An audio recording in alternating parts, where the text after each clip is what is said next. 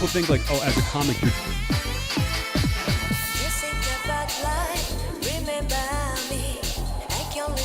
what you want to say, baby, when you are alone in the darkest night. Maybe you can't give your radio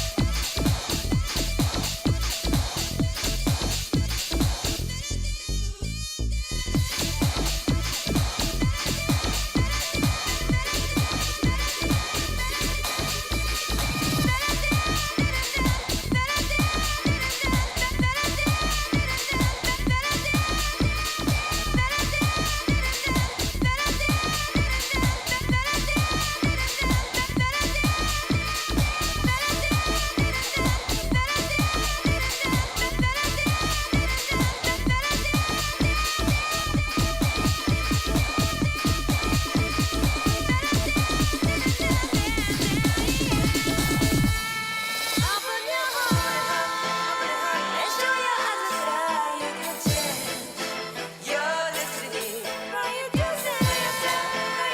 And grow your love, baby. The future is waiting for you. And show your eyes that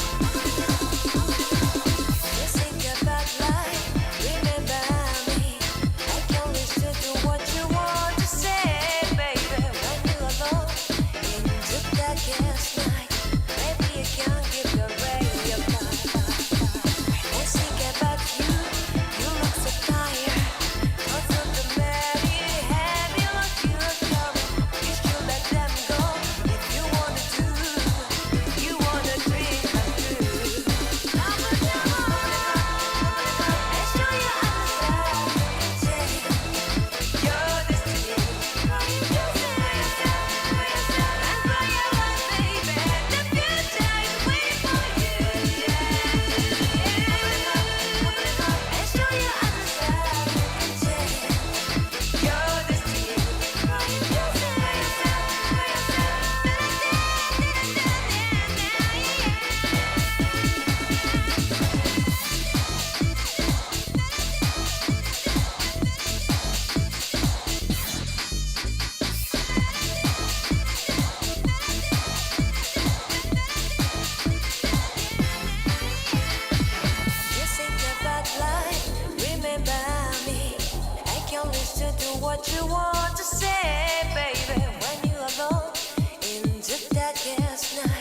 Maybe What's going on, everybody?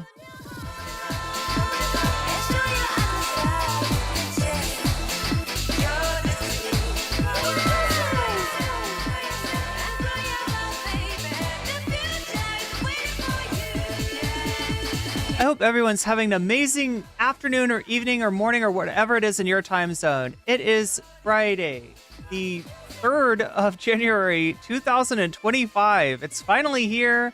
I don't know if I'm ready for it. I don't feel like I am. This is NCC TV coming to you live from Sumaru City. We are live, or at least that's how it seems to me. Could be a brain in a jar somewhere. Don't know, don't care.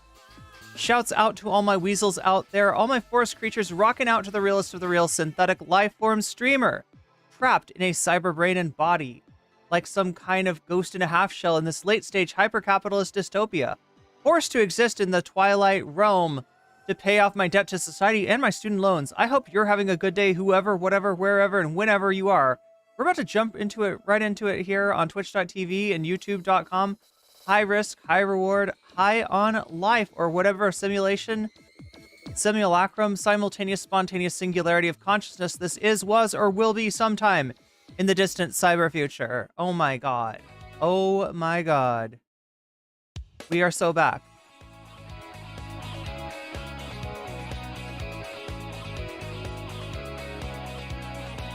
Yo, Buffy Geek, thank you for becoming a member at the secret Halo level.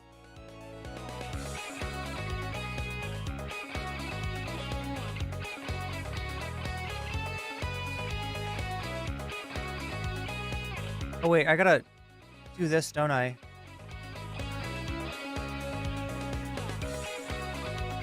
Chat, be thinking about if there are any topics that you, want me to cover in the bonus content.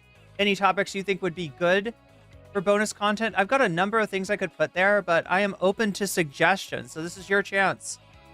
If you've got a video that you want me to react to or a subject that you want me to cover, to suggest it down in the chat.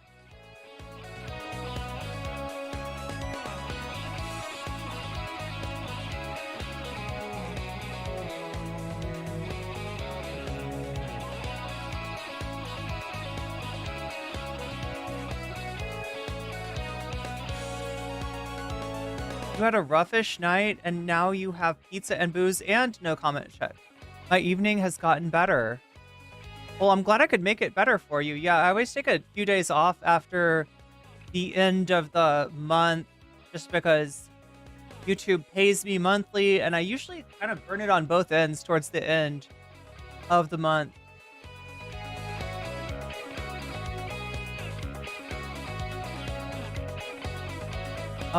Yeah, thanks for reminding everyone in chat. Like, if you haven't liked the stream already, what are you waiting for? Yeah, 19 likes. How many? Mine's showing 24 viewers, 18 likes.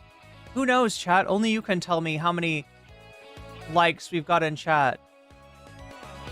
Nice American Psycho Anna K thumbnail. Well, you can thank Vamps for that. Vamps is incredibly creative when it comes to making not just thumbnails, but starting soon screens. And like that one, I mean, I will admit that I came up with the idea for a Anna Kasparian as Patrick Bateman, but I could have never executed it as cleanly executed. Speaking of executions, God, looks like Anna's gone into executioner mode there.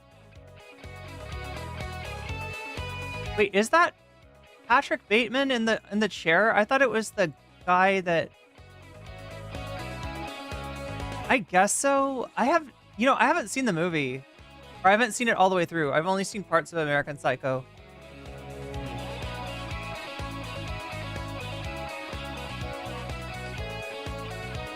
Who's Kyle? Kyle Kulinski.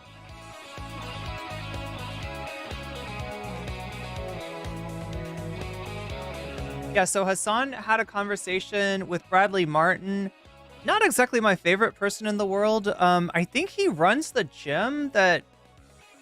Like, I think he runs like a celebrity gym, and it may be the gym that Hasan trains at. It's one of those really expensive gyms that I'll never be able to afford. So But anyway, Hasan has a conversation with him. Of course, Ethan Klein comes up, and Hasan explains the situation. Oh no! Wait, did you get your a sense of smell back? Hasan also covered Bernie. That's true. Yeah, Bernie has been getting some criticism based on him disagreeing with Elon. That's pretty wild. Some criticism from people on the left. Just because the whole conflict between Elon and the America First people over the H-1B visas, and it's a more complicated issue than people give it credit for. The visa system probably needs reform, not to make it so that it's harder to get a visa, but to make it so that the people that are on those H-1B visas don't get exploited, and not just for the good of the of the visa holders, but for the good of the American worker, right? The fact that the bosses have so much leverage over somebody that's got one of those visas means that they're able to work them way harder than they should be able to for way too little money. And that has a knock-on effect when it comes to everyone else's wages and negotiating ability with work.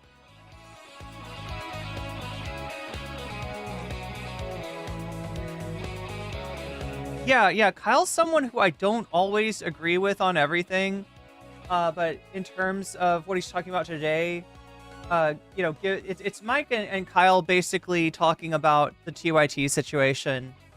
Kyle giving his opinion and Mike giving his, so.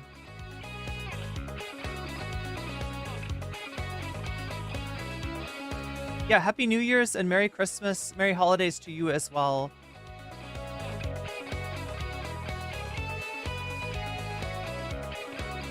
Oh, YouTube doesn't update likes on the PC, is that right?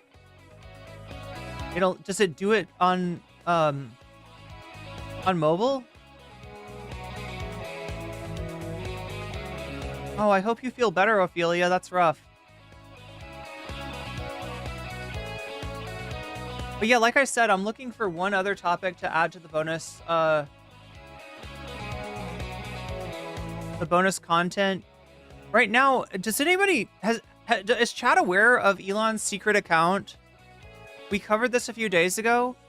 There's an account on Twitter called Adrian Dittman, and it's somebody who does a lot of spaces, a lot of like Twitter live spaces, and when they talk, they sound exactly like Elon Musk, but their backstory is that they're not Elon Musk. They're just a big fan. They're a big fan of Mr. Musk, and they talk to him. They talk like him as some kind of an ode, or either that, or I guess, like, I'm not even sure. Either that, or they just happen to sound exactly like Elon Musk. Anyway, this conspiracy theory surrounding this Adrian Littman is that maybe they are actually Elon Musk. Elon has had alts before, some really strange alts, including a kid Elon alt. It was like Elon, but as a kid or something. So some people think that this might be a venting account. It might be a way for Elon to vent about certain subjects while not being held responsible for what he says. And we just got some new information as to the identity of the account user and whether or not it's Elon. So yeah, I'm putting that on there from now for now. But yeah, just remember, if you've got an idea for some content that you want me to cover, it's a very good day to mention that in chat. Matthew says, I have the charisma of a rabid steroidal gamma mutated honey badger. That's pretty tough. That honey badger energy.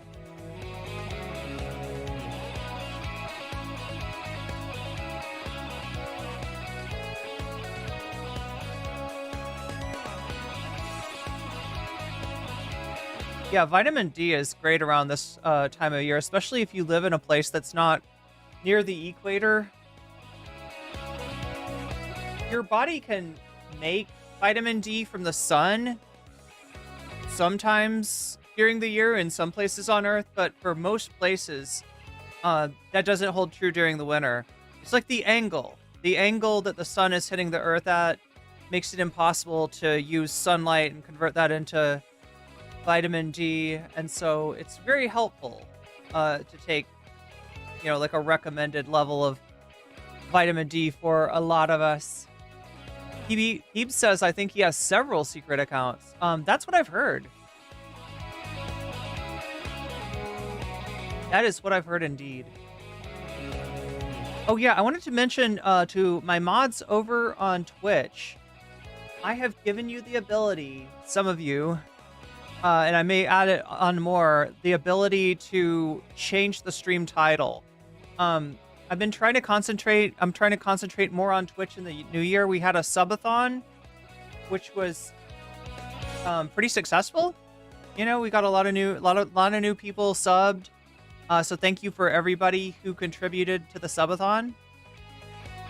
But I've also given some of you the ability to change the stream title. Use it well. Don't use it for memes or anything silly. Well, should I say that? I don't know. I mean, unless you're gonna change it back.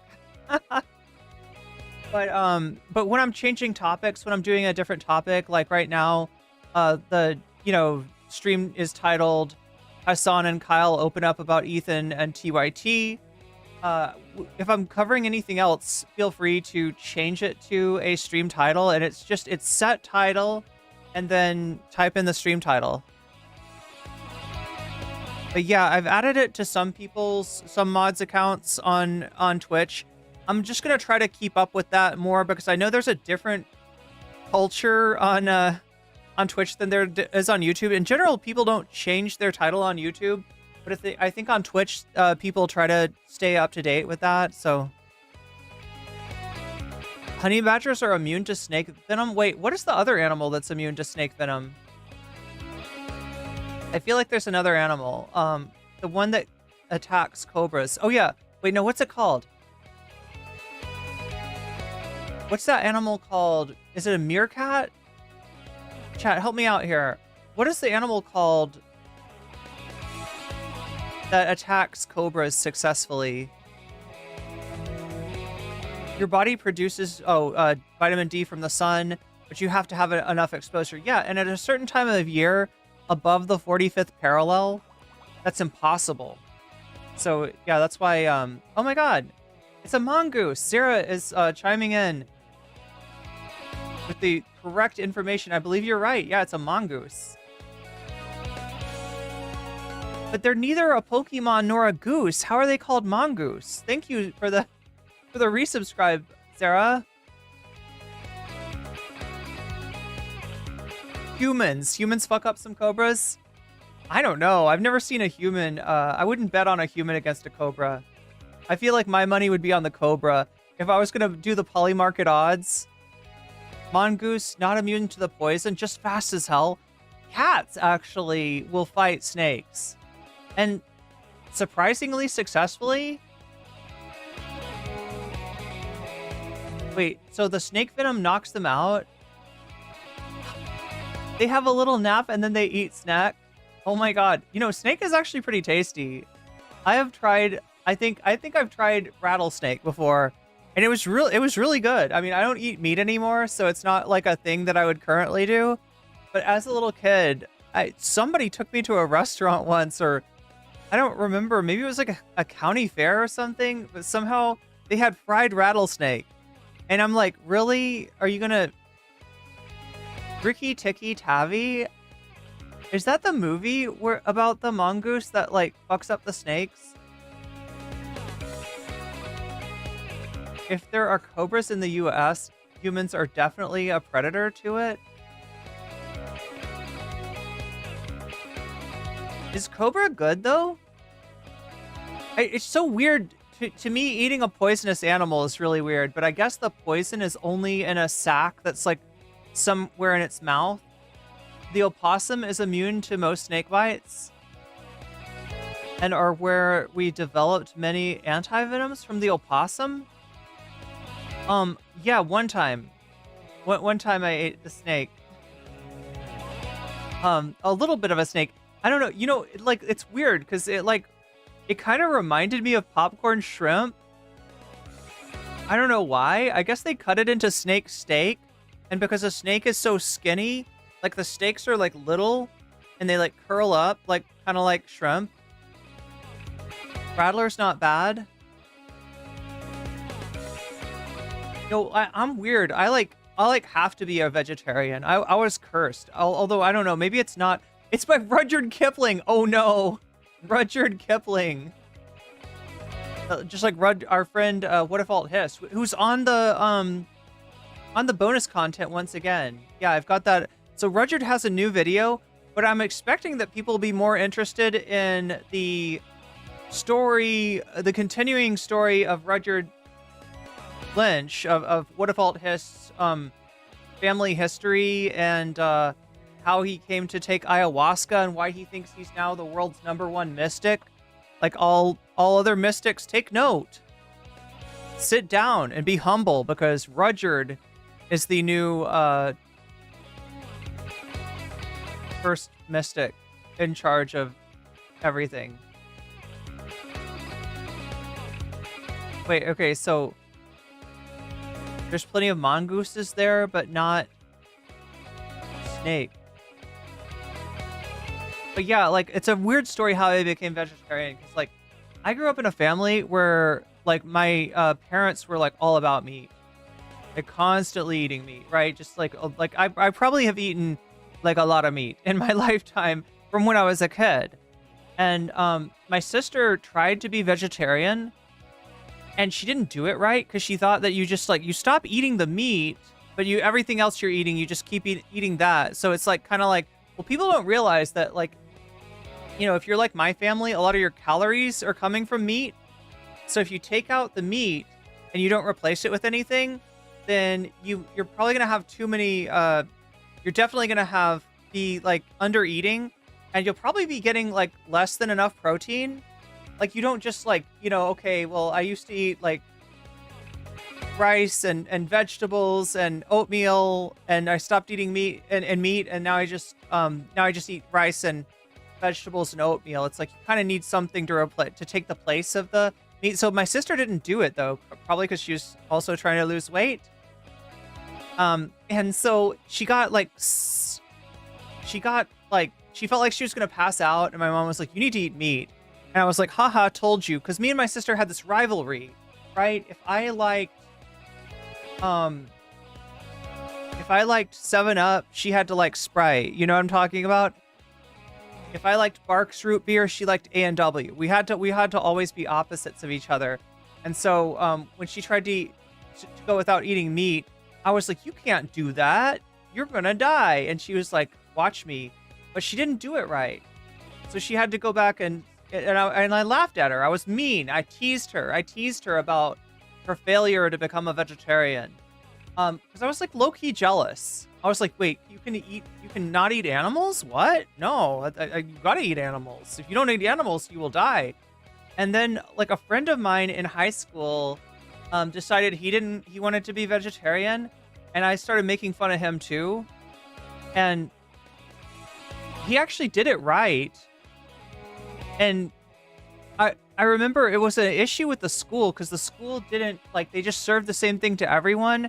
But then his parents were like, "Hey, can we get something that's not meat for him?" Like, right? And like the food that they were serving him was better than the slop they were serving us. So I was kind of like curious. I was like, "Okay, wait, what is the deal with this?" So I tried not eating meat, and I just never looked back. It turns out I don't like meat as much as I like other things. So that's the only reason I'm vegetarian. It's kind of by accident. A strange accident. But I'm not, like, judgmental or anything. I always have to mention that, because people have a certain idea about vegetarians and vegans being impossible to deal with.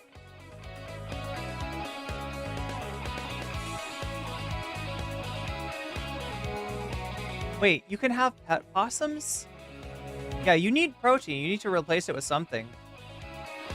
The Pied Piper was a mongoose. What about Saint Oh my god, what's the saint's name that got all the... Saint Patrick. Yeah, didn't Saint Patrick also hide Piper the snakes away?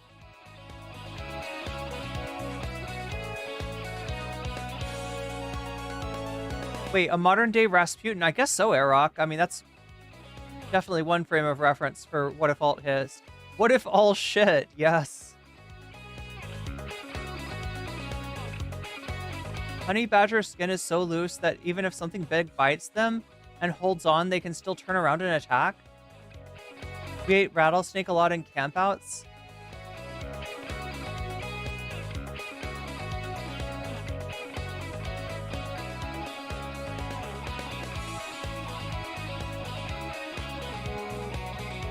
The opossum is a trash animal. I only say that because it's a compliment in their culture. Matthew T super chatted $5.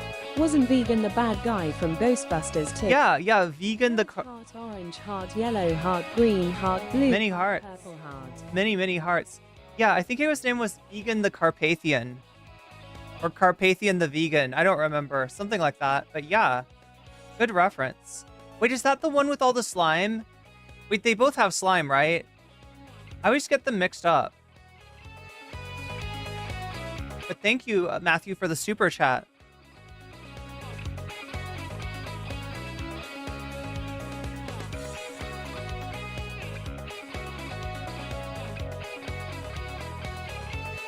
The honey patcher does not give a good goddamn, does it? Ghostbusters 2 legitimately traumatized me as a child. Wait, that one's... Slimer's nice in Ghostbusters 2, right? No, but like the thing where they spray... Don't they spray... There's like goo. Oh, yeah. In Ghostbusters 1, it's green slime. And in Ghostbusters 2, it's pink slime. And the pink slime will make you react to music. If you play good music, then if you get sprayed by pink slime, you'll like automatically dance. And if you spray the pink slime on an inanimate object, such as the Statue of Liberty, it will also get up and move around. Second movie was the remix of Your Love Takes Me Higher. Jurassic Park, that's some scary shit. Yeah. Like, especially where they're sitting there and there's like a glass of water. And like as the dinosaur's stomping, you can see the glass of water. You can see the ripples in the water. Important to realize that vegetarians and vegans are their own individual people and we shouldn't judge anyone with the same brush. Shouldn't we have learned that by now?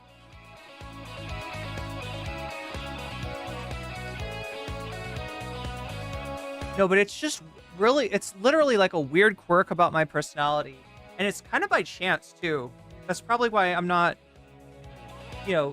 super judgmental about, like, for me, it's like I couldn't imagine.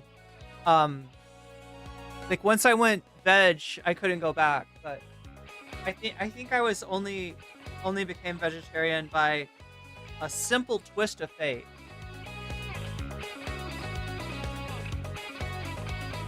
Oh wait, there's an evil slime?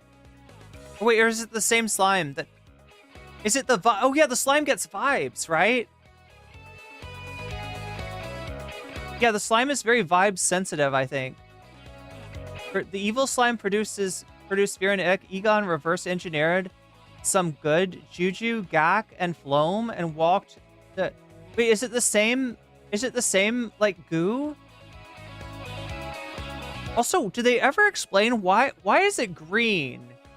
Why is, like, Slimer's goo green and the stuff from Ghostbusters 2 is pink? Did they ever explain that? I'm a vegetarian. Nice.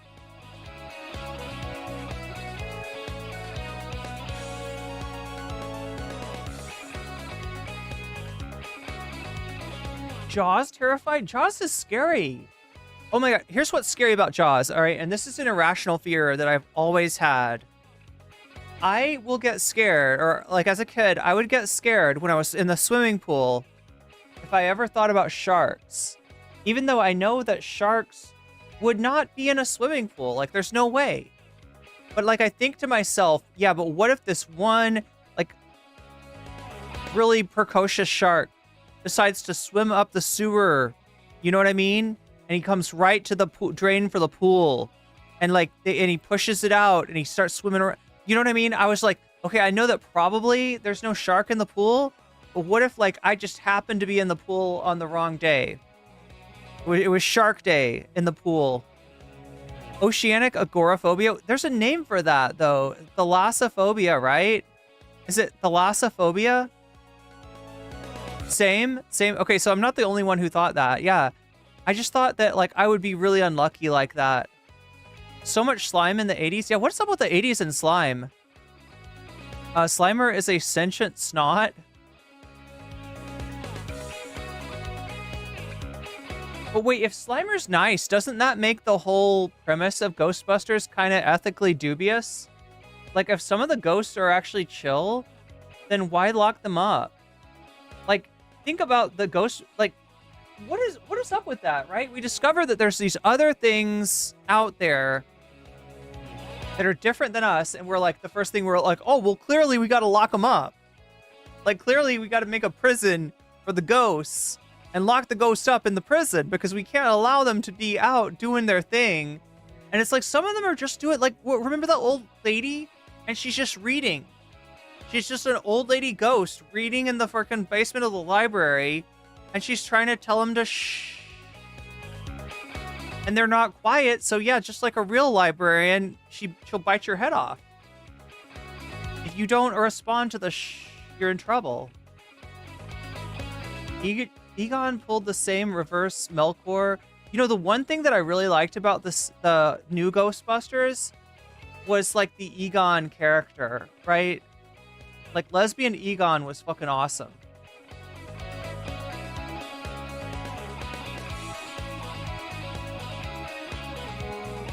The Ghostbusters aren't big on resolving ghosts' earthly attachments, or even just like they just have a cop mentality. It's like, you're going to interact with the dead, and you're just like, oh, well, how should we, in what capacity should we interact with the dead? And they're like, oh, I know, we should be cops. We should be cops for the dead.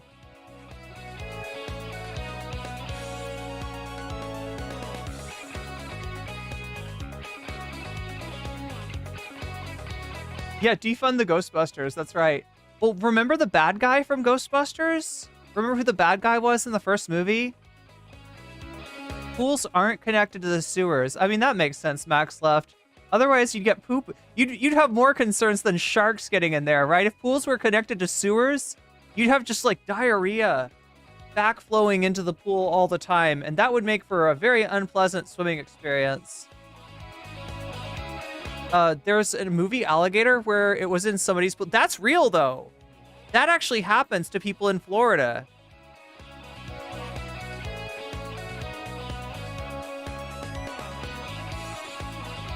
Go swimming in your local aquarium. You can swim in a pool with a shark. It's my dream to scuba dive. Slimer was a pick-me. Yeah. Street sharks? What's that?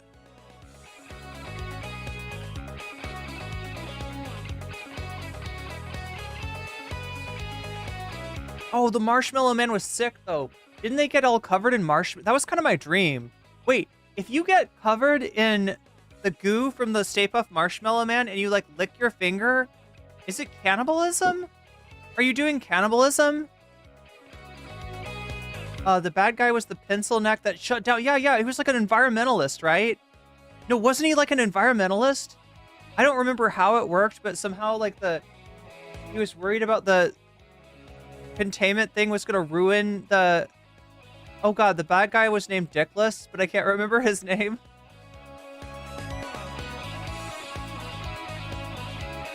Street Sharks with a 90s cartoon. Oh wait, so like kind of like Thundercats, but with sharks?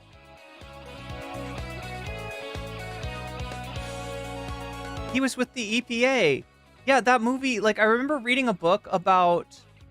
I think it was by David Sirota, and it was about like some of the underlying themes in really popular 80s movies and how they're right-wing, which, you know, if you know about the 80s, like the 80s was very right-wing.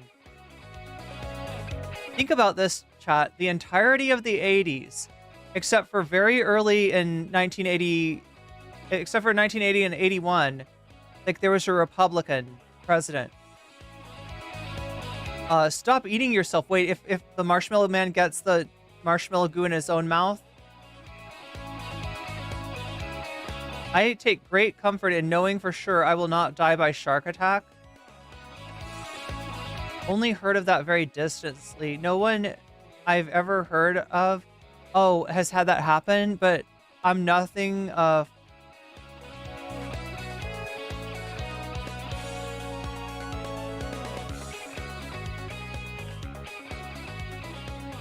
You're not in Florida, which is very different alligator and snake wise than... Wait, is it South Florida that has that problem? Yeah, and they'll be on the golf course too. Like there'll be some...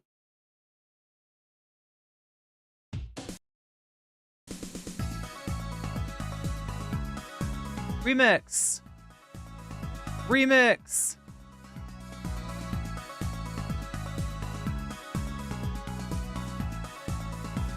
I was scared of sharks at the pool instead. I mean, that's really scary. Think about that. As a kid, right? How many times were you in the pool and like all of a sudden starts to feel unnaturally warm and you look over to the person swimming next to you and they have an odd smile on their face, right? And you're just like, you know what? It's probably nothing. Maybe the sun heated up the water. You know what I mean? You're happy. You're happy because the pool is usually too cold.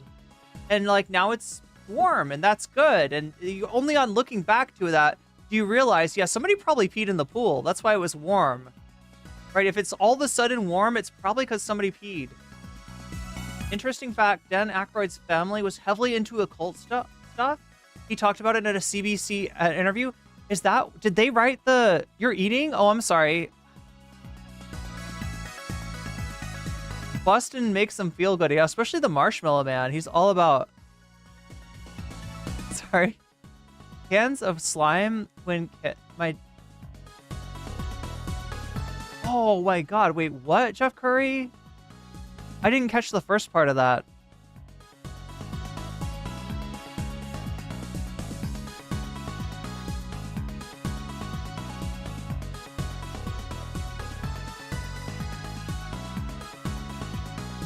Graham cracker s'mores for the first time last month. Yeah, I mean, they're... You know, if you make a s'more right, it is insanely good. But I feel like I've had so few good s'mores. Right? Because I always get different advice. Like, I was a very impressionable little kid.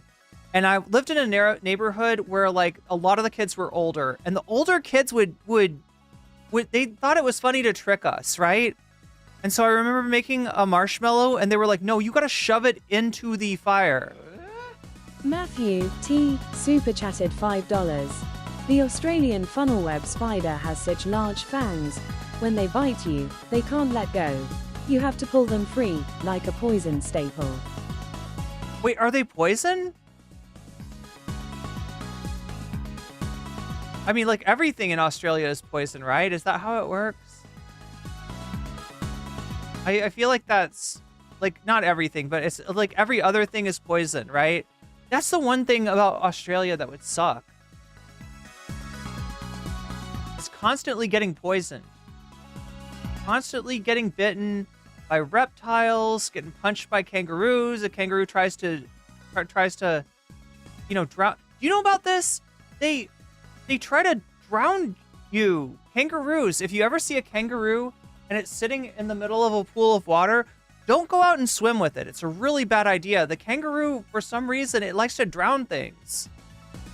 Like if you approach and you're like, hey, having a nice swim, the kangaroo will fucking, well, you know, they dogs, right? That's the big thing. They try to, wait, it is Walter Peck? Oh, his name? The guy is named Walter. Oh, is that why they call him Dickless? Wait, but he wouldn't be Dickless if his name is Peck. He's got Dick right, a Dick reference right at his name. The Arrogant Worms song Rippy the Gator? I've never heard that. Arrogant Worms. But thank you, Matthew, the Cult, for the super chat.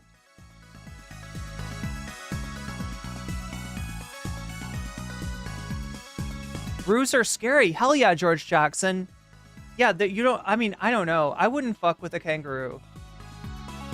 ACAB includes Ghostbusters. So true, Buffy. I don't remember Slimer from the movies, but I know he was a good guy in the cartoon. Wait, is that like the video game? Slime has made a big comeback in the 2010s. I mean, slime is not bad.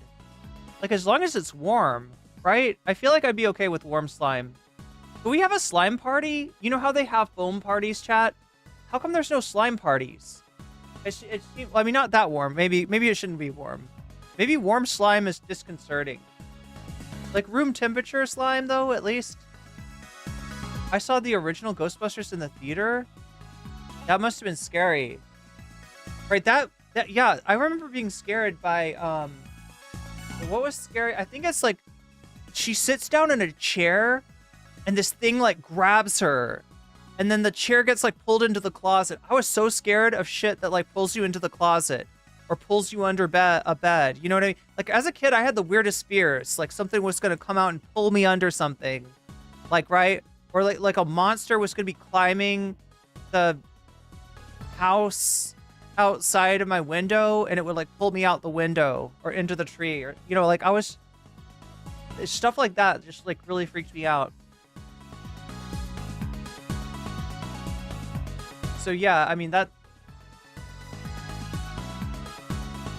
South Florida, I've never seen an alligator in the wild. Wait, so they're in South Carolina. Wait, so they're not in South Florida? They're only in North Florida? I grew up in Northeast Florida and I had an alligator problem. South Florida has the python. Oh shit. I don't know which is scarier. I feel like, wait, probably the alligator, right? Although seriously, like, getting eaten by a python or a boa constrictor would also suck.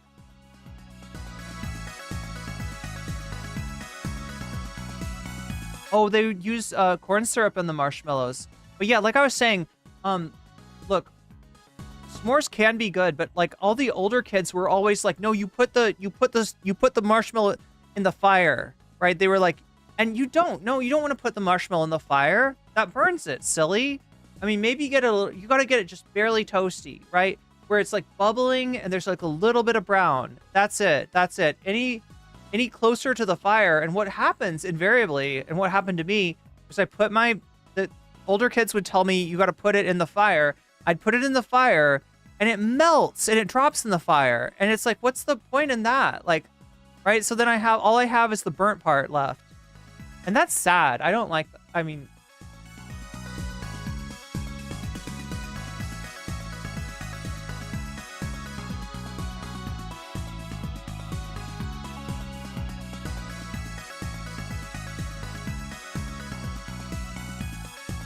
There are gators in every inch of Florida.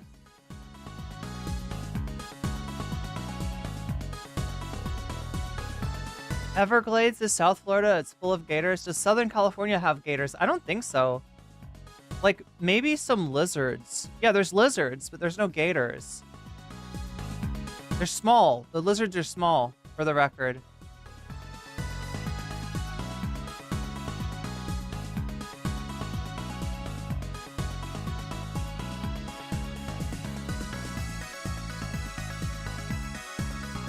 Joke about Florida is be careful, because if there's a puddle, there's probably a gator in it. I thought you were gonna say a bubble, because like, right, is that how you know that there's a gator? The poltergeist ghost, the ghost sucks you into the TV. The ring, the ghost comes out of the TV.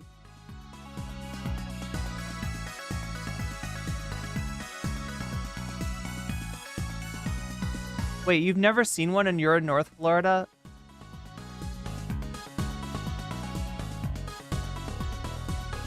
Oh, mosquito. Yeah, people underrate mosquitoes.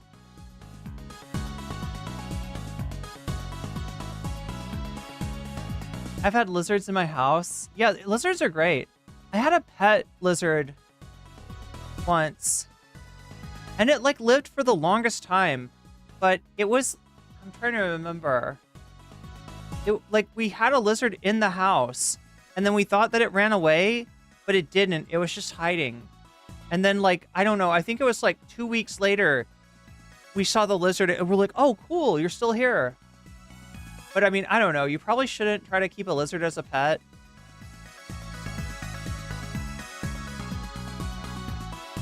You could do a mosquito movie today with a camera in a mosquito, or just put a camera on a drone. Wait, you could actually put the cameras are that small? Lizards eat bugs around your house. I don't remember the last time I saw a skeeter. Yeah, I'm lucky. Well, no, there are mosquitoes where I live. There definitely are. You only see them in the summer. Anyway, chat, like I said, we've got some content to get to, don't we? All right. We got a decent amount of content to cover. What do you make of, this is one me. I kind of wanted to take a look at this. Now, look, Kyle, if you're out there, it's really helpful if you list the person's name that you're doing content with. I think this is Pisco. Let's try Control F, Pisco. Yeah, big up Pisco. Okay, this is Pisco. Now, look, Pisco is a friend of the VOD, technically. I've talked to Pisco before several times. I've had Pisco on my panel show. We have not talked in a long time, and obviously Pisco gravitated more towards the Destiny orbit, and I had some dealings with those people, and overall we're not positive. So I haven't talked to Pisco in a long time, but yeah, congratulations, Pisco, on getting on Secular Talk.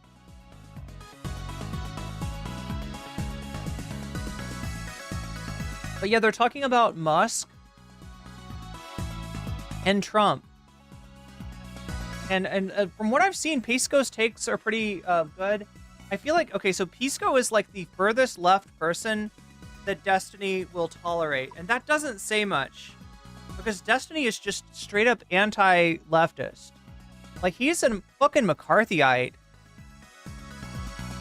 But somehow Pisco he's okay with, even though he's further to the left than Destiny. We've also got bonus content. We've got the opportunity, the chance to watch some bonus content.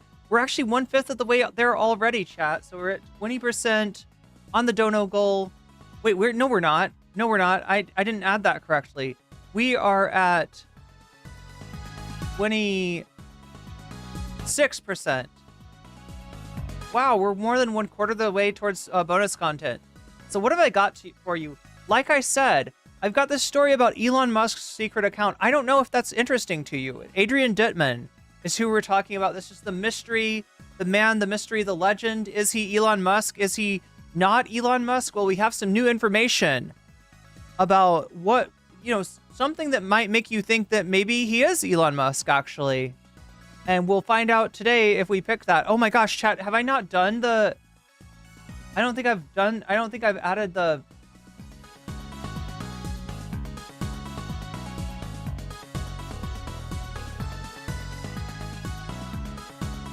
Let's do that now. I was going to ask, though, does anybody have other content that they'd like to see me cover? I haven't gotten anything like that from chat, so I'm guessing that we'll just go with what we got. But yeah, we're coming up on the last chance to add to the bonus poll. Bonus content poll. The dono goal. Dude called Elon a good dad for using his kid as a human shield. Wait, which kid? Wait, Bone Man says Ethan? What about Ethan?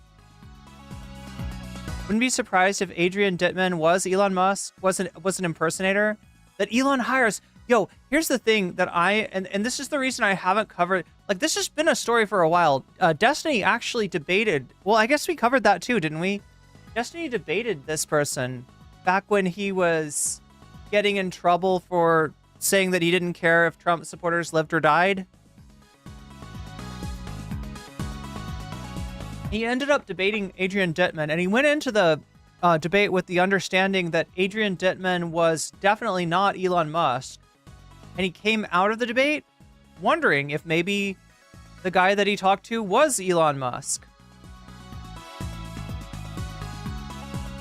But I gotta say, like, as far as being a clout miser, which Destiny is, if you don't know, Destiny is a clout miser. Like, okay, so if you talk to Destiny, you probably will not get like a shout out, right? There's the first, question is like, does he, does he put the content up where you're talking to him, where you're debating him? The second thing is does he like add your name to the, like, does your name get mentioned? Right? Just like we see Kyle talk to Pisco, did not mention Pisco's name. Maybe that's an oversight. With Destiny, it's like I don't know. You basically got to be kissing his ass, and then you'll be mentioned somewhere in the content that he puts out. I mean, people figure out it either way, and that is why Destiny has orbiters. He's kind of a foul guy, and so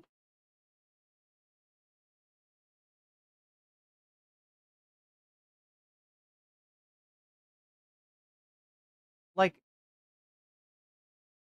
it's a weird situation where like you got to kind of question the reason that people talk to Destiny in the first place, right? And it's probably it probably has something to do with the attention that that one gets from having that conversation. All right, there we go, chat. This is the bonus content for you to vote on. Remember, when you donate, you can also let me know in the chat which of these topics you want to see covered.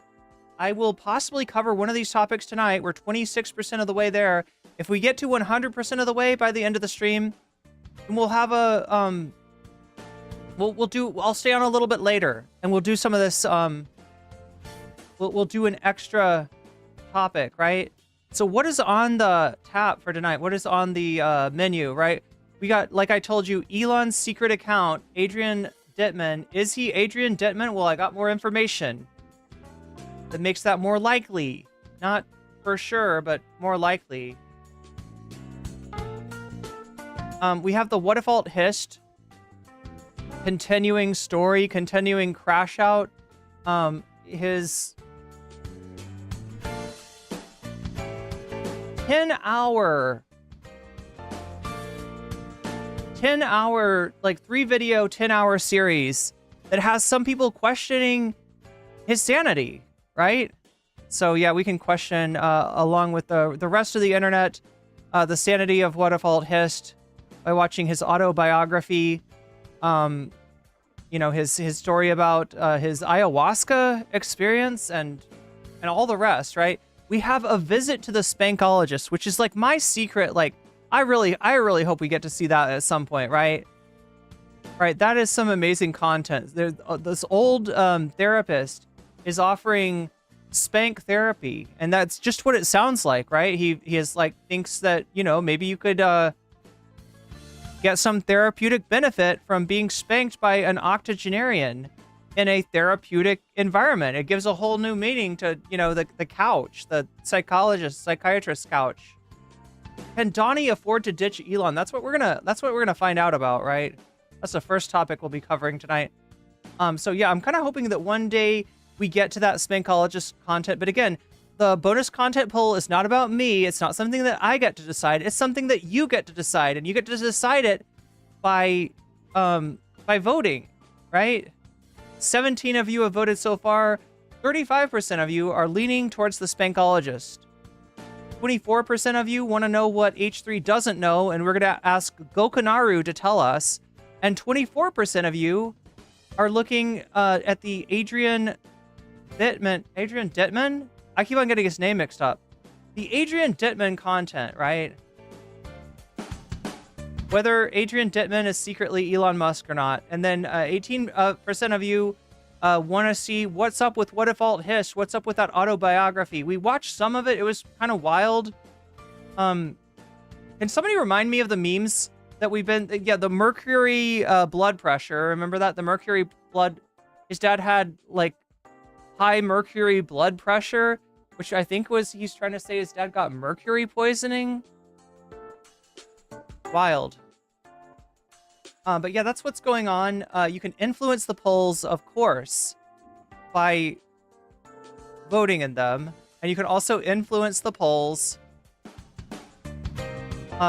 when you donate. You can let me know in the chat which of these topics is appealing to you, which of these topics sparks joy in your life. And when you do that, I will be forced to add your donation as a percentage to the topic of your choice. So like right up here, it's 26%. We're 26% of the way to the dono goal. The numbers under here are buffs, right? Essentially, when you donate and tell me Elon's secret account, or you donate and you tell me a visit to the spankologist, right? Then you're adding a buff to the topic of your choice. And the buff will be added to the poll. The poll is on YouTube. So if you're watching me on Twitch, feel free to come over to YouTube, place your vote, make your voice heard. And while you're there, why not give me a like too, because that helps me out a lot and I appreciate it greatly. Yeah, it's like John Barron. It's like, yeah, that's exactly right.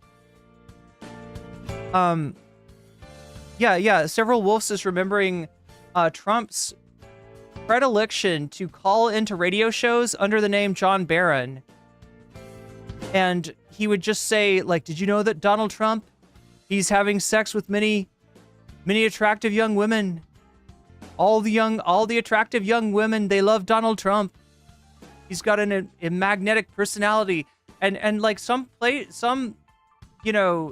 television shows or newspapers, they'd be silly enough to just like buy into, okay, we got the secret information on Donald Trump, but it was literally Donald Trump. Anybody who listened to it could tell that it was Donald Trump was the one that was calling. Destiny quote retweeted my tweet recording essay and it boiled my blood. Yeah. The last interaction I had with Destiny, I think, was making fun of him for his conversation with Jesse Single. Noted non-transphobe Jesse Single. Jesse Single almost got banned from Blue Sky, but I think their final decision was to like allow him to stay. But essentially everything he says is like anti-trans, but he's not transphobic. He's just saying, he's just asking questions, chat. He's just asking questions. Now, he's a little bit obsessed with trans women. I gotta say it. I don't know what the deal with Jesse Single is, or why Steven would bring him on for a way too friendly conversation. And you know what? I do know. It's because Destiny had been called out for some of his takes on trans issues. And so it's that he wanted to commiserate with a fellow non-transphobe. That's what was going on. But yeah, not great interactions with Stephen Kenneth Destiny Bunnell. And then that's when he quote retweeted me, and just like his minions descended on my Twitter account like locusts. And I just tried to like ignore it, because I know that if I talk to Destiny, and he wanted me to come on and have a conversation, have a, third conversation with him. And I knew that if I did, I would become a target for his followers. So I avoided that like the plague. What if I'm Elon Musk? That's a scary thought, Ophelia. That's a scary thought. He's definitely a jack off. Yeah, 100%. Use John Barron as a source for Forbes 500 list. I think so. Yeah, there's amazingly reputable news outlets took like that John Barron shit seriously. I had the tone down. Wait, whose tone did I do? What's up, M-Dragon?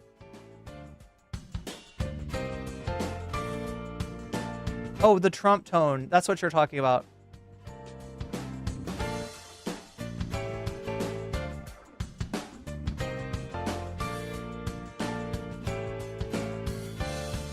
But yeah, I think I understand. Like, look, chat, it took some... I learned by way of experience, right? That those shitheads, those, you know, the Destinies, the Dylan Burns of the world, even if they say something that's just completely fucked up, engaging with them in a debate will only make you a target. So I just don't fuck with them anymore. And my life has been much easier ever since. But anyway, what am I trying to say? Vote. Vote in the poll. Right now, Elon's secret account is at 40%. Things have changed a little bit in the poll. Visit to the Spankologist tied with H3. Doesn't know for second place. What if Alt Hiss down in fourth place at 12%. You can change the poll by voting. You can also change the poll when you donate, whether it's a super chat, a super sticker, whether you're contributing to my Throne account, which I appreciate, especially as I'm trying to get the fuck out of this country before the Trump stuff gets really bad. I don't know if that's going to happen, chat. I've got this whole, my rent like increased just at the wrong time because one of my roommates left. So now we're paying for half of the apartment. Me and my other roommate are paying for half of the apartment instead of being able to split it into thirds. So that's become complicated. Or whether you support me on Twitch. Remember, on Twitch, the only way that I get paid at all is when people support me through using a Twitch Prime for free, through you know, buying a sub for $6, or through gifting subs to other people. And all of those will entitle you to tell me to put your money where your mouth is by mentioning the topic that you want to see covered. And then I don't have any buffs right now, right? Nobody's told me to buff the a topic based on their donation, but you can do that, just so you know. That's an option, and it's an option for Twitch too. Speaking of Patreon, I want to thank my Patreons because they keep me alive. No, I mean, like I kid, but you know, I'm only barely exaggerating.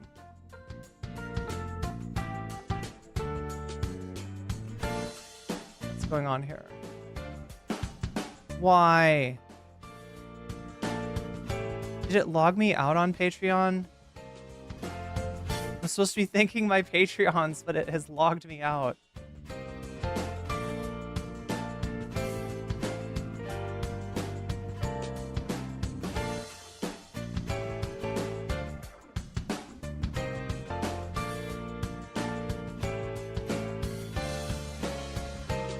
What is going on? Oh my god, that's annoying. Okay, I'm gonna have to thank my Patreons later, I guess, because of fuckery from Patreon itself. Oh, there we go. I'm just not logged in as a creator. That's all.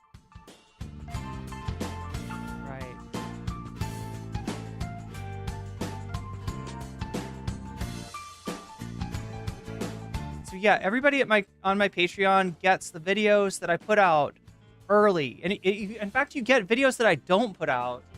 There's some that show up on Patreon.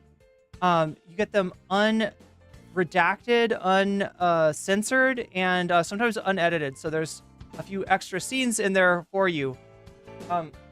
Everyone at any level gets that, right? At the $5 level and higher, I also give you a fancy shout out. So let me do those fancy shouts out now. Shouts out to Orel's Ellipsis. Oh, that's really sweet. Several Wolves, thank you. Shouts out to Orel's Ellipsis. Shouts out to Tracy Eva. Shouts out to Temporal Insanity. Shouts out to Funky Monkey. Shouts out to Shaxba. Shouts out to Nadia. Shouts out to Moe Noape. Shouts out to Just Julie.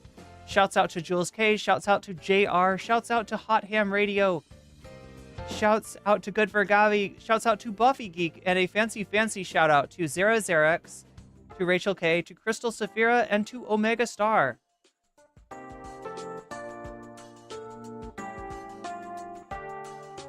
Yeah, no, I appreciate anything you can throw my way, especially this month. January is one of the hardest months for content creators. I get a decent amount, like because of the holidays, I guess I get a higher level of ad money from YouTube, and I had some videos that kind of popped off last month, so that really helped. But yeah, this month is going to be tough. So and it's already tough with the situation, the roommate situation. I need to get the fuck out of here. I need to find a way to get to make that happen. Not just out of the country, which I don't really want to stick around to see what's going to happen with Donald Trump and what the disposition of MAGA is going to be towards people like me in the near future. But also the situation that I'm living in is just a little bit like I've got a roommate that owes me money for internet and for the heating bill, which is now in my name, and it's gonna be rough trying to get her to actually pay her part of that. She hasn't been. Anyway, I don't want to get into my personal drama here, chat. We got to get to the content. I have edged you for long enough already, and let's go and see what is going on with friend of the VOD Pisco talking to Kyle Kulinski. And Crystal have talked about quite a bit. Here's the distinction within MAGA, the different camps. You have like the Bannonites, who are more paleo-conservative when it comes to economics. So they want to be more protectionist. They're more anti. The Bannonites. Free trade. It sounds like a religion, doesn't it? The stuff they say. Chat, never let there be a religion based on Steve Bannon. That would be horrendous. But then, of course, you have the Vivek Ramaswamis and all of the Wall Street and billionaire supporters of Trump, who are the opposite. They're more libertarian when it comes to economic policy. And the thing that's always sort of amazed me about MAGA is that they never really try to square that circle. They just act like... Read Naomi Klein. I swear to God, if you want to understand what Bannon's doing, if you want to understand what Trump's doing, read Naomi Klein. And I see people do this all the time. It's literally whenever the Democrats disappoint a constituency, the Steve Bannons of the world start angling to fold them into MAGA. And Donald Trump listens to Steve Bannon sometimes. Like, it really depends, chat. Like, a lot of people have said that Donald Trump's policy, his rhetoric, it's dependent on the last person in the room with him, the last person to get in his ear. Like, he doesn't really understand, he's not a policy brain. He doesn't care. He cares about being liked. He cares about winning. He cares about power. He cares about prestige. But he does not give a fuck about most of the policy unless it implicates his ability to make money, right? That's where he cares about policy. So as a result, he talks to people. He loves to have smart people around, as he says. And if somebody could make him an argument, it would be like, this is why you need tariffs, or this is why you need, this is why you should, go hard against trans people. Right, he'll be like, "Oh yeah, hard against trans people. I'll remember that." Right, and it's just literally the last person that was in the room with him, the last person that kissed his ass convincingly. So Steve Bannon is always going to be that orbit, even though he's a little bit, in terms of the Elon Musk versus MAGA, Elon Musk versus the American First people. Trump has, for the time being, seemingly chosen Elon Musk. But what this conversation is about is how long will that last? Because there's a lot of reasons, there's a lot of indications that Elon may be wearing out his welcome at Mar-a-Lago, and so things can change pretty quickly. But what doesn't change is that the emphasis of his policy is going to be two things: benefiting the super wealthy first, and secondly, hurting the perceived enemies of MAGA. So, in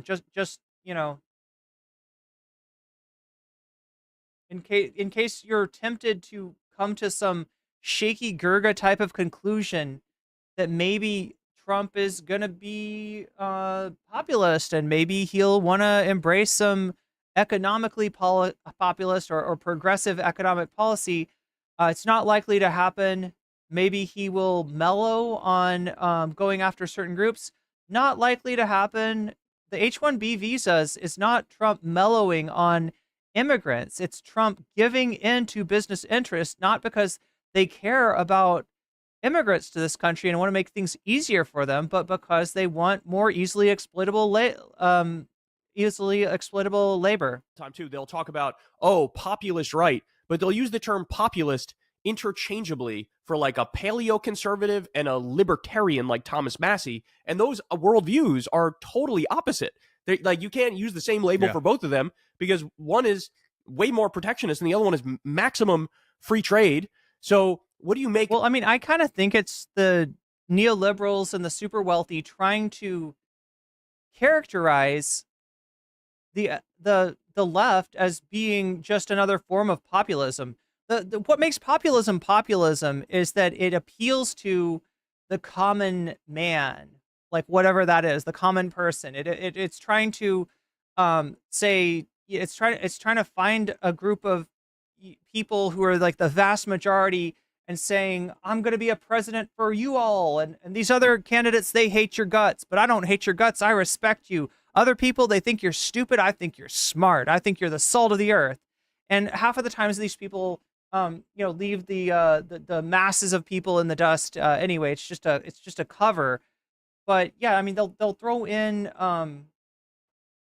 leftists as populists too, because leftists generally have the kind of economic policies that appeal to the majority of workers, which is overall the majority of people. More people in this country receive money from the sweat of their brow, from a wage, from something that they're paid by somebody else, rather than what they own, which is the distinction of class, right?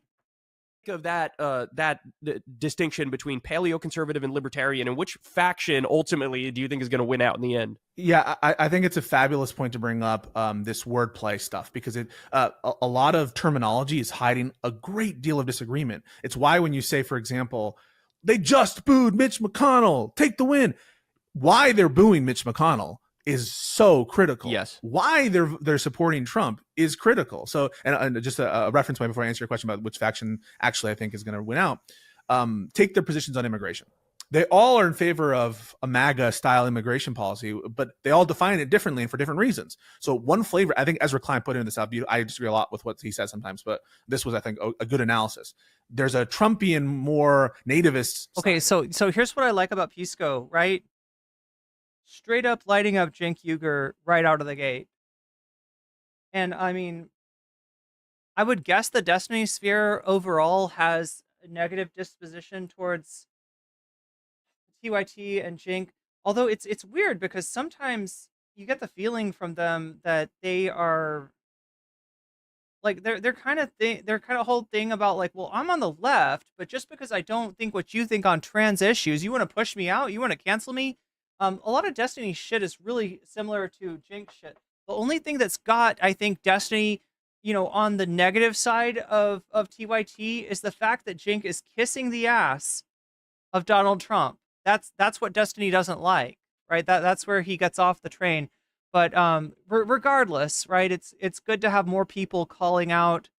Destiny also noticed that Pisco called out Ezra Klein. Right, the concerns about the Destiny Sphere and their and their tendencies, right, their reactionary takes. He's just allayed, two of the major areas in which I'm concerned about. If somebody's, any way associated with Destiny, it's like red flags. And again, I mean, I had 2 conversations with Destiny when I thought that he was reachable. When I thought that he was reasonable, when I thought that if I just made the right argument to him, he would stop doing his cringe. They're trying to cancel me. Trans people have too much power. I thought I could change his mind. I was so wrong about that. So I have a tendency to, give people like a chance, give people like a, not necessarily judge everybody that Destiny has in some cursory way touched, right? But yeah, there's two of the things. The other thing would be social issues, right? Where Destiny seems to be really reactionary. Oh God, no, sorry. There's another major thing. Yeah, I actually haven't heard Pisco talk about Gaza. I'm curious what Pisco's takes are on Israel Palestine. Of the policy, which is they're poisoning the blood of our people. Right. They are bad people. They're coming over here. They're asylum seekers. They're Hannibal Lecter. That's one vision of it. There's the more J.D. Vancian view. But yeah, Pisco's got smoke for Shaky Gurga. Pisco's got smoke for Ezra Klein. So far, so good. If you believe him, although I think he's probably more aligned with the Viveks than this view Right. that I'm about to give. But that's like immigration is bad because it's undercutting domestic labor and it's hurting the American worker. And that's even the side that sometimes that the left wing can appreciate and want to make some room for and understanding and appealing those issues. That's one side of it where it's a more protectionist attitude. No, we're against immigration. Wait, Pisco's anti-Lula? Because we care about American workers. And then the third vision of it is Vivek and saying, we like immigration. We just want to be more tactical about it. And we want to import actually a lot of people that benefit the American economy and really just us as oligarchs. So those are areas where everyone talks that they're agreed on immigration, but they're so different and the underlying rationale is completely different. And which side is going to win out? I think that's that Trump, honestly, he's a man sometimes of impulse. Right. And so I can't predict perfectly, but so far a good predictor has been in recent events in terms of who he aligns with, where the donor money is. And I just have to say that that's been a good predictor. Do you think Trump, I've gone back and forth on this, but in my mind, I think Trump may have actually bought into like the Elon Musk hype and the Elon Musk PR. And you see this with some of the wealthiest people in the world is they'll do like a multi-year full court press to sort of make themselves appear heroic and amazing and brilliant and etc. You saw this with Bill Gates. You see this with Elon Musk. And this is, you also see this going back to like old-fashioned robber barons from the first Gilded Age. Now Trump said that he was looking to enter the golden era of America, right? Like, I mean, that was part of his rhetoric after winning. It really, without meaning to, he's invoking the Gilded Age, and I think that's actually very appropriate in terms of the amount, both in terms of the amount of wealth that the top, people control, and in terms of the orientation of the American government towards those robber barons. But yeah, like all of these guys, this is the thing about charity, right? Sometimes look, if you get something that you need because of some charity program, even if it's glazing up the name of some billionaire, I'm happy for you, right? I'm not begrudging you based on that. Like and when charity is actually beneficial. That being said, you shouldn't be needing charity. You shouldn't have to count on the whims of some billionaire to give like a little bit of back for the billions or trillions that they've taken. You give them too much credit. They shouldn't have been able to accumulate that much money in the first place, right? And the idea that we're just going to worship people, or that billionaires can buy indulgences with the working people that will think of them positively because they've put their money towards a library, or they've put their money towards a charity, or they've done this or that. And plus, a lot of these so-called charities are very self-serving, so very skeptical about that. And most of the time it is PR and little more. He has good PR. Now he sort of ruined it a little bit because he's way too vocal and he says insane things, and so his approval rating has fallen massively. But I sort of fear that that Trump is almost in that same Rogan mindset, where Rogan appears to genuinely think that Elon Musk is like God's gift to the earth and he has like a 250 IQ, and that this guy, like, who am I with my little peanut brain to ever disagree with you, sir? That's sort of Rogan's mindset. And I kind of fear that maybe Trump has the same view, which is why to this point he's yet to do the public breakup with him. And because Trump, if he really wants to, he's the one with the movement behind him. He could kill anybody in this movement. He could just, I agree, totally, like, look what happened to Jeff Flake, the Republican, who like disagreed with Trump, and then Trump was like, okay, you're done, and then he was done, right? And so, do you think we will get to the point where Trump effectively throws Elon under the bus and makes him the fall guy for some problem in the administration, or do you think he truly is intimidated and he's bought in to the mythology of Elon as this mega genius who can never be disagreed with? I wish I had a greater insight into his actual thoughts and feelings. Sometimes I find it a little alien brain to try to consider and ponder. Some people are able great. to Me and Kyle just hit we just ripped the vape at the same time. That's great. appreciate and have a better sense of his head than I do at times. And I struggle with that, to be honest with you. But I hope he's not charmed. Yeah. I do think that you're right that Rogan, I almost said Seth Rogen, Joe Rogan is charmed by Elon Musk, and that's not a position that you want to be in, because they will sell this country down the river. Of course. They will get rid of the Consumer Financial Protection Bureau. They will fuck over the American worker in every possible way.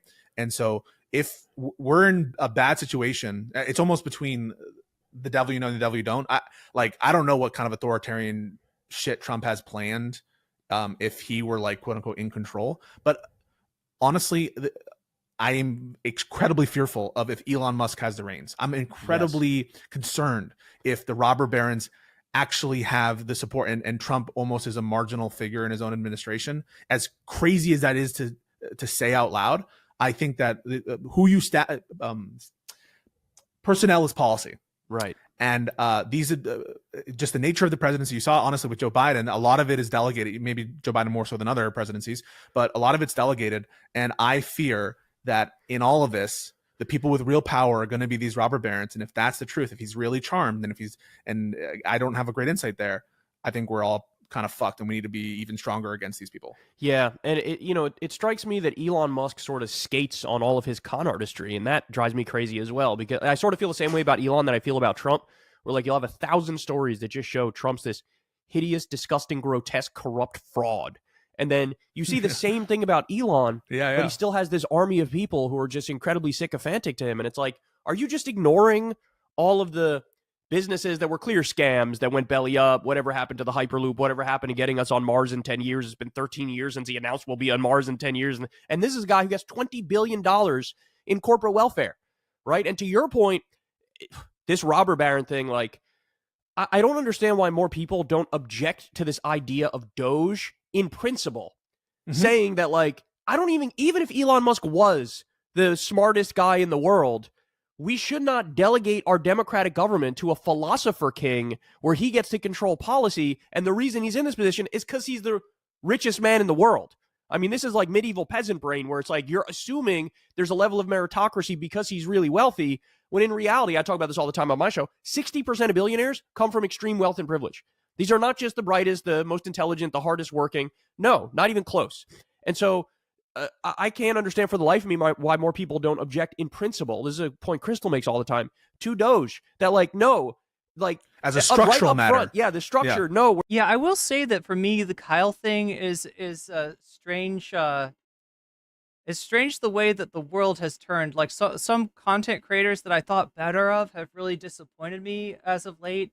And with Kyle, there have been a lot of good takes recently, but yeah, I've definitely not always agreed with Kyle and Crystal in the past. I'm wary about programs like Breaking Points in that formula of like, let's get together with some right wingers and form a network to debate the issues. But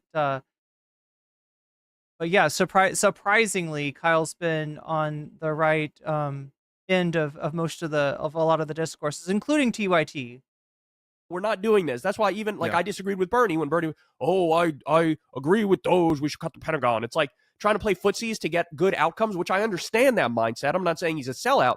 I'm just saying you need to object up front on principle that we do not just delegate our government to a robber baron philosopher king who has to make all the decisions. Yeah, and let me give the counter and then debunk it as well, because I think that I don't need to explain to you, but just for the audience. So the counter is going to be like, well, Congress needs to approve any budget, and so everything's going to have the stamp of approval. I understand that is technically true, but the way that it's structured in this way, where it's a formal pseudo agency or pseudo department, and because Trump has the whip in hand, it is going to be as though Elon has the force of law and all effective, in all practical purposes. It's going to be as though Elon is having the red pen and striking things he doesn't like, sometimes on a whim, sometimes as a meme. It seems like Doge Let me talk about the itself. Yeah.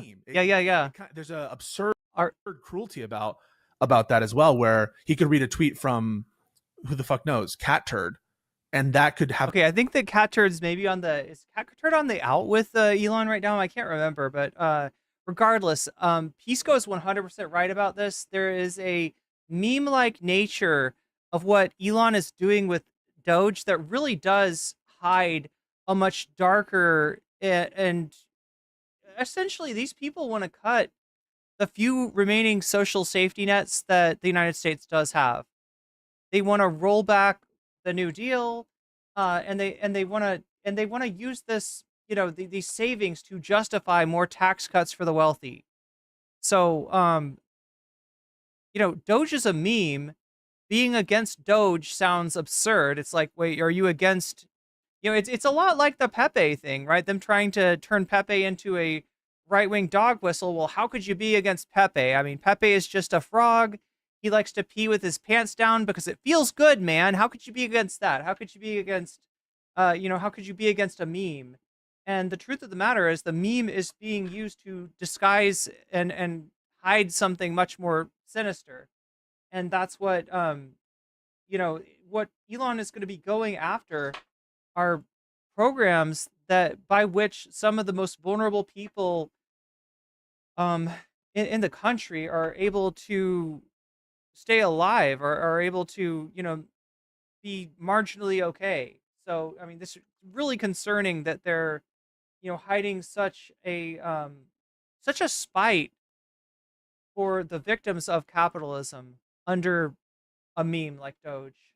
Have a massive impact on your life. Sometimes the flippancy with which things are done is, and to me, that's part of the evilness of it, and part of why it's not good to centralize power in the hands of one person. But to your point, yeah, I think there needs to be a forceful opposition to that structure, even in the first place. I put different levels of this kind of servility and surrender to Trumpism and to MAGA and to Doge, where people who I consider to be like saying, "Hey, Elon Musk is this brilliant guy," like the Fettermans of the world, who are just like heaping unnecessary praise on him. Like, what the fuck are you doing, dude? No, and on the real, what happened to Fetterman? Like, have some spine to fight back against this robber baron. I put that in a different category than like Ro Khanna, who I think is playing more footsie than someone like Bernie is, and I don't like it at all. And then Bernie, who I think is trying to play the game, and I just think it gets lost in the wind. But if he were, for example, to vote for, like, the real question I have about Fetterman was he signaling being more progressive just to win his election, and then planning on fucking people over afterwards regardless? Is it something, is it a change that happened after October 7th? Like, what exactly is going on with Fetterman? for RFK, as he's playing a little bit of footsie with, RFK has some good ideas on food. Who cares? The dude's like against the polio vaccine and is like obviously not someone, to your point about even the structure of his brain, put aside the worm, if he's able to believe crazy shit on the basis of no evidence or fake evidence or whatever, it's not about, well, does he have some ideas? It's about how you think, not what you think. Right. And what are the incentive structure, for example, of Doge or of RFK?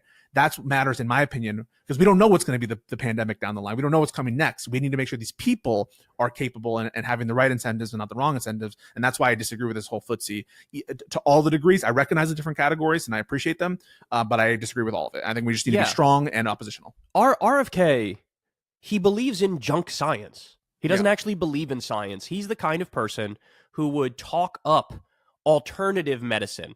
The other thing that makes me really distrust RFK is the few good takes that he has had in the past, specifically on environmental issues, were takes that he immediately jettisoned during the campaign. So what that makes me think is that nothing that he says is truly heartfelt, and he's willing to do almost anything to become some kind of fulfillment of his family's dynasty, right? The Kennedys are a dynasty going back to John F. Kennedy and the original RFK in the 60s. And, not a good dynasty, right? A very corrupt dynasty, actually. But RFK's in a lot of ways, the assassination of JFK serves to make him a martyr, serves to make it look like he and his brother, stood for more than they actually stood for. And RFK trying to hang on to that mantle and reignite that dynasty. It's and the fact that he's kind of for sale. He's very much giving the impression that he's for sale. That and what they were talking about earlier about his almost reflexive distrust for science, especially when it gets in the way of the weird natural health narrative that he wants to promote. Right. Oh, it's not connected to big pharma, therefore it's like better for you. But there's a reason why alternative medicine has the label alternative, because it didn't make the cut to be actual medicine. When you Look, actually alternative medicine can be a lot of things, including just like diet and exercise, which is fine. And really, that does have. I feel like the power of those things is underrated. That those things are important, but you know, w- yeah, alternative medicine as a culture has been utterly corrupted, has been folded into QAnon and conspiracy thinking and all this stuff. This is something that Naomi Klein talks about in Doppelganger, is the crunchy to fascist pipeline, the way that they've taken natural health and turned it into part of the hive mind of the conspiracy addled brain of MAGA and QAnon is just grotesque. And with that, it's a vessel for so many bad things. And there are a lot of, scammers tied up in the natural, like natural health is so vague, right? It's so vague, like what that actually means. And in and of itself, it's like a fallacy, the natural law fallacy. The idea that there's a natural state of being and we should try to emulate that as much as we can. If you actually look at that and try to unfold that, it's virtually meaningless, right? And it's called a fallacy for a reason, right? You can't be like, well, this is that natural. This is the way that animals live, or this is the way that humans live. This is the way that nature lives. Therefore, that's the way that it should be. That is not. That is an unsound argument, right? And so it becomes a Trojan horse for so many bad things, including like, um, vaccine denial, and so much more.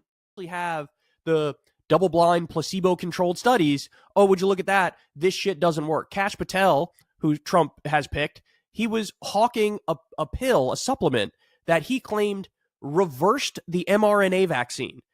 Yeah, the vaccine shit got wild, and you got to read it again. I keep on going back to Naomi Klein's book. It's amazing, right? So it's about this other author named Naomi Wolf, who Naomi Klein is often confused with, and for this reason, she starts to look at Naomi Wolf as her doppelganger. What Naomi Wolf was a pop feminist earlier in the 21st century, right? And in the late 20th century, right? She's just a pop feminist. She wrote a book in which she did some bad research and she got very publicly embarrassed. She associated this embarrassment with cancel culture and has just been on a rightward trajectory ever since. But yeah, she got very tied up in the natural health movement, very tied up in the anti-vax movement, to the point where she started saying things like, I think that people who get the vaccine are genetically modified organisms. When I'm in the room with someone who's vaxxed, I can't feel their energy, shit like this, right? And it goes, I mean, you remember the stuff where people were saying that it made them magnetic and, all this kind of stuff. These are the kinds of people that we're dealing with. I don't trust anything when it comes to science and RFK. I don't trust it. Like you said, his whole process and way of reasoning through this makes no sense. Here's a guy who hates big pharma. He's clearly on testosterone.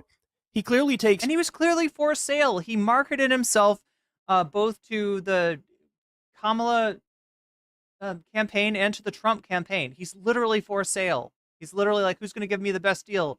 Who's going to put me in a powerful position in their administration that I in no way am qualified for? And at the end, it was Trump that made the highest bid, or the Trump maybe that was even interested. Because, yeah, I mean, being pharmaceutical grade testosterone. Why is it? All the big pharma stuff is poisoning you, except the one that I really like. You saw this on the right when they would play up the monoclonal antibodies during COVID, but shit on the vaccine. They're like, I'm against big pharma, so I'm against the vaccine. Do you like monoclonal antibodies? Yeah, I like monoclonal. Who do you think makes that? Who do you think makes that? Is it Target? It's so preposterous. Is it PetSmart? Like, what is wrong with you people? So I agree with you. That's my problem with these people, especially when it comes to RFK. He just believes in junk science. He thinks raw milk is healthier than pasteurized milk.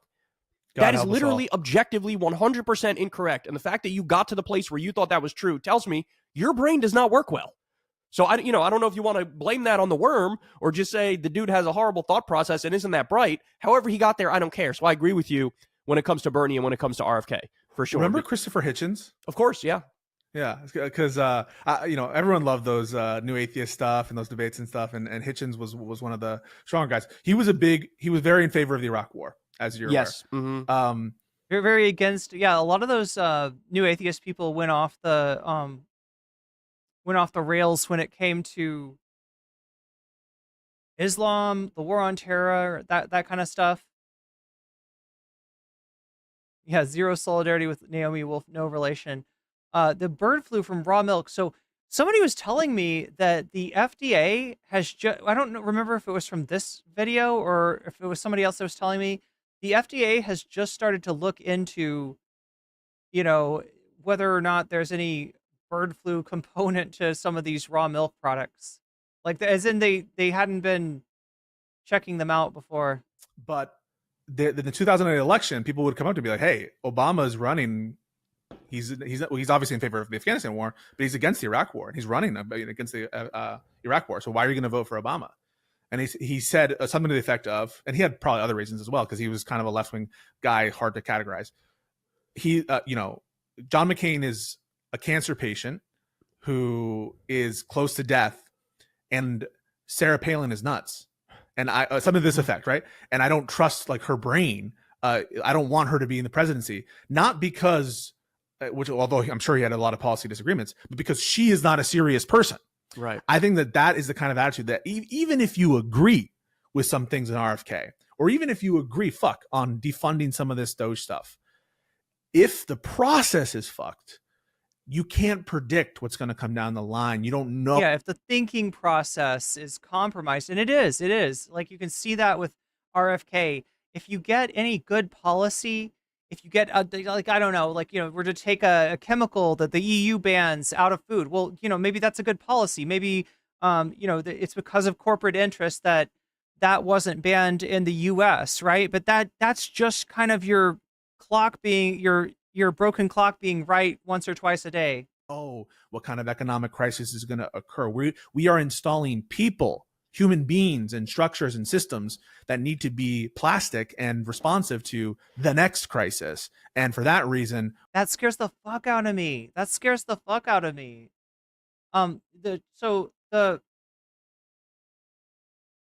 playbook that Donald Trump used to engage in Operation Warp Speed to go after, a quickly developed a vaccine was something that Obama had put into place during his administration. And, there's a lot that Donald Trump did wrong in terms of his handling of the pandemic. There were almost 1 million people who died of the pandemic. And one wonders, had there been a non-Trump president, even not necessarily like a great president, but just anybody other than Donald Trump, right? Anybody that is not going to go and say, I don't know, maybe bleach will cure you. Maybe the virus will disappear spontaneously. All this fucking cope that Trump engaged in. Had we not had a president like that, one wonders how many people would have been saved. But definitely the next public health event that comes along, I am very worried for. I am very worried at the public health's ability to implement any kind of countermeasures, given what they're about to talk about here, which is a very disturbing dynamic about how the pandemic and the, the vaccines still play into politics, and who is still talking about them. We should be principally against things like Doge as a structural matter. We should be against people at RFK who are not based in fact, truth, and have a good process as a structural matter, even if they say some good things about food, which I think people just sort of don't interrogate that closely. I mean, given how ravaged our governmental structures have been by, first of all, some of the Carter policies, second of all, even more so the Reagan policies, and third, the Bill Clintons, the Barack Obamas, all the weak-willed Democrats who undertook basically Republican policies in order to satisfy their donors. This country is so fucked up. If anything, rather than a Doge, a Department of Government Efficiency that's going to eliminate expenditures, right? Our problem is that there's a lot that the government is not spending on. There's a lot that you know that could be done with the funds of the government of, for, and by the people that's just not being done because it's not convenient for business, because business wants an employee that's worried that if I don't take this job, even though it's not what I want, even though if I'm not getting paid enough, even though I don't have, self-determination in this job and it's hard as fuck to form a union, that my ass is gonna be out on the street. So I better accept what I got. They want things to be tough for us, to make things easy for their negotiations on, on pay for employees. They want to have a workforce that is as compliant as possible, and things like structural homelessness, right, which is not a bug, it's not an accident, it's a feature. It's like this on purpose to scare the fuck out of you, to make sure that, even if you go to college, you get a ton of student debt and you come out and the jobs that are available for you aren't even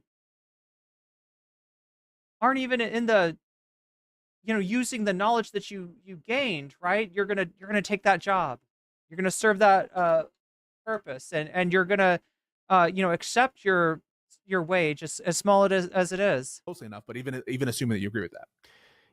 We could use those new atheists for the vaccine debates. Yeah. It's like, and you look at somebody like Richard Dawkins these days, who I used to love. I love the book, The God Delusion, etc.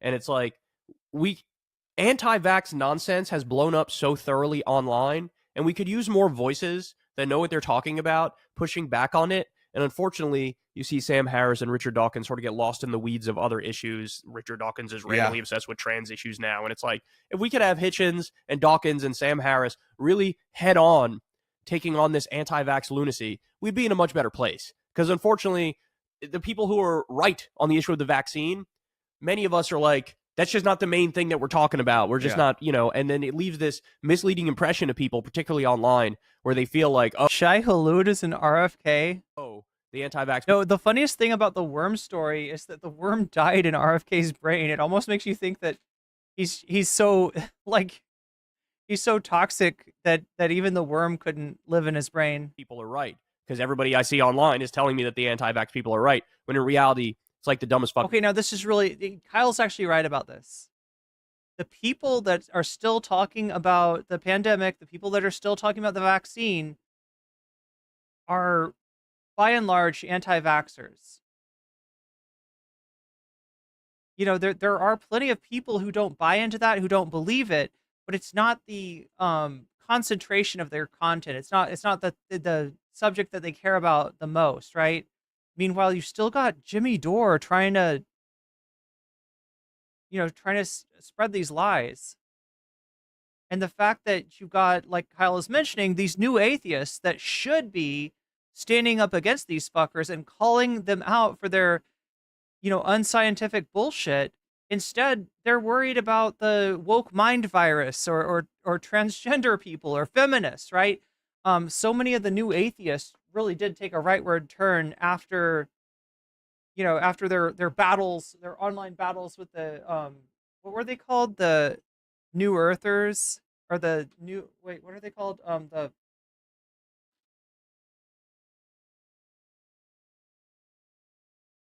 evangelicals that believed that human beings had coexisted with dinosaurs because that's the only way to make the Bible literally true, is if you buy into that. You have to believe it. What is it called? Is it called New Earth, chat? Like, there's the idea that the Earth isn't as old as like carbon dating tells us it is because the Bible, it would falsify the Bible.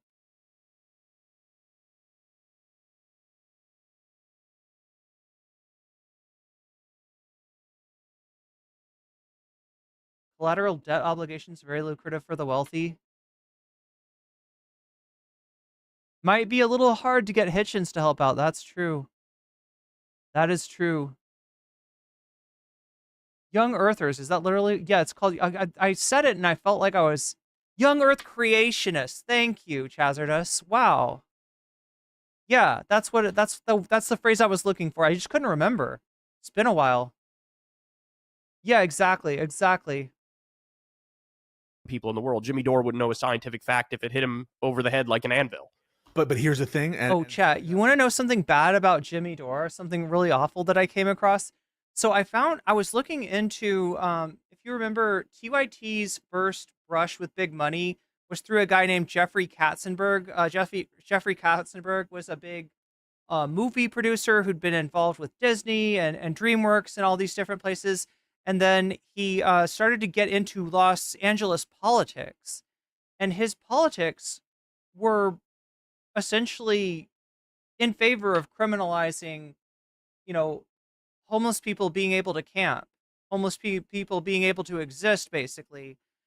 And this was prior to to TYT changing on this particular issue. So the one bit of evidence that I found, the one video that I found showing what TYT said about homelessness prior to the Katzenberg money versus what they said about homelessness after the Katzenberg money, and showed that, yes, it is indeed, apparently correlated. You get this $20 million cash infusion, and all of a sudden you take on this guy's pet issue, because this is Katzenberg's pet issue. This is his main thing. And the sad thing about it was then the account was like, yeah, and TYT has also unfairly attacked Jimmy Dore. And I'm like, oh, great. It's a Jimmy Dore. It's a doorknob. It was a doorknob. But what fucked with my head is that you've got Jimmy Dore fans calling out TYT for their bad takes on homelessness, right? You got Jimmy Dore heads attacking TYT from the left. If you don't know, Jimmy Dore, he was part of the TYT network. He called himself the aggressive progressive. He was a big supporter of Bernie Sanders. And then he kind of just went off the rails after Bernie didn't win, and has become more and more right-wing. He's pretty much an anti-vaxxer. He's, pro-MAGA. And but yet you have a fan of this reactionary asshole, Jimmy Dore, calling out TYT, and they're right. Somehow you all are worried, because I was about to say, I wanted to kind of bring up the point. People always want to compare Cenk Uygur and Anna Kasparian and their political transformation to people like Dave Rubin. I think that honestly, Jimmy Dore is a better comparison. If you want to talk about somebody who used his economic populist takes as kind of a fig leaf for his reactionary turn, that's Jimmy Dore. They're not Dave Rubin.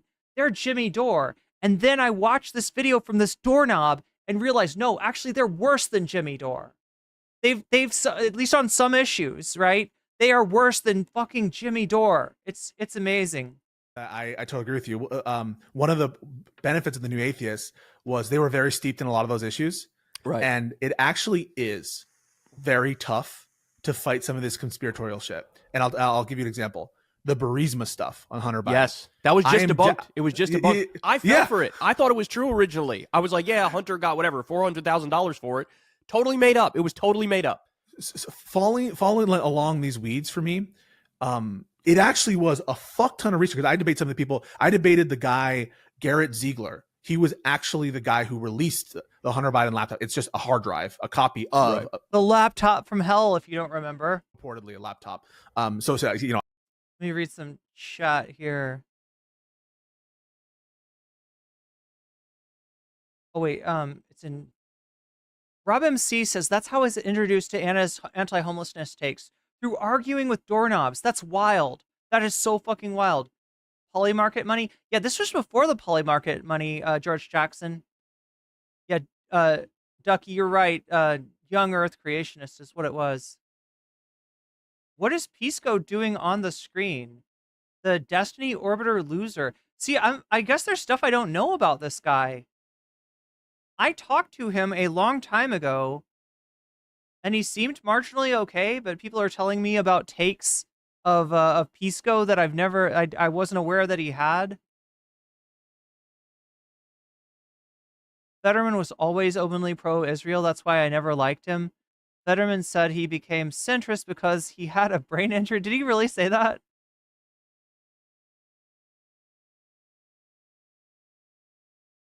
If they're going to cut the Pentagon, that's not a bad thing. What do you want to bet that that's the one thing they don't really get to? Or if they cut it, they're cutting like a DEI program. They're cutting, I don't know, something like they're not going to cut like the weapons programs. They're not going to cut the aid to Israel. They are not going to cut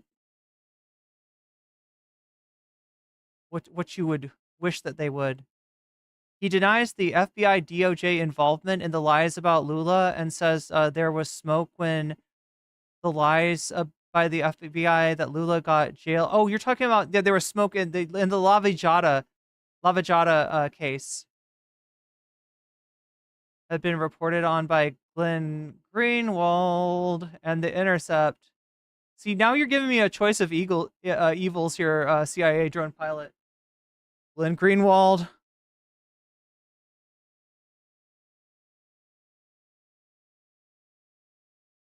But yeah, looking at Lula as some kind of vector of corruption in Brazil is ridiculous.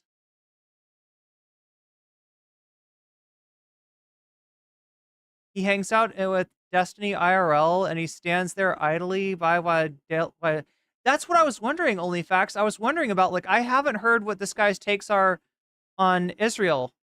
And given that, yeah, that he's close to Destiny, I'm kind of concerned. I'm kind of worried. But he just doesn't say anything? Like he doesn't have an opinion on Israel, Palestine?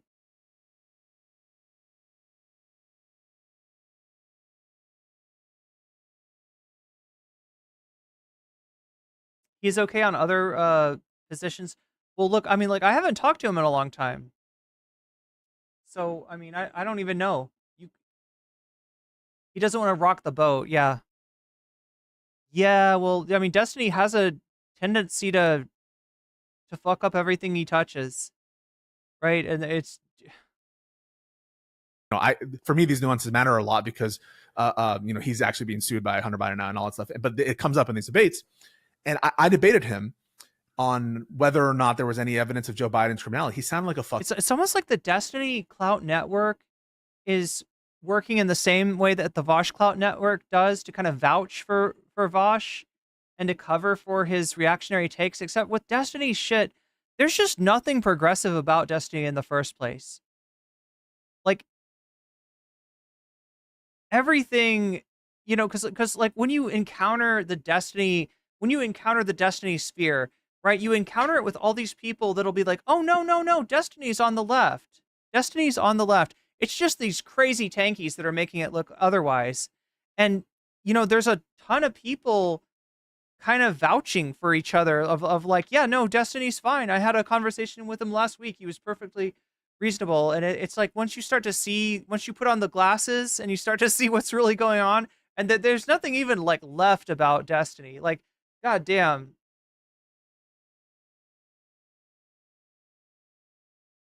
Then it all starts to fall into place and you see, what's really going on.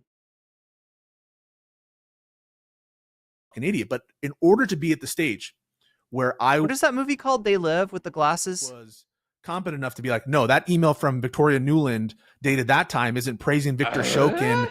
Debbie Cliff super chatted $9.99. Gives me the grilling Sicilian. Grilling Sicilian. All right, we're on the board. We're on the board with the grilling Sicilian. Grillin Sicilian. Wait, is the Grillin Sicilian also winning outright in the poll? Yeah. Wait, no, it's Elon.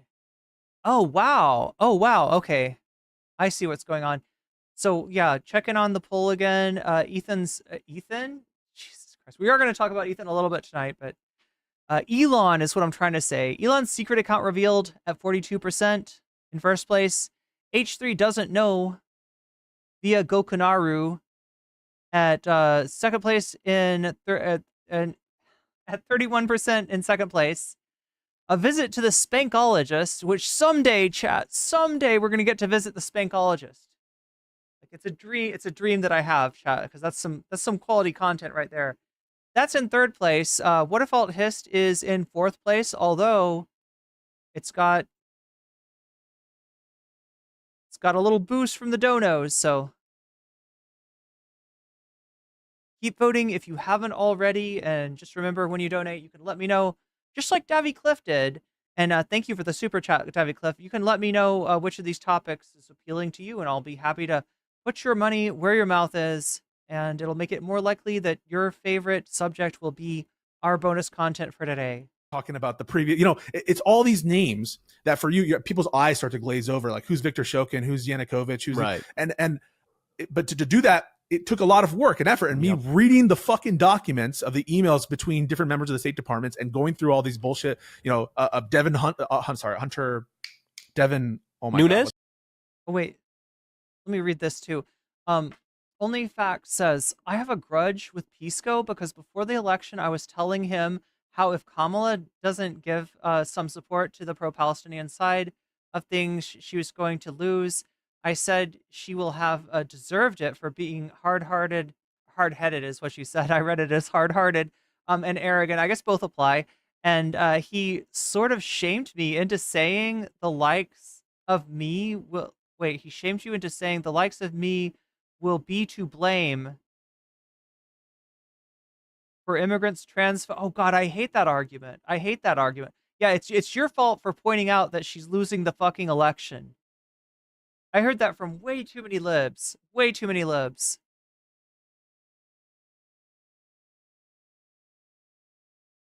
God damn. What's this guy's name? No, Not Nunes. Devin Archer's testimony and all these different people, right? Okay. And same thing with vaccines. It's actually tough if you were to have a debate with one of these people, unless you're steeped in these issues, unless you've prepared to be like, oh, I haven't heard that. And they come up with such bullshit so quickly, and it's easy for them to say, it's harder to debunk. And so that's why we need effective, strong people who are steeped in the issues, like Crystal, like Kyle, like people who take the time to get in the weeds and don't embarrass themselves when they're on these platforms and you have no confidence. And even Kamala Harris, right? Like I thought that I was very impressed by a lot of things she said, but we don't have confidence that she's going to walk into Joe Rogan and be a killer, right? Yeah. Mm-hmm. Who are our killers? Who are people that we send them? Those are our guys, right? Yeah. And you got to be willing, like, I feel like it's very uncommon to be willing to stand up to a wave that's taking over the internet. Unfortunately, that's uncommon. I wish it was more common. I wish people had the balls to do it. But, there was a time when being anti-vaccine was like the thing online, right? The people who went anti-vax got tremendous views for spewing their bullshit. And it takes us... Now, I don't know if this applies to Pisco at all, but I have noticed that a lot of liberals, they take their cue from the Democratic standard bearer. In other words,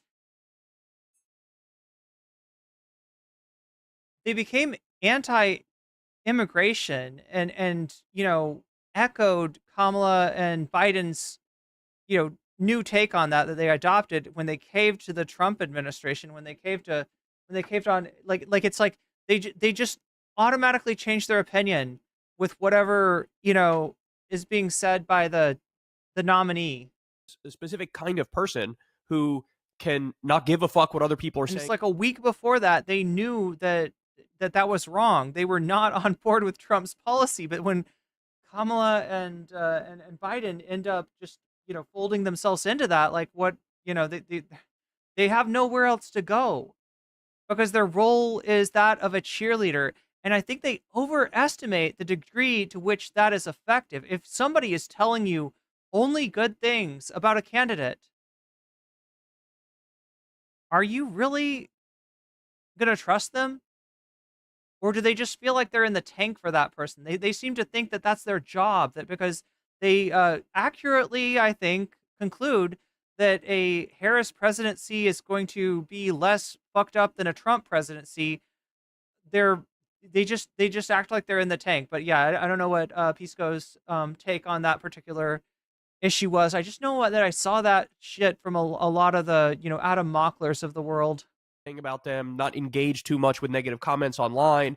It takes a very specific mindset to be able to go in there, take that on, stand on business, not make concessions, and make the argument and then get out of Dodge and be totally fine. And it is very, very rare. And you're seeing this. I think this is happening a lot in the Trump era. And this actually leads directly to my next question. Mm-hmm. This is happening a lot in the Trump era when it comes to both old media and new media, where in old media, even the outlets that were typically pro-Democrat, anti-Republican, like MSNBC, you are seeing a shift among them. Like, first of all, they're being spun off as their own thing. They're no longer going to be under the NBC umbrella, and that's really, really bad for them, right? But also, you see Joe and Mika. Yeah, we're finding out more about his takes. I talked to this guy a long time ago, and we didn't really have any harsh words for each other or anything. But yeah, since then he's become, very much synonymous with Destiny. Again, he's calling out TYT. That's good.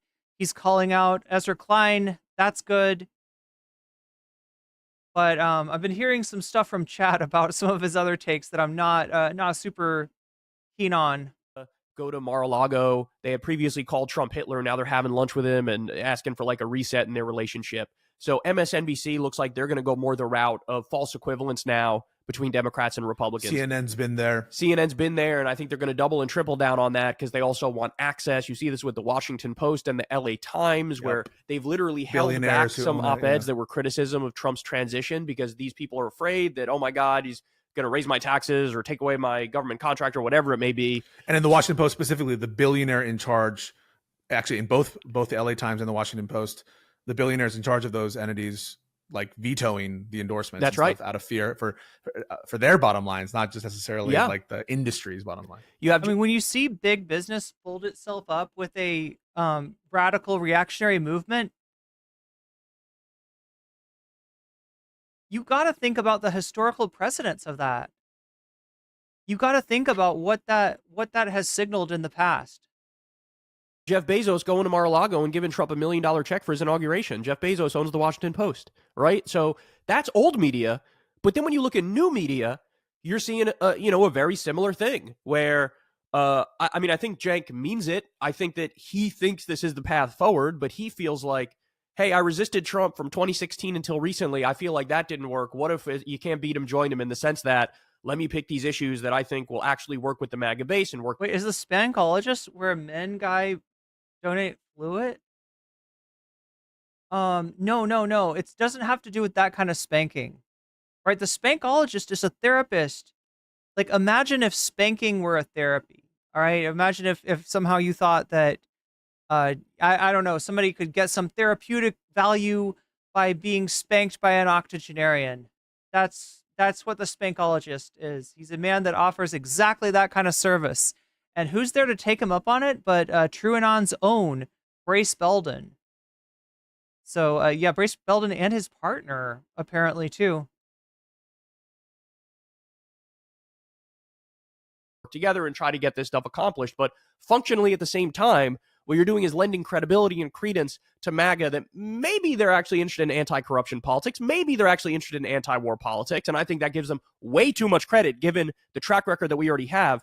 So what do you make of this? To me, I've never seen a media landscape look more dire other than like literally during the lead up to the Iraq War and the beginning of the Iraq War, where if you opposed it, you were axed. Phil Donahue had the #1 show. And Chad also does not like Pisco's camera. Axed because he was against the Iraq War. Yeah. Jesse Ventura lost his show because he was against the Iraq War.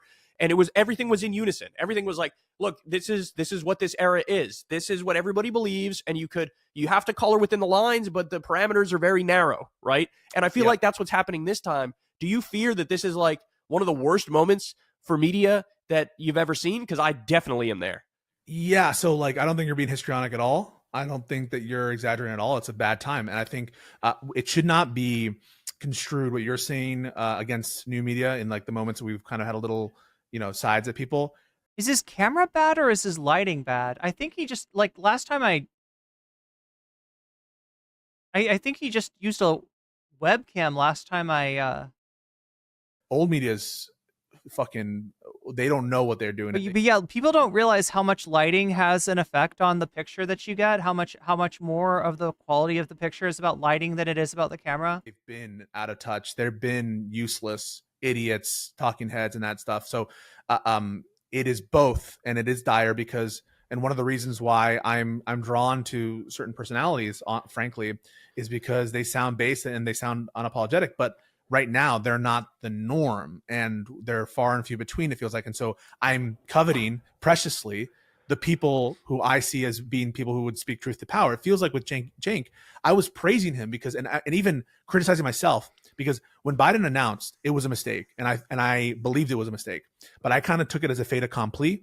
I was like, I'm not going to make a big, not that who am I? I'm no one, but just in general, I wasn't dwelling on it, but he did. And he was right to dwell on it. And I think he had foresight. And I think that there's a lot of personal. Look, no, he had political ambitions. That's what he had. He wanted to sell a book, so he wanted to figure out a reason to run for president. I feel like Cenk has got to be the clock that's right occasionally. And he wasn't the only one to say that. I was massively disappointed / freaked out that no one was going to challenge this guy. I thought for sure that there was someone with enough of a name to be able to make a splash in the primary and to at least make it a contest would come in. And instead, what do we have? We had Cenk Uygur, we had Dean. What was that guy's name? It's like to the right of Biden, right? So this guy that's like Biden, but even more of a conservative. And you had Marianne Williamson, who look, as much as I loved the memes of the orb lady, in the end, she was so bad. She literally, when the Trump eating the cats, eating the dogs thing came around, Marianne Williamson tweeted out, no, actually, this is a real thing. They sacrifice the animals in the evil voodoo ceremonies. Right? She's like a crystal mommy. And she's being super bigoted about people's religions. It's why I did not expect that, but there it was. And yeah, I mean, if you look back at the track record of Marianne Williamson, there's maybe about as many things to worry about as with RFK. At some point, she had a real bogus take on HIV/AIDS. Grievance in terms of the Democrats don't give him his due. Maybe he feels that way. And I think that he had a lot of. All right, chat. We're almost done with the Pisco foresight, and he's been right on some key issues. And it feels like there's a time lag between where's this attitude of reconciliation and bridge building when it came to Biden, or when it came to all these other moments in time, or hell, even in 2016. The fact that it seems anachronistic, not. I don't know if I do feel like Pisco is over exaggerating the degree to which you need to fall in line with a candidate. I just don't think that's useful. I think it's actually harmful to the political odds of your side, right? Even if it's a thing where you're like, okay, lesser of two evils, right? I think it's more harmful to your side to fall in line with your candidate and to just endorse whatever they do and endorse a candidate that you Pisco's saying he didn't believe in Biden. Pisco's saying that he didn't think that Biden should have run again. Okay, well, say something maybe, instead of just oh, I guess it's a fait accompli. Consistent with the pattern that we're seeing. And so, yeah, I think it's a at some point it would have been a fait accompli had he not had such a bad debate. But early in the process, that's when you gotta say, no, we gotta do better.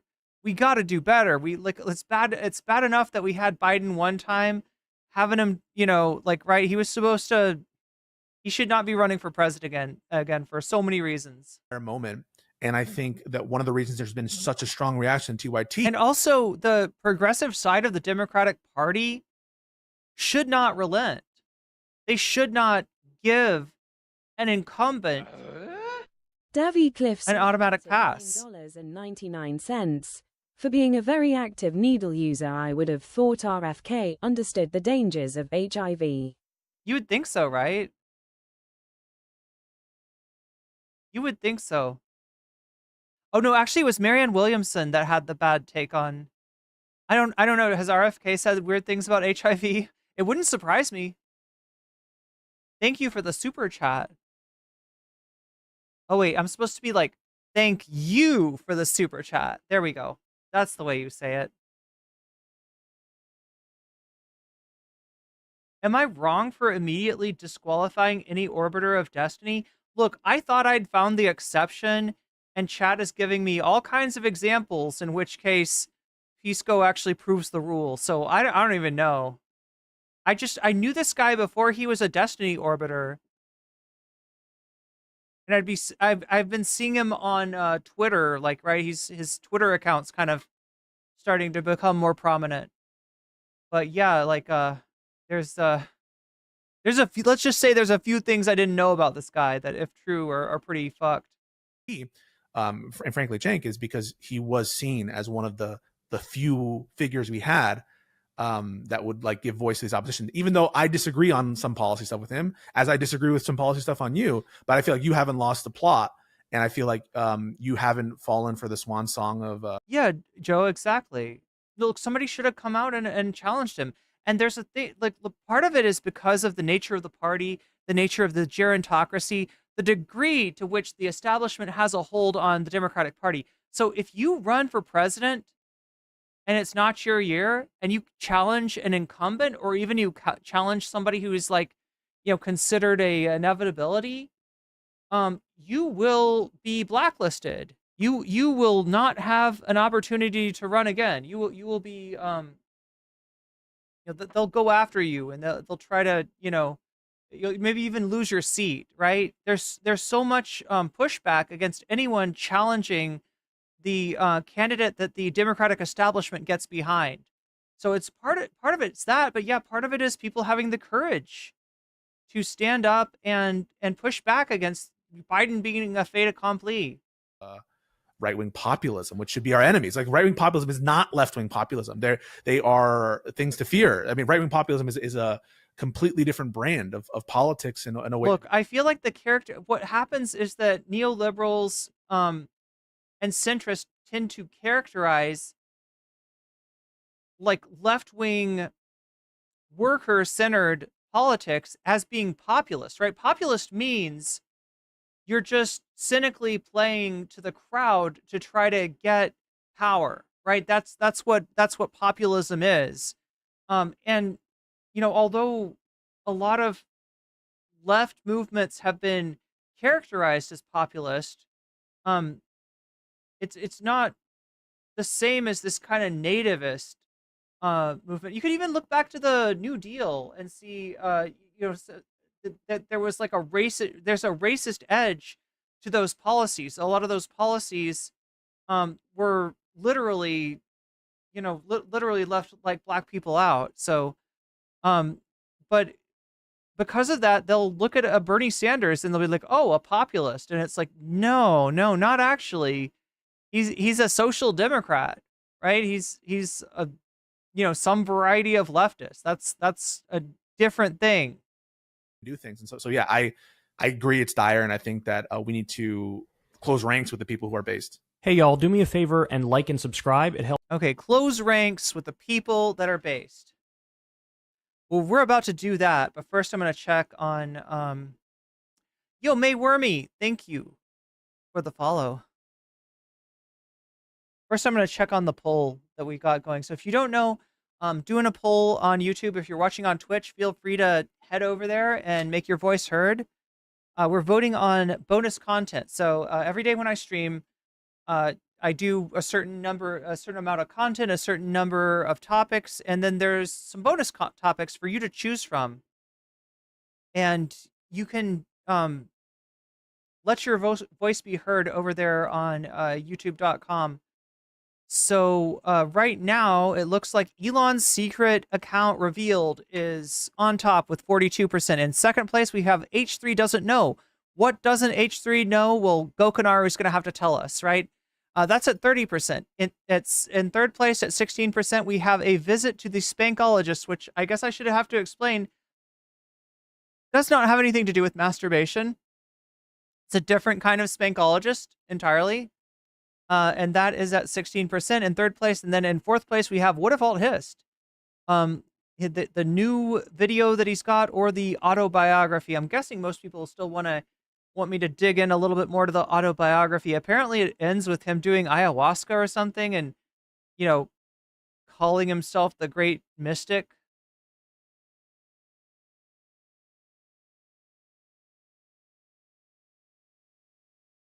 And then, let's see. We're at 46%, which is almost halfway towards the dono goal. If we get to 100% by the end of the festivities tonight, then we'll get some bonus content. And what bonus content? The content that you're voting for. Also, the content that you, when you donate, that you tell me that you want me to put your money where your mouth is. And just like I did for Davy Cliff, I will add your donation as a percentage to the topic of your choice. So yeah, What If Alt Hist not doing great in the poll? That is until we take into consideration the boost that it gets.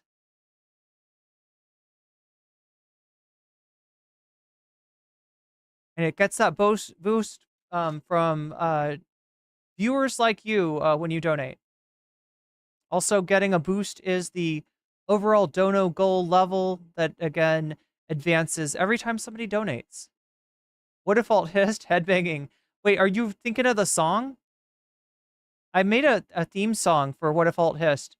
He's got this like weird musical intro that just screams public access, and every time it plays, I like to sing along with what I imagine the lyrics would be. A skeetologist? Damn. Is that somebody who studies mosquitoes? I'm guessing not. I'm guessing not. But yeah, when you do a super chat, a super sticker, if you get yourself a membership, if you gift a membership, you contribute to my throne. Cliff super chatted $9.99. He talked to Odin and Azuma YWAH. Oh no. Oh no. What? Wait, he talked to Odin and Zoomer Yahweh? God damn. Okay, well, I mean, that's all the more reason to take a look at what If Alt Hist is up to. And thank you, Davy Cliff. Thank you for the super chat.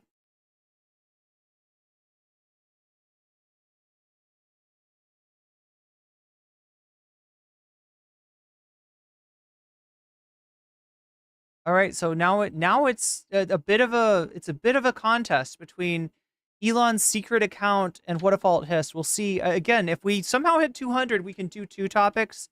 I do leave that as an option as well. But most of the time we just get 1 topic, and right now it's kind of a close one between What If Alt Hist and Elon's secret account, and to a lesser extent, Gokunaru reveals the truth about H3. And I also wanted to say, yeah, he's my lawyer. Pisco's your lawyer, King of William? Is he a good lawyer, at least? The lesser of Knievels? Nice. Okay, that's actually pretty good. That's actually, I gotta give you credit for that, King of William. That's funny. What's his name? His name is Pisco, but it's spelled with an I, so a lot of people mispronounce it and say it like Pisco, which I don't think that he likes because it makes him sound like he has something to do with piss, which I don't know.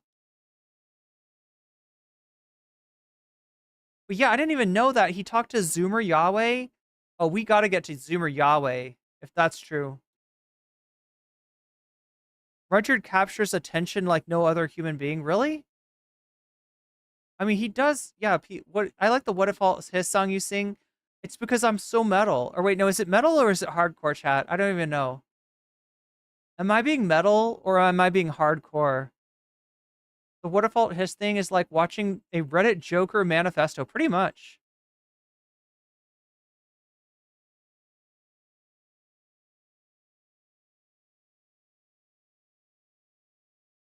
But yeah, also thank you to everybody who subs to me on Twitch. It helps me out tremendously. Remember that Twitch has basically demonetized all political streamers, so the only way that I get paid at all is if you sub or you gift sub. So thank you to the people that do, and thank you to everybody that contributed during last week's subathon.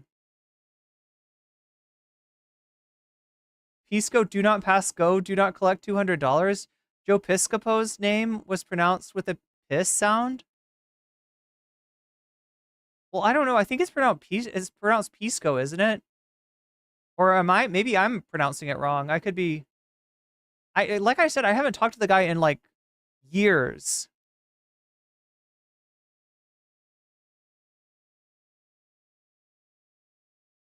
Let's get back to the content. We got some more Kyle coming up, and this is not just Kyle. This is also Mike. So if you know Mike Figueredo from the Humanist report, he had a conversation with Kyle that I found very interesting.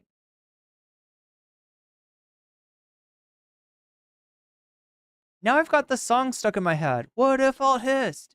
What if alt hissed? Oh my gosh. Oh my god, did Bobert just attack Elon and Vivek?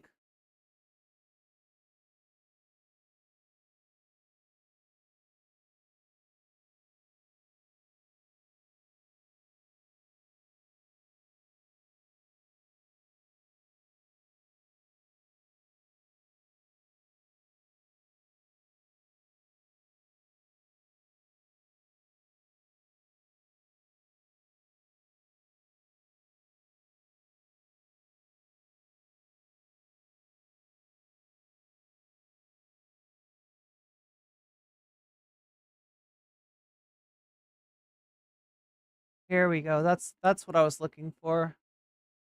No, we already watched this. That's not what I meant. This.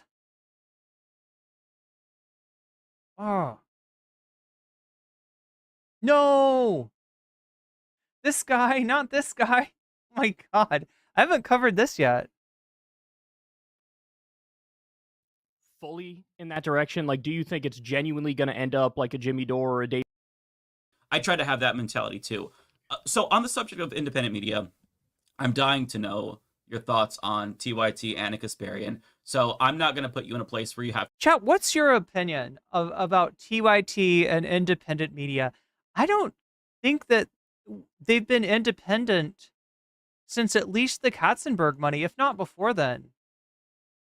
To attack them, but from my perspective, I feel like it's sad to see this because we've all been in this space for a while, and we've seen this 100 times. Dave Rubin, Jimmy Dore, what's his name, Russell Brand, where little by little you start to, you pick one or two issues, and then you start buddying up with the right. And I see this with TYT and Anna Kasparian, and I'm curious what your thoughts on that are.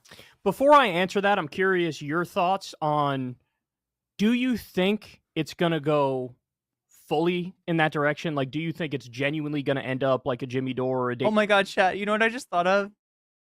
Do you think it's all right to leave the boy with Jink and Anna? Oh no, this is horrible. Yes, I Wow. do. If you asked me this a year ago, I would say probably not. I was in Do you think it's all right? It seems to me they're grifting to the right. I think it's all right. that position where you were in, probably with It's terrible. Where it's like, no, I think that you should try to reach these people. I think that maybe there's just a genuine agreement. But to me, with time, it's become apparent that like both Jenk and Anna, they just don't want to listen to good faith criticism. And we all kind of like talked about this in different ways, like on Leftist Mafia, for example. And what really struck me is how, they just disregarded the arguments that we made. It was not in bad faith, even though they don't want to, acknowledge that. It wasn't in bad faith, but they said it was in bad faith. And for me, I think that moment that really like clicked with me, like, no, it's over, was when they went after Emma Vigeland, because Emma Vigeland they know her more than they know us. You know, I was part of TYT Network. You were part of TYT Network, but we didn't have that close relationship. I never was at TYT Studio. I think you were only there a couple of times. So like there was that degree of separation between us. But just to see them disregard the criticisms of Okay, so yeah, we watched that the other night. We watched I mean not so much them going after Emma, but what Emma said that actually provoked TYT. And it was like Emma was treating them with kid gloves. Emma was making every attempt to say, to reach out to them, to not, cut them off, to, hope to have a conversation, while still calling out their fucked up rhetoric around trans issues. the left. I mean, we all criticize each other. You and I have had debates like in DMs on Twitter about fucking specific healthcare bills and shit like that. But we never I never thought, oh, Kyle's a fucking grifter. And I don't think you thought the same about me. It was just disagreements that we were hashing out. And even I said something about Wolfpack on my show, and Jenk had reached out to me privately and said, hey, the people at Wolfpack think that you got this wrong. And so I'm like, oh shit, I don't remember what it was in particular, but I brought on one of the directors of Wolfpack on my show to correct the Davy record Cliff and talk super about chatted Wolfpack. $9.99. MJB would shut this whole TYT nonsense up in 1 second. I really hope so, yeah. I mean, I really wish that MJB was still around.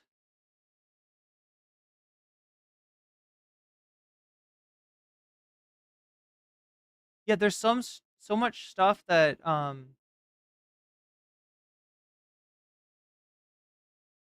there's so many issues this year that his voice would have been very useful to have around. I'm thinking specifically around the I mean, Destiny literally said that he was glad, or I don't want to mischaracterize what he said, but he was glad that Michael J. Brooks wasn't around to criticize his takes.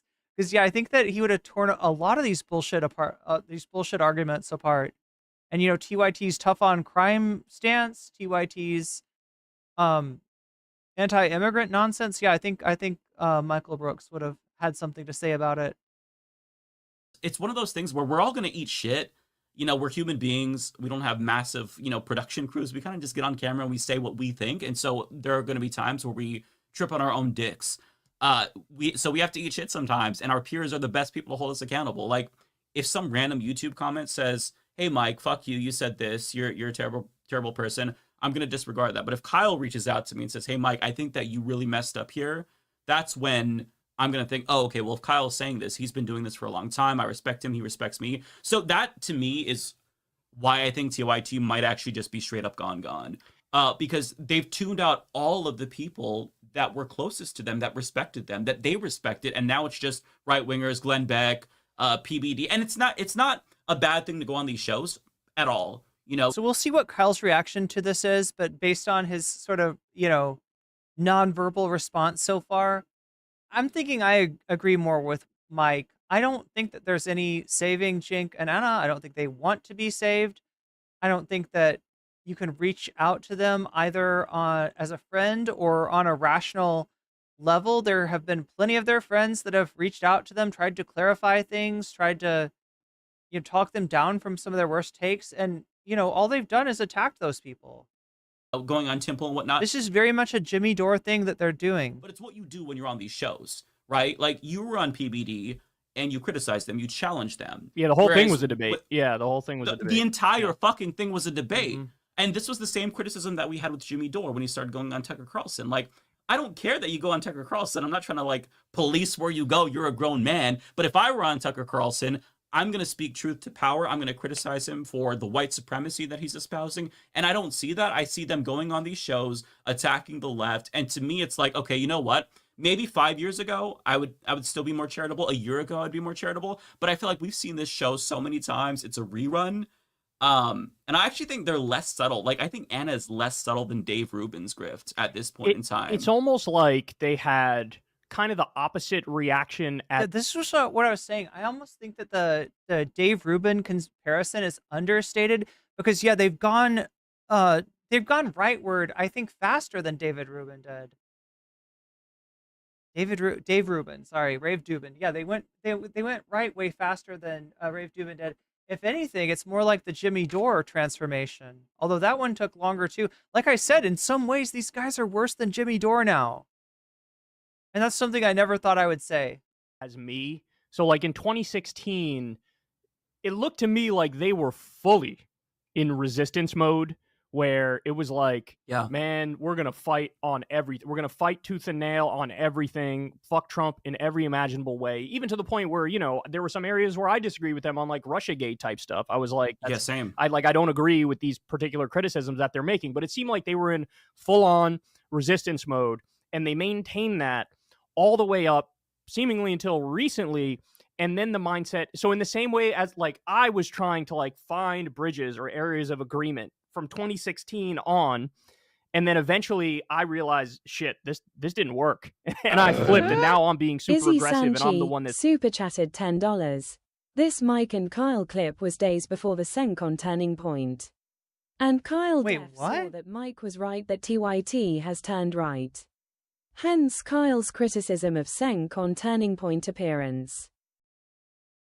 It was days before Jink on Turning Points? Are you sure, Izzy Sanchez? You could be right. Let me take a look at the date. Kyle definitely saw that Mike was right, that TYT. Look, I don't have anything against Kyle for maybe extending a little bit more hope. I don't expect that everyone's seen the TYT situation from the vantage point that I have seen, and I know that like a lot, you know, there's some goodwill that's been built up by them. Hence Kyle's criticism of Jink on Turning Point.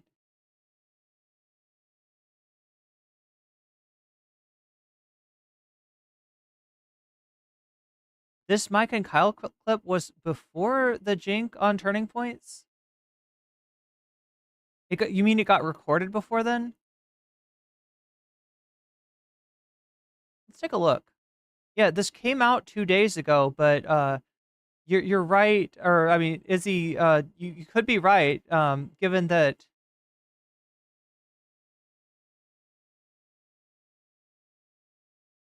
it could have been recorded earlier, I guess. But no, I mean, like if they're talking about the TPUSA stuff, then it definitely was recorded after, right?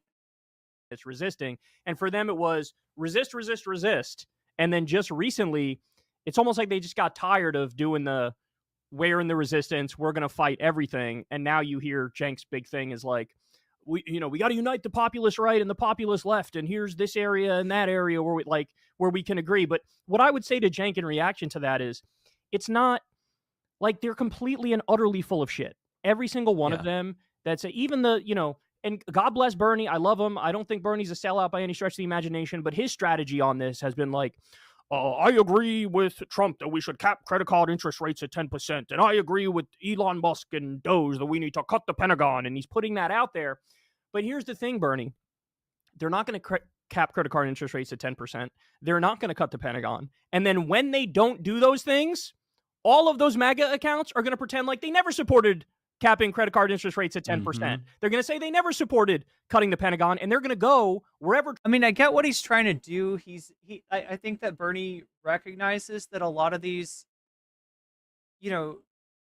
campaign takes and promises are not things that the Trump administration has any intention of fulfilling. But he's trying to put the pressure on, like, oh yeah, that's a really good idea. You should totally do that. Here, let me point out the fact that Trump said he would cap interest rates. Let me point out the fact that Elon Musk said he would cut the Pentagon. And yeah, then when they do it, I do worry, much like Kyle, that the right is, at least in the short term, is going to be able to turn that into credibility. Remember, there's a lot of people that are not very anchored when it comes to politics. And they trust Bernie.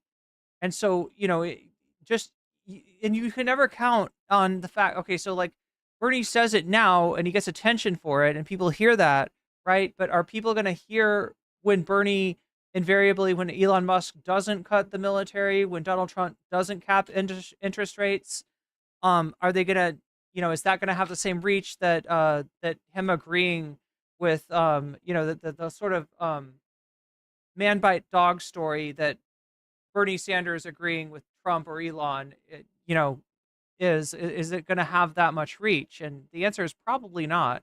Trump wants them to go, because MAGA is effectively a cult. And so what I would say to Bernie is, I know where your heart is. I know you're trying to do what you think is the right thing and get them in a gotcha and hypocrisy burn them and say, see, they were lying, etc. But they're immune to the hypocrisy burns.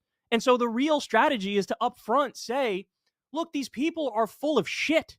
They're full of shit. They don't mean a goddamn word of what they say. And I will put in the same category. Yeah, several wolves. Is there any chance that you're perceiving 2 days ago as several weeks ago? Because I feel like I saw Vanguard cover this too, and it was just it was like sometime around New Year's. I'd put, the PBDs of the world and the Tim. There is potentially another conversation between Kyle and Mike.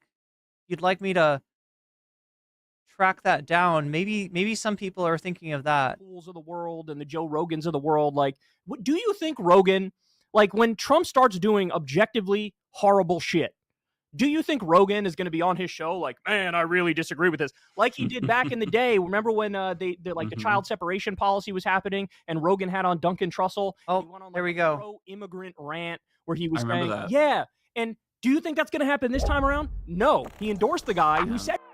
Okay, so somebody said 2 weeks So ago. on the subject of independent media, Somebody said 2 weeks ago. And when I look back at Mike's channel from 2 weeks ago, what do I see? I see this. Unless there's somehow, what the,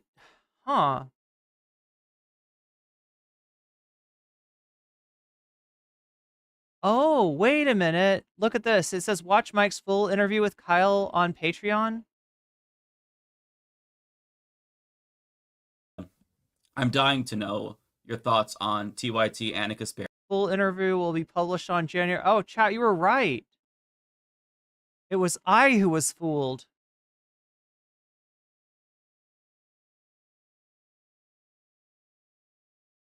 So when did this happen? 17th of December? This was like before Turning Points.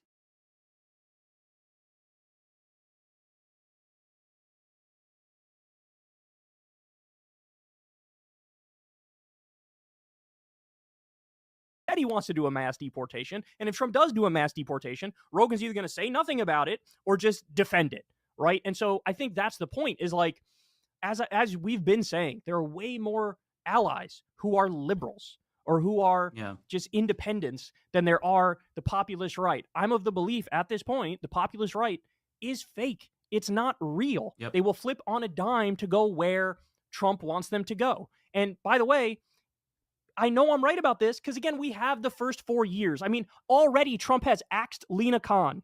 Lena Khan was like the example of, oh, if they mean this and they're actually going to be populist, they will keep Lena Khan at the FTC. And they said, oh, J.D. Vance had said some kind words about Lena Khan. Maybe Trump will keep Lena Khan. And then we learned just last week, he's not keeping her. He's replacing Lena Khan with somebody who says, I want to stop the FTC's war on big business. So how many times do they have to fail this test before we call it for what it is? J.D. Vance pretends like he's a populist. He's not even in favor of raising the minimum wage. He dodged a question on that during the campaign. He's not even in favor of the PRO Act. He said he supports the $6,000. Yeah, I think you're right, Will Florida. I think this is. I think I got fooled. Child tax credit, and he didn't show up for the vote on the $6,000 child tax credit, right? So it's just, I'm hoping, like I think a lot of people are, for just when something really bad happens, I'm hoping that there's some sort of an about face, right? And that TYT goes, hey, they didn't do the thing that I thought they might do, so now I'm on the warpath against them too. So I hope that that's the case. But we'll just have to see if that's the case. And I don't know. I don't know if I want to hold my breath on that, because I am notoriously a horrible judge of character on these things, as we already just went through. Like we just discussed the Rogan thing. I gave him credit for way too long. For Jimmy Dore, I gave him credit for way too long. For all these people. But what I would say is that I see. I really hope that. So yeah, is he saying that Kyle kind of changed his mind? And we watched some of the Kyle reaction to the Turning Point USA debacle. That Cenk or Anna or both, they talk to Sam Cedar, or they talk to I would love that. John Idarola and Francesca Fiorentini. Literally the same segment. Now I remember. Because it really does. They seem to think, as you sort of pointed out, that anybody who disagrees with them on certain issues, it truly is just a grifter and they're a liar, and whether it's crime issues or trans issues, they seem to think like everybody who's on the left genuinely loves crime, right? This is something I've heard from them.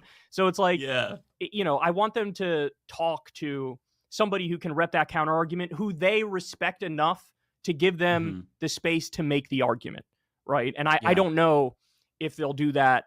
I'd be willing to have the conversation with them.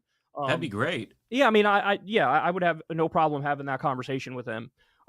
Yeah, but because the bridge is burnt for a lot of folks. Like it's burnt between myself and them.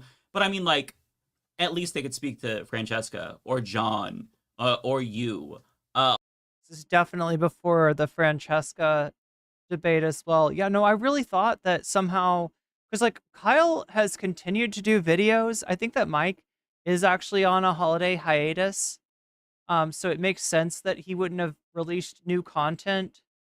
And that this is stuff from this is stuff that was out on I guess his Patreon, like, right? So this segment was already out on his YouTube right here. And then the rest of this was up on his Patreon, talking about Joe Rogan, talking about the implications of Trump's win. Yeah, so clearly talking about Luigi Mangione. Because like, if you think that we're bad faith, that's fine. Because I've taken the gloves off. Like I'm kind of past the whole maybe we can save them. I can fix them. I don't believe that. But for the people who are still on TYT has never really been far left. Yeah, no, they're like I think Hank Thompson summed it up best when I was talking to him, saying that Jink had reached the end of kind of an intellectual cul-de-sac.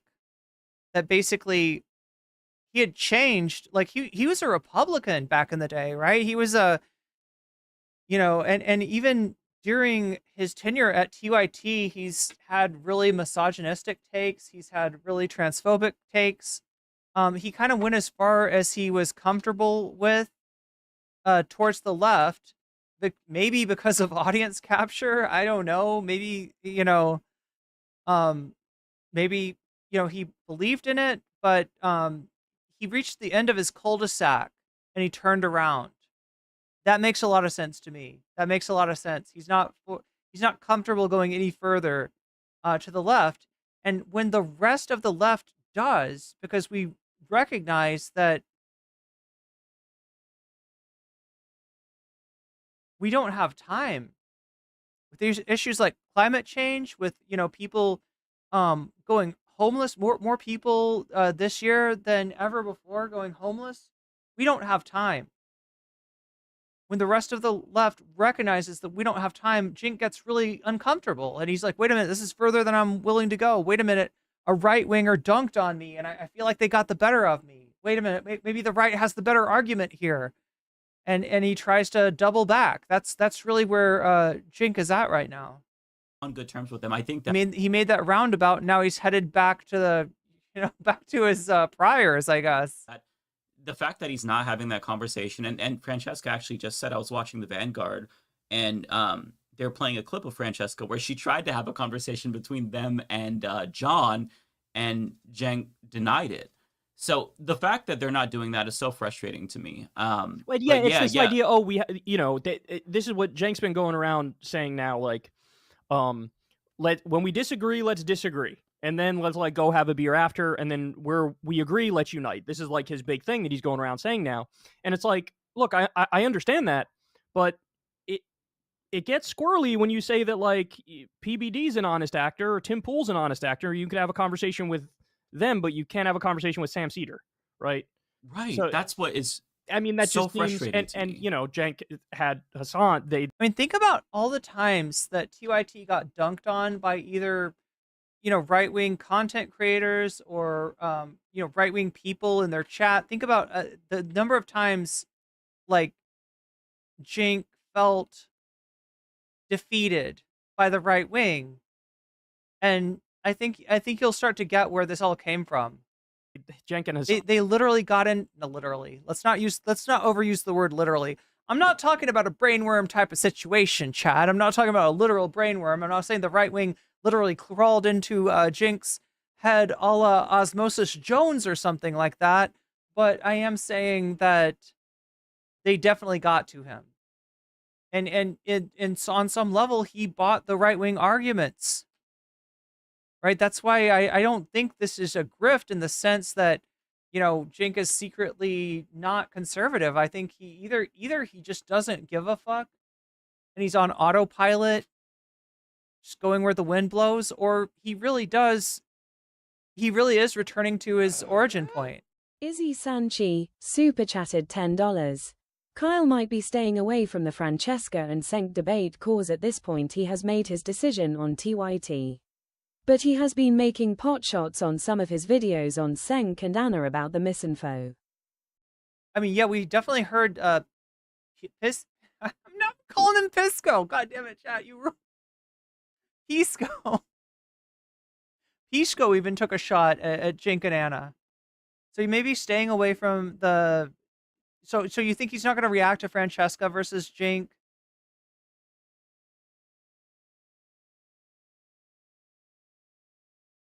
Been taking pot shots on some videos on Jink and Anna about the misinfo.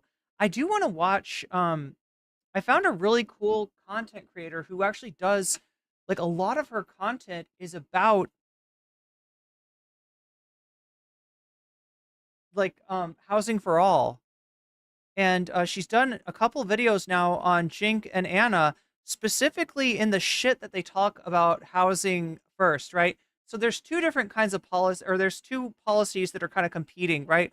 One is called housing first. This is an idea developed in the 90s in the United States, and then taken and adopted in Scandinavian countries like Finland, adopted successfully in Houston, adopted successfully in terms of dealing with the homelessness of veterans, right?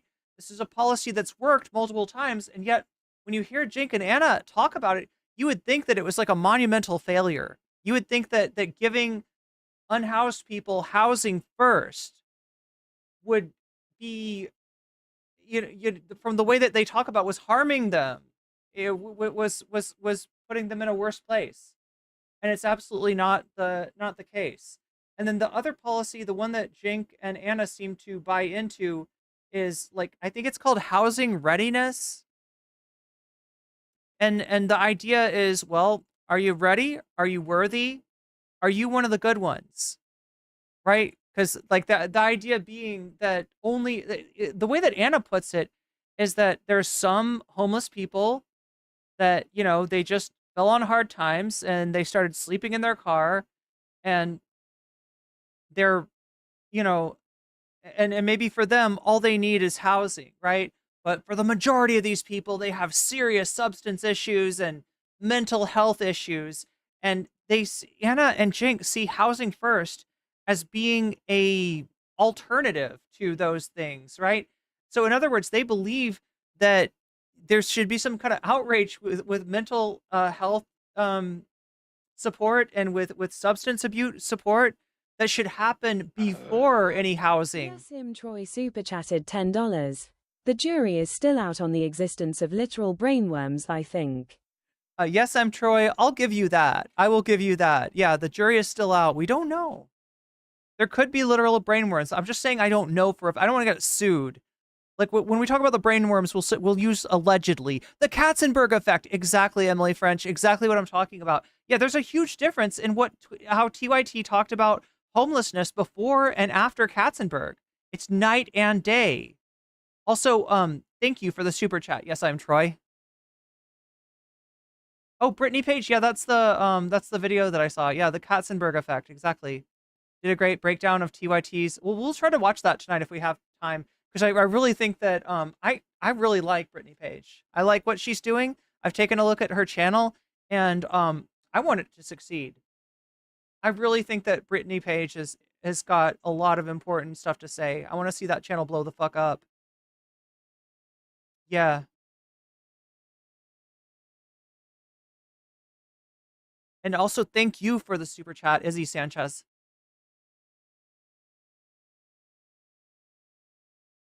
And it's going to take out a ruler and calculate how many haircuts you've missed, and that determines something like that. Yeah, yeah.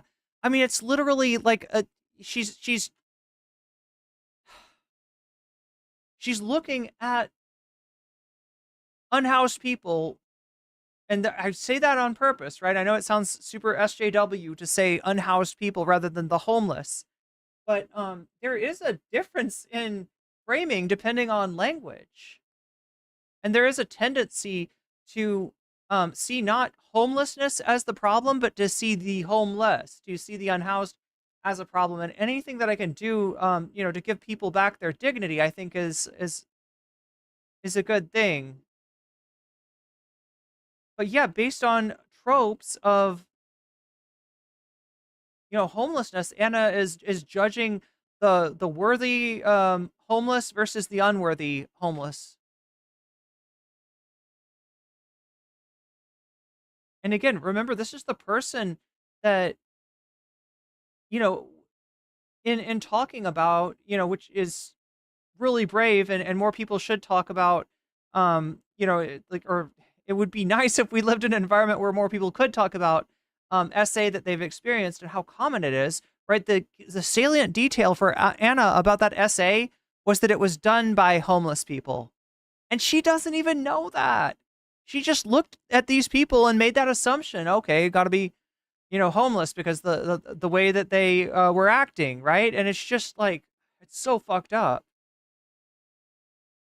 You take something that could have been, that was really brave to talk about, and turn it into like another reason to, people don't need more arguments to dehumanizing unhoused people.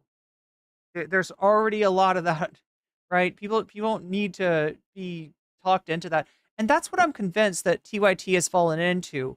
They have fallen into a trap that the easiest argument to make, the path of least resistance, is the path that leads towards, conventional wisdom or common sense about a subject that really takes more than common sense to analyze, right? Look, now common sense can get you some places, but in terms of, if you got data, maybe look at the data. Maybe don't rely on, well, my common sense tells me that when you try to help a homeless person out, that they're just going to spend that money on drugs and yada, yada. No, that's not helpful. Oh, you sent me a clip. Yeah, we'll watch that. About Anna reading a comment about being red pilled now, and how she's never related to the comment more than this one. It's so wild too. Like right wingers, centrist, young Turks, like talking about this red pill thing and not realizing that you're kind of appropriating the concept, created by two trans women.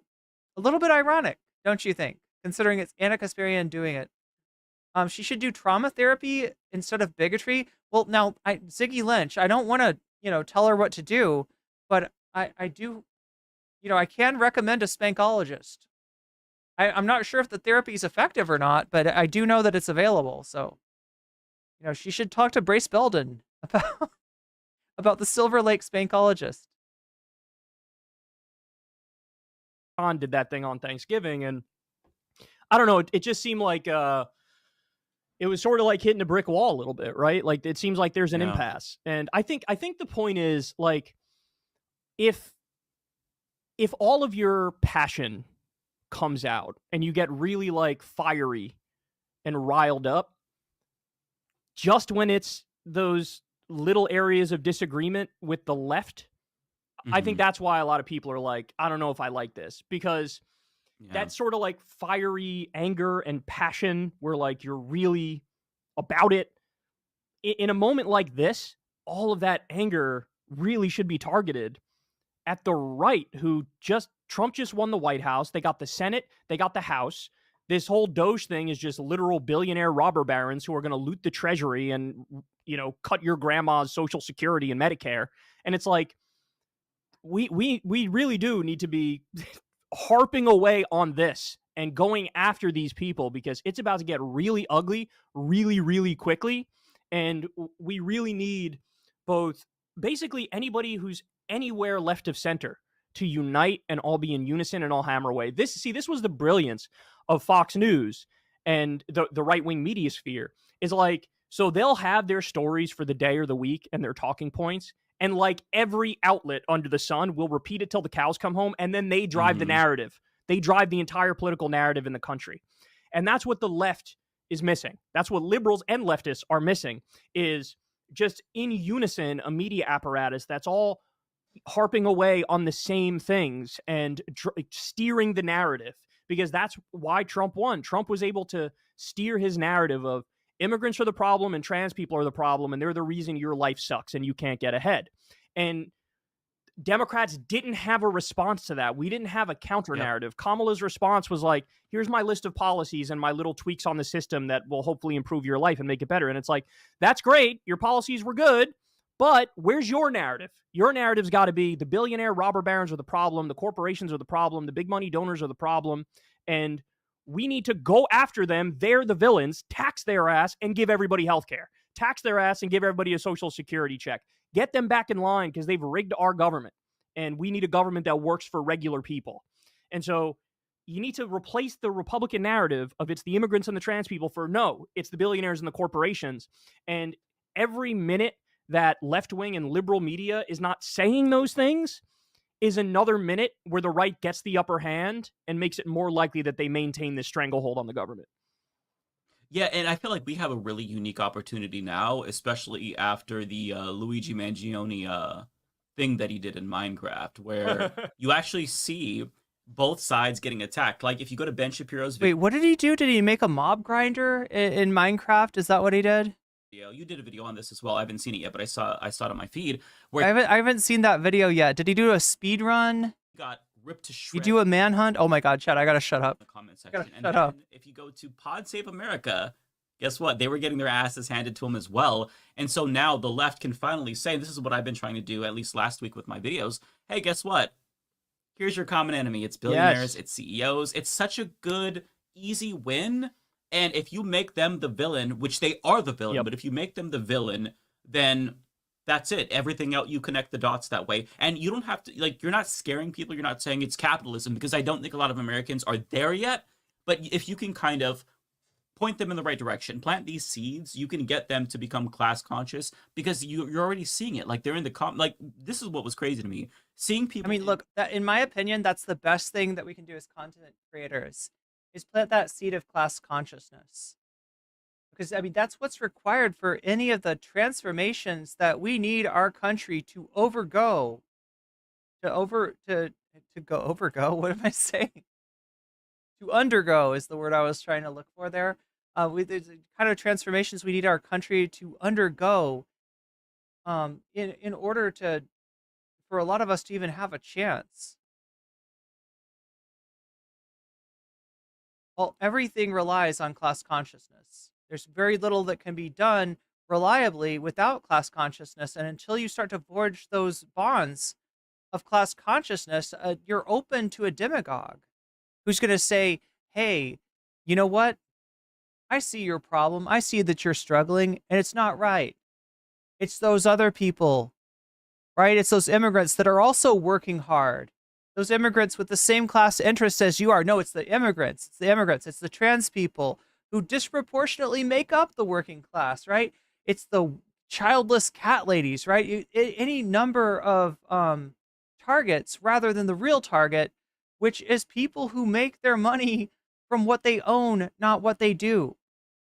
And they're not targets as in a Luigi Mangione way, hopefully. They're targets, in the sense that they're in control of the political system that brands itself as being of, for, and by the people, when really, in reality, it's of, for, and by the corporations. I think we all know that. In Ben Shapiro's comment section saying, no, Ben, it's not just the left. And seeing, oh my God, this is what was amazing. So speaking of spicy tweets, I took a quick, I was shitting and I just tweeted out, fuck his family too. The CEO, jeez.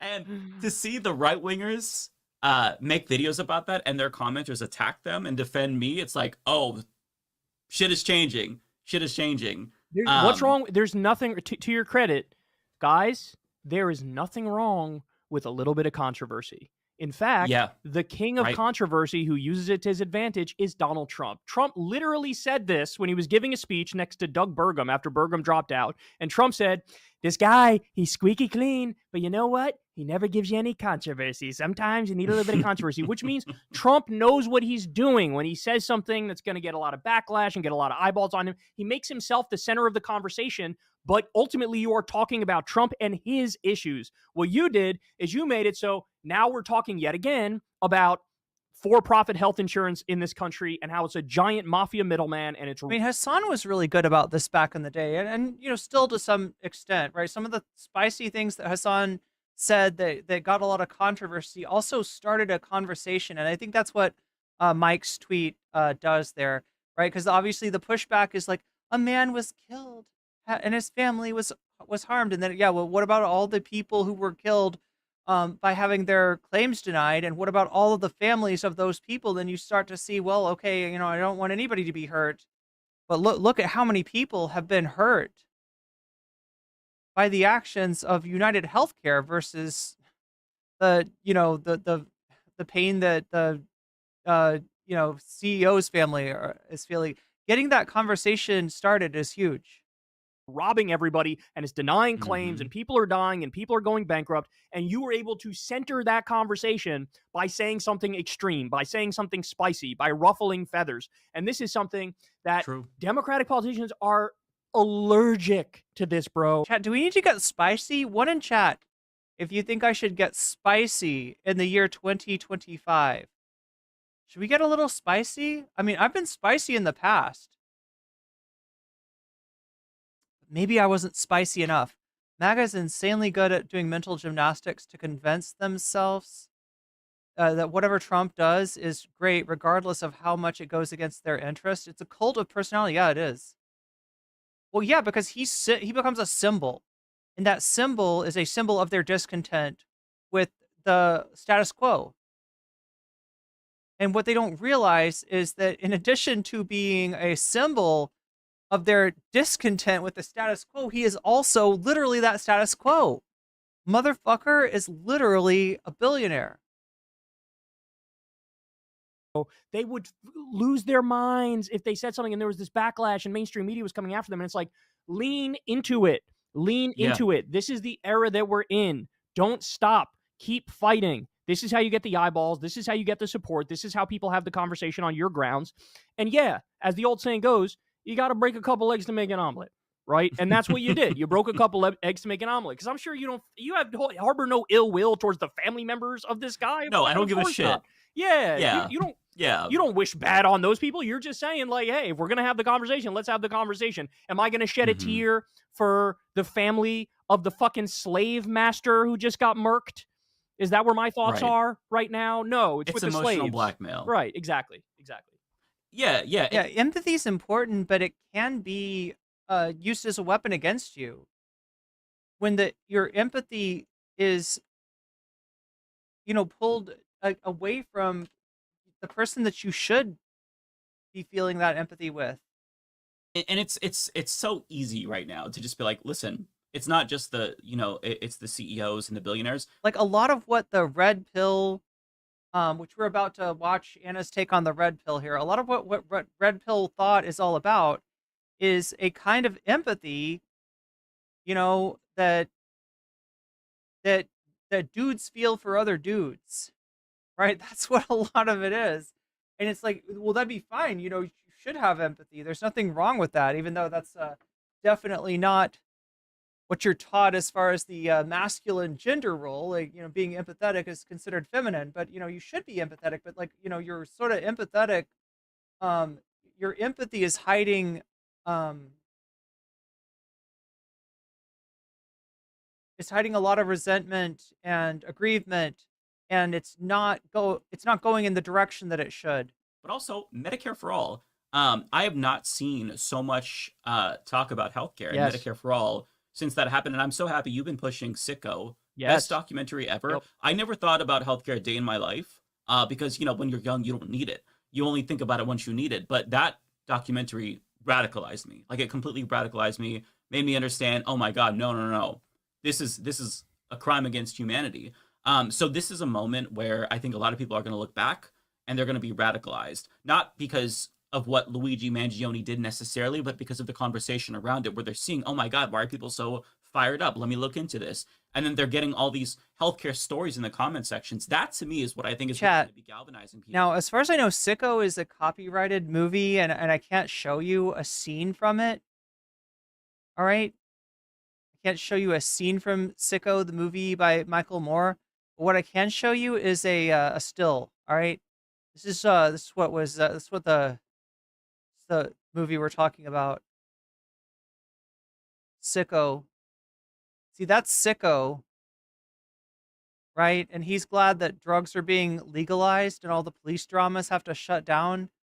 The honest viewers and their innocent kids are crying. The Statue of Liberty is crying. Mom's crying. Wait, why is this dude down here? I never understood this guy. He's saying unwarranted, but yeah, Sicko is thrilled about it, and I'm here for it too. All right, this is it's a great movie. Michael Moore looked a lot different back then, didn't he? Yeah, it's a different look for the guy, but yeah, that's Sicko. So I'm not going to put you in a place where you have to attack them. But from my perspective, I feel like it's sad to see this because we've all been in the space for a while and we've seen this 100 times. Dave Rubin, Jimmy Dore, what's his name? Russell Brand, where little by little you start to, you pick one or two issues and then you start buddying up with the right. And I see this with Wait, what did I just do?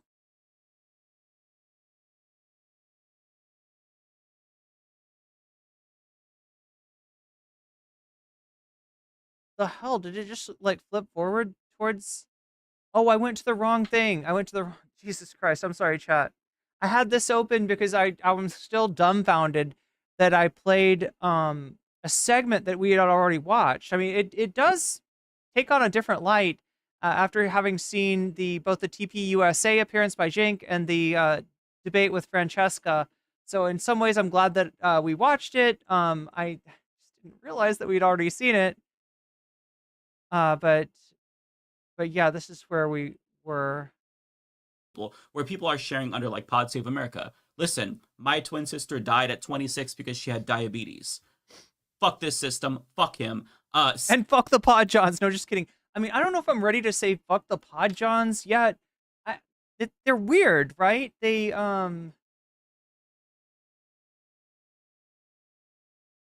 like you'll see them sit down with Hasan and be like, yeah, no, you got a point. You got a point. Yeah, no, absolutely, dude. Absolutely, dude. And then you'll see them sit down with Ezra Klein and be like, yeah, we got to be angry at the ultra left. That's like, we the Democrats need to be more centrist. It's just like, where are you? Where are you? And then with the Luigi Mangione thing, the first thing they need to do is be like, now, first of all, we don't agree with murder. Murder is really bad. This is not the answer. And meanwhile, their crowd is like, hey, there's a reason that people are reacting like this. And they're right. And yeah, Ben Shapiro's getting cooked in the same way as the Pod Johns. That's kind of beautiful. Seeing that. I don't hate the Pod Johns for the record. All right. But yeah, just like the lack of consistency is kind of weird. And yeah, they're like I was describing those kind of liberals that if Kamala Harris and Joe Biden cave in on an issue, the very next day, the Pod Johns will go from being on the side that the Harris campaign was on to being on the side that the Harris campaign is on, right? They just completely, they just follow the leader. That is really going to bring people together, I think, in an important way. And what's great about this moment is that you don't have to like play patty cake with the right. You don't have to sacrifice your principles. You can just say, the system is fucked up, and the right agrees with us here. We're not compromising on their terms. We're just stating the truth, and we're saying, hey, Medicare for all is the option. So I think things like that. That's how you get some victories. One last thing I wanted to ask you about. So we're both fellow, fedora wearing neckbeard atheists, or fedora tipping neckbeard atheists. I don't know what the hell is. How did fedoras come into the conversation? Oh, because of atheists? Okay, I get it. I guess I get it.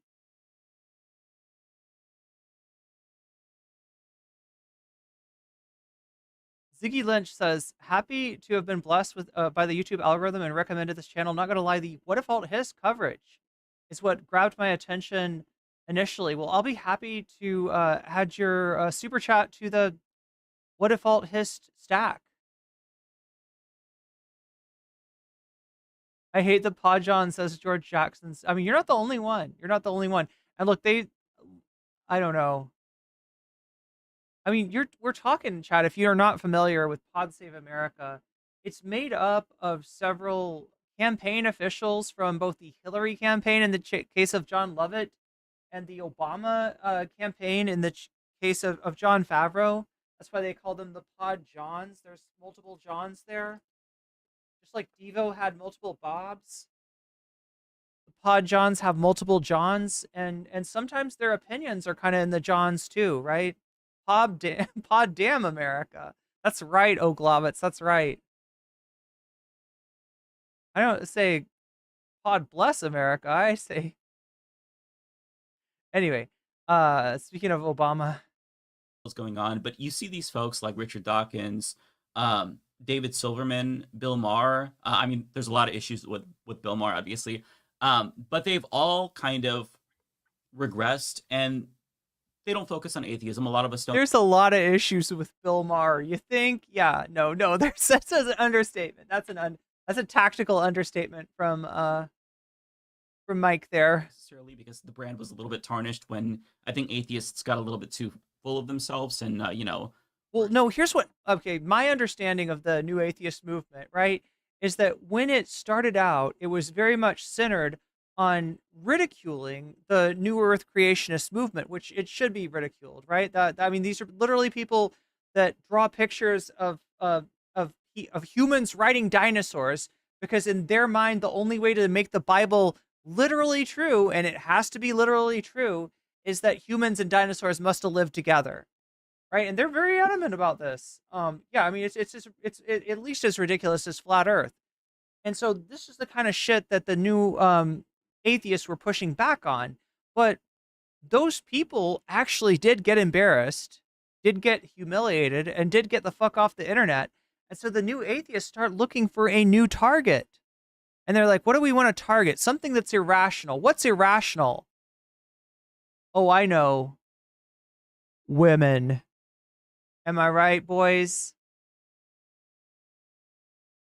Women are acting all kinds of irrational. So let's go after the feminists, right? That's irrational. That's histrionic. That's, oh my God. Way to undermine everything about your movement in one fell swoop, right? Oh my God. Did like Rebecca Watson complain about being quartered in a freaking elevator by a creepy fan? Well, clearly she's too much of a feminist for the atheist movement, and we must attack her. Yeah, I mean, that's what happened. And the new atheist movement fed straight into Gamergate. If ideologically, if not, the same people being involved. Shitting on grandma.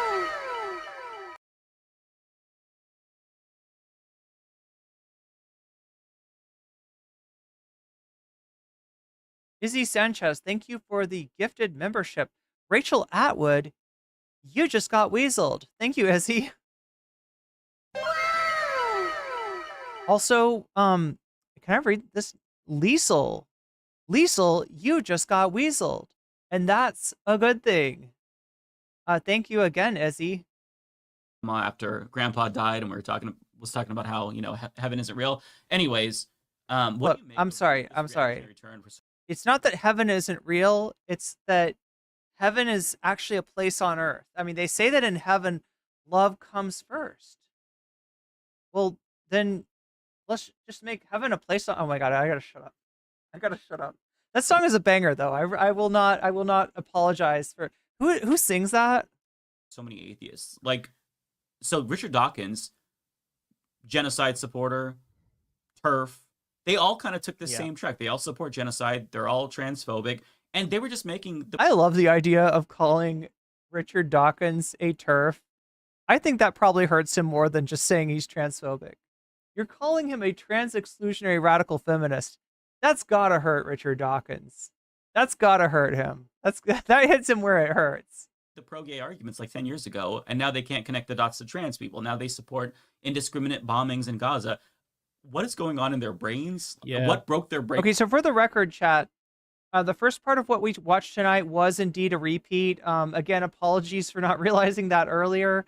But yeah, I think it was worth watching in light of the Cenk Uygur, the TPS USA, and the Francesca Fiorentini debate.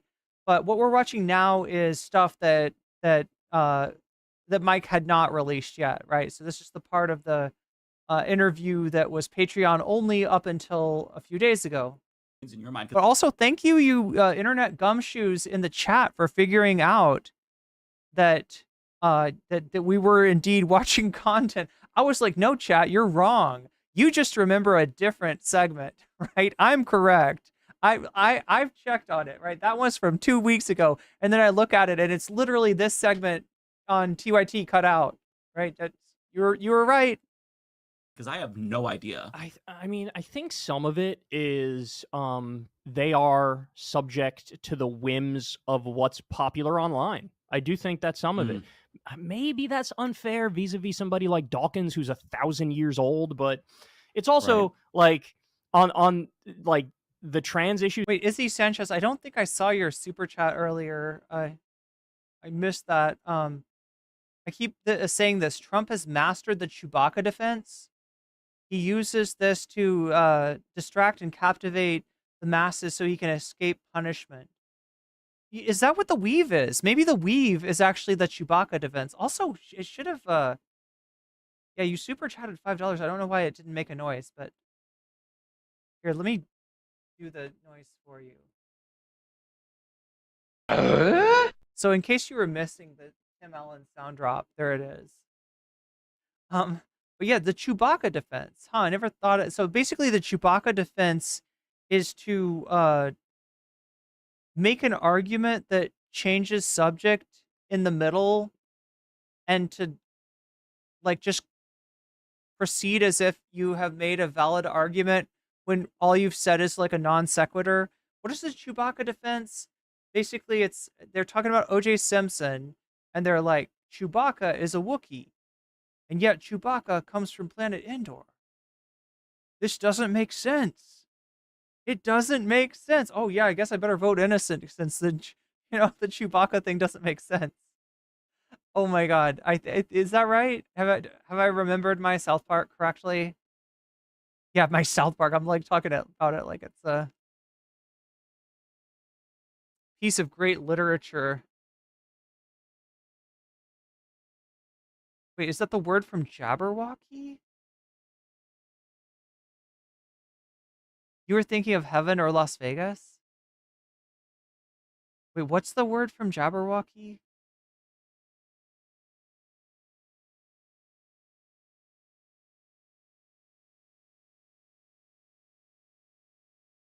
Oh, there it is. You made me chortle out of my nose. Wait, is chortle? Chortle's a word from Jabberwocky?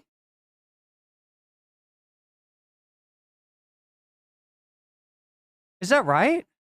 I thought chortle was just like... It's Belinda Carlisle? It kind of sounds like Madonna. Is it... A lot of people are saying Belinda Carlisle. Belinda Carlisle. Yeah, chat seems to agree. Chat seems to be coalescing around Belinda Carlisle. That name sounds familiar. My neurodivergence made me obsessed with that song. It's a good song. Didn't know about Dawkins until recently when I started watching The Line.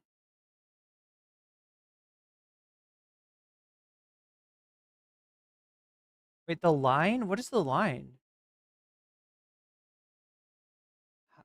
I feel like I should know that. Oh, Dono Goal. Wait, are we...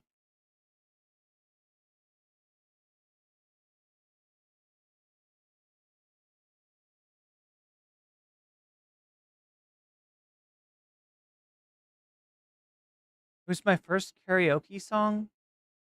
Was the lead singer of the Go-Go's. Okay, wait. What does the Go-Go's sing?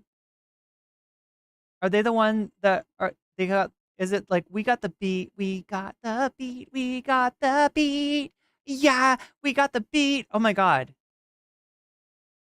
Who's in particular, they really do seem to be like, there's only two genders. There's only two genders. Did you know that there's boys and girls, and that's the end of the conversation? And it's like, this is so. It's like, I wish Kyle had taken it a little further with Dawkins. You see, boys have a penis and girls have a vagina. There's only two genders. This is what science teaches us. That everything's either male or female, and there's no other possibility. And if you're born with this kind of chromosomes, then you see fucking asshole. This is what I hate about STEM lords. All right, and I guess not all STEM lords. You know, there's good STEM lords out there too. But the kind of STEM lords that are dismissive of the humanities and especially of the social sciences. Because when we're talking about gender, we're talking about the social sciences. We're not talking about biology. And your assertion that gender must track one-on-one with, you know, this reductive, and I will say it's reductivist. Even their idea of biological sex is somewhat reductivist. Not recognizing something like a social role outside of its, well, of course there's a social role because they correspond to these chromosomes and these gametes, and, you know, like, right, this fucking head ass take from the new atheist it's just embarrassing. It's just fucking embarrassing. But it's not unexpected, you know, in a group of people that have largely dismissed all of the social sciences as being too soft for their liking. Of course they're gonna, you know, have this. It's not just it's reductionist even on a biological level. like trying to pretend like their position is common sense without actually looking into. Wait a minute. The problem is, I'll give them that. Their position often is common sense because it's easier to make an argument against the background of ignorance. So in other words, if it's something like gender that people are largely ignorant about, you can easily make a biological reductivist argument. And people don't know any better because guess what? They've got the biology that they've gotten. It ended at like fifth grade, like not fifth grade, but it ended in like seventh grade, right? The biology that they remember, right, is not it's not actually reflective. Like, so when we talk about genetics, there's a phrase dogma, and dogma obviously gets used in a number of different ways, including by people like New Earth or you know, new atheists talking about people like New Earth creationists. But in the terms of genetics, a dogma is a big picture, oversimplified view of a very complicated subject, that being genetics. That first you learn things like primary and secondary and tertiary structure. And, you know, you can easily finish your academic career only understanding things on that level. And if you do, you're going to be missing out on a lot of the actual mechanisms of how, you know, genetics actually work.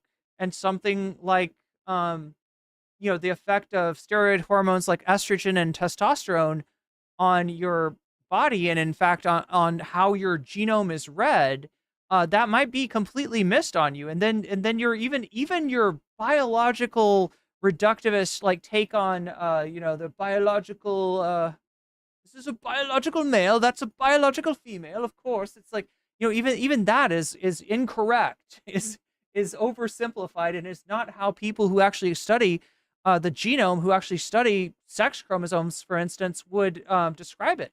You're just wrong, and you're ignorant as fuck. But guess what? You're ignorant in the way that most people are. So when you make these arguments, I guess to a lot of shitheads out there, you win. You're still fucking wrong, and you're still spreading misinformation. Any of it in any serious way whatsoever, right? Mhm. Like, there's biological sex, but then gender is it's not a biological thing. It's how Mhm. you present and how you feel. And obviously, that's a spectrum. And the other thing about social constructs is I feel like the other way that they'll sort of take these arguments is that if you're saying it's a social construct, you're saying it's not real. And that's not what any trans person is saying. If gender wasn't real, there would be no reason to transition. It is real. And the other assumption being that, well, if you're identifying something as a social construct, you're trying to get rid of it. Well, I mean, we're trying to make it more adaptable to how people really exist, how people you know, really relate, rather than having it be this, assigned social role based on the doctor looking at your genitalia when you're like fresh out of the womb. It's Spectrum, but they like autistically focus on like there's only two genders. And I find that very bizarre. But I also do think what I said Yeah. before is true, that it has a lot to do with the sort of like the okay, that was a stray that autistic people did not need to catch. waves online. There was a Yeah. big wave of anti-trans stuff online where it became the issue of the year. Yeah, and we can thank what's his name, Chris Rufo, for that. And it really does. I mean, it's literally a fucking op. It's literally an op that comes from this DeSantis minion. remind me of 2004. The Republicans ran on trying to get a constitutional amendment to not allow gay marriage. Because it seemed like common sense that a marriage is between a man and a woman. That is literally an argument that they would have made. Everyone knows that. You have two guys together. I mean, sure, maybe they love each other, fine, whatever, but it's not a marriage. And it's certainly not an appropriate environment for a child to grow up. I mean, look, Dave Rubin would, even Dave Rubin would beg to differ on that one. Right? It wasn't that long. It was only the 1990s where support for gay marriage was abysmally low. I forget the exact number, but I had it the other day. It was maybe 30 something percent that supported gay marriage. Yeah. And what people don't realize, Yeah, I mean, like, I swear to God, prove me wrong. Common sense is at best a heuristic, which it's a method for thinking when you don't have enough time for deep consideration of a subject, right? A reaction that you need to have, a snap judgment that you need to make. Well, why do you need to make a snap judgment about this? Why do we need to be applying heuristics? So it's at best a heuristic, and at worst, just straight up ignorance. is like public opinion is not static, right? It's fluid. Mhm. And it is your job, if you're somebody who's on the left, to make the arguments, to take your perspective and turn it into the perspective, right? Yep. And that requires actively making the argument. You know what else it requires is changing the social atmosphere that we live in. Now, a lot of what Cenk and Anna and a lot of other people complain about with the left is the idea that they get a lot of pushback. Even if they're progressive on this, that, and the other issue, they start talking about, well, I don't think that biological boys should be able to play sports with my daughters or some shit like that, right? And they get pushback from that. They're like, oh my God, we're not allowed to have this opinion, and oh, the left is so authoritarian, and you get all that shit. You get all that shit from that. But what they're really reacting to is the fact that the culture has changed. And whereas the culture that they grew up in, because it's most of the time people that are either boomers or have a very boomer mindset, like people that are carrying over a previous zeitgeist that react this way of like, what, I'm not allowed to have this opinion. This opinion was perfectly fine, 20 years ago. So it should be it's common sense, right? And people are like, no, it's bigotry. It's bigotry. Sometimes standing up against people on the majority and saying, look, you're wrong, and here's why you're wrong, and I'll keep making that argument, and hopefully eventually I can shift this number up. But there is something unique. I mean, it was like the whole anti-social justice warrior craze, right? A lot of the people... You notice how you don't hear that anymore? Like the right wing loves to say woke, but they don't say SJW. You never hear that shit anymore. That I don't know if it got played out or if it was, kind of backfired because people generally have I've read somewhere in a poll that people had a more positive association with social justice than a negative one. Who ended up in that genre. But you like on the internet, you kind of feel like it's the opposite. You kind of feel like, oh my gosh, don't mention social justice. You don't want to, you know, everybody hates that. Came out of. But yeah, they're not using the SJW terminology anymore. And I don't know. I really want to rub their noses in their obsession with the woke mind virus. I really want to make them eat shit for this. It's cringe. Like new atheism, right? And so, And especially considering what actual wokeness is, which has nothing to do with what the right is describing it as. Right? The wokeness that the right is talking about is a characteristic, I guess, of like, white suburban college students, or I don't know, almost like a trope about people like that. The actual origins of what the phrase like "stay woke" means is recognizing systemic racism, right? It was very specific, and it was specifically pilfered from Black culture and repurposed to mean something pretty alien to the actual meaning of wokeness. So yeah, I mean, I don't know. We don't have to go into a history lesson about wokeness. I don't have to bring out a Lead Belly record or whatever, but I do want the right wing to eat shit over this. And we've seen them eat shit before. Remember Beverly, what's her name? Was it Beverly? She was on The View, and it was, I think it was Brianna Joy Gray. So like, she's written a book about wokeness and how evil it is, how bad it is. And Brianna Joy Gray is like, just before we get started, can we just kind of set out some definitions here? You're talking about wokeness and how you're against it, and like, could you just really quickly give us a definition of what you mean when you say wokeness? And she just literally cannot come up with anything. This is like the hardest question in the world. Is like, what is the definition of the subject that I've just written a whole book about? What does that mean? And she's just like, I don't actually know. I don't know what it is, but I know it when I see it, though. It's like they for a time they were against social conservatism, and then after a while they transitioned into being social conservatives, right? Mhm. And I don't know, it's a very weird thing. I mean, this would Ooh. probably be a better question. Yeah, PC. So this is like the 80s terminology that several Wolves is mentioning. SJW, yeah, circa 2016 or so, it was really popular to call people an SJW. CRT, it's what they're trying to teach our children to make them feel guilty about being white. And then DEI. Wait, was woke after DEI? Is this like a order of it's like a chronological order? I mean, I guess they did really sort of pick it up after let's see what word they're going to recycle next about left-wingers. You're right, they'll just go back to SJW at some point. They'll just go back to another. It's not like they're going to run out.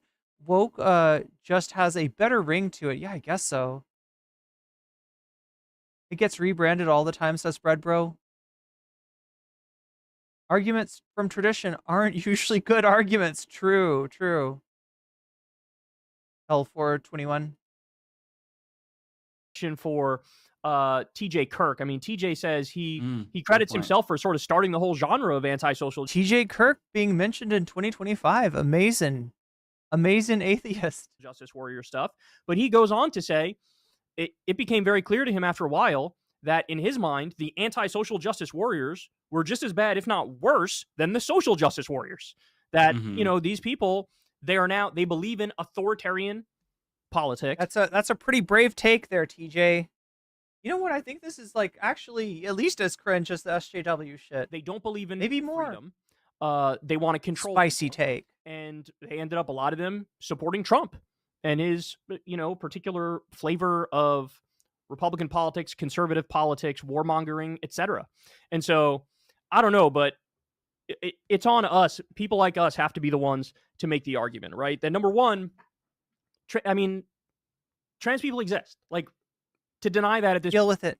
point is preposterous. Deal with it. Like, they exist. Mhm. There are some people who are born biologically one way. They effectively have the brain of the opposite, and they say, hey, this is how I'm going to present. This is how I feel better. And for anybody to interject and be like, I disagree. It's like, what does that mean that you disagree? Like, and by the way, basic freedom Who asked you? has always been a key belief and a key value of people on the left. You should be able to live however you want to live to feel happy. And so we need to make that argument that these folks exist, but then also stress the part about freedom. Everybody deserves justice. Everybody deserves equality. Everybody deserves equal protection under the law. And everything you're seeing now from the right, like Nancy Mace's bathroom bullshit, or Oh, Trump yeah. banning trans people from the military again, whatever it is, it's like, you guys are just, it's classic. Use the culture war to try to divide and conquer, right? Talk about this, and hey, aren't trans people the problem? Look at this. And then meanwhile, you got Elon Musk and all these assholes running out the back door with all the money and looting the treasury right in front of our faces. So we need to fight. I mean, we're fighting a multiple front war, right? We're fighting against the elements of social conservatism and authoritarianism. And we're also fighting against the economic royalists and the robber barons. And we don't give an inch on either one of those fights, because again, what Trump proved is people will not hold divisiveness against you. They will not hold arrogance against you. They will not hold you being unhinged against you. If he can talk Yeah. about Arnold Palmer's cock and win, we absolutely cannot give. I don't know, Chad. What do you think about what Kyle's saying? I get what he's saying, and I do feel like there's a lot of examples in which people on the left are way too timid. But at the same time, you know, would somebody on the left get away with what? I mean, you probably don't want to get away with all of what Trump has said. You don't want to. We don't need our own grabber by the pussy. We don't need our own. You know, we don't need Bernie to come out and flex how his speech was better than Martin Luther King's, or you don't need to emulate Trump. That's for sure. But yeah, I somehow doubt that people on the left would get away with what Trump does. That being said, you got to say it with your chest. And I do agree with them there. Give an inch and say trans people are people too, and they deserve justice and equality and freedom like anybody else. We can rep that position and do so with our chin held high, and hopefully get the proper results and end up winning the war. Yeah, we could say it with our full chest. Yeah, well said. Well said. Just to go back to Trump, I mean, this man was pantomiming dick sucking on stage, and he won a fucking election. If that doesn't say how... And like, I'm not saying anything about Trump's, like, I'm not going to speculate on Trump's, like, sexual orientation, but I will say that he is a culturally very zesty man, and that would usually be read in a certain way by people like Trump voters. That, it usually would not... year of a time we're in. See, if I did that, it'd be a huge problem. But if he does it, it's fine. No, I'm just kidding. I mean, he does get away with shit other people usually don't. But it's because it's all because of the vibe, right? It's all because he has something that's his thing that he keeps coming back to. So people feel like all the rest of the shit is like a big lie, something like that, Kyle. Noise. But he's telling us he's going to fight for us and the immigrants are the problem. So yeah, I'm going to support him. That's how people felt. I do think that Kyle's onto something. I do think it needs a lot of consideration. I do think I've seen people try to do this and fail miserably, but I do think that there's too many loser liberals. There's too many people on the left that are in some way like embarrassed to be on the left, that feel like they have to make an excuse, that feel like they have to disassociate themselves from all the negative stereotypes the right has created about the left. No. And it's like, as long as you are saying the truth on our side, which is it's the billionaires, it's the corporations, it's the donor class, yeah, you can get away with whatever the fuck you want to get away with because people feel, oh, they're fighting for me. This person's fighting for me. I mean, Bernie was like anti-charismatic, but he got to 48% from 3% because he had a narrative that he kept coming back to, right? And we need to steal that moving forward. But I really hope, that's why, I don't know how you feel about this, but I kept saying Jon Stewart 2028 because he checks all the boxes. Right? I'm sorry. I don't agree. I don't know why people keep on coming back to Jon Stewart. I mean, he's funny. He's charismatic. I don't think that he's a slam dunk as a political candidate. And I honestly don't really trust his instincts. There's been enough times where Jon Stewart has tried to ride the fence on issues that I don't really have that same faith, I guess, that some people have in him. And I would hope that we can do better. But yeah, there needs to be a cultivation of more personalities that on the left, like fully on the left, right? More progressive people that are not embarrassed to be progressive. Funny, he's charismatic, he's controversial, and he also has good politics. I don't think he would run, but of course I would support that if it happened. I'll raise you one. I'll do you one better. Yeah, that being Luigi Mangione. Okay, geez, there we go. There's the spicy take. So Kyle and Mike showing us how to do it, showing us how to it's done in the new year. This is like, they're I don't know what this whole idea that, well, if Trump, can get away with that, then, let's be controversial and interesting in a similar vein. I think there's something there. I do think it takes. I don't think that it's something like, I don't know. AOC maybe. I mean, people are talking. People are talking. I feel like AOC might have done something recently. Pritzker punched down at Trump because he's an actual billionaire. Oh, is that what he did? I think it works to a degree. Like Cumtown and Chapo were pretty successful at pulling people out of the reactionary spiral by being edgy.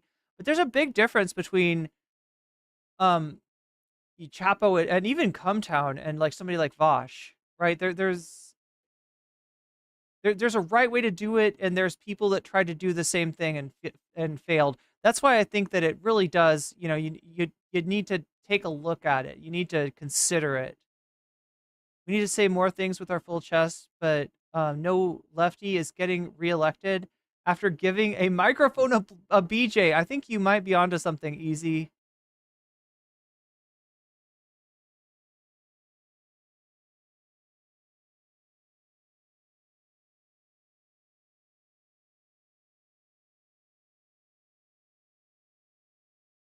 Wouldn't get away with it even if other people on the left, we'd literally be called dirtbags. Well, I mean, like,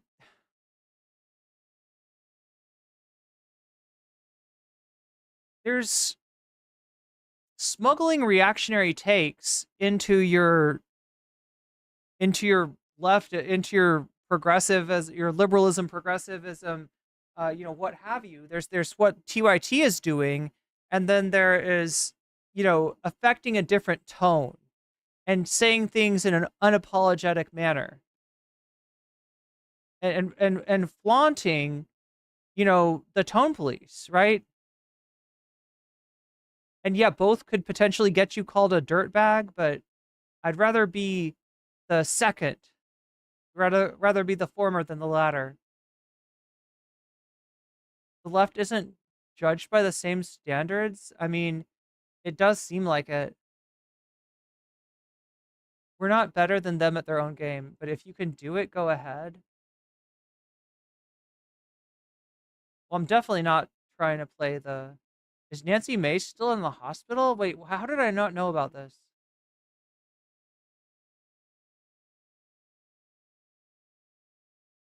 Anyway, chat, I'm looking at the poll. It looks like Elon Musk, secret account revealed at 49%, almost 50%. We got H3 doesn't know Gokunaru video talking about H3 at 25%. We got a visit to the Spankologist at 14%. And we've got What a Fault Hist, either the new video or the autobiography, at 12%. We're either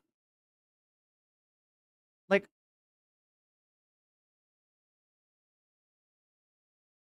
I think we're like really close to the dono goal here. We're at 97%. Let me look and make sure that there's nobody's donos that I haven't counted yet. Oh yeah, what is the effect of the... So it looks like H3 doesn't know is getting an extra 26%. What if Alt Hist is getting an extra 40%.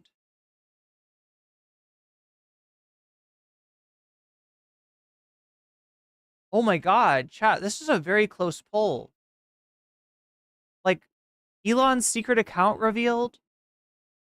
New what if alt hist. And it looks like maybe H3 is actually... Wait, is that right? No, wait. Maybe what if alt hist is ahead by like 1 point. I think that's right. Jesus Christ, that's a close poll. Well, that being said, if you've donated and you want to... have I watched the Matt Damon video when he shuts down a right-winger? Oh, yeah, we did. Yeah, we did. We watched the Matt Damon... it was a cameraman, actually. Right? He starts talking about, well, don't you know that, like... Or wait, who was he talking about? A right-wing supporter who is...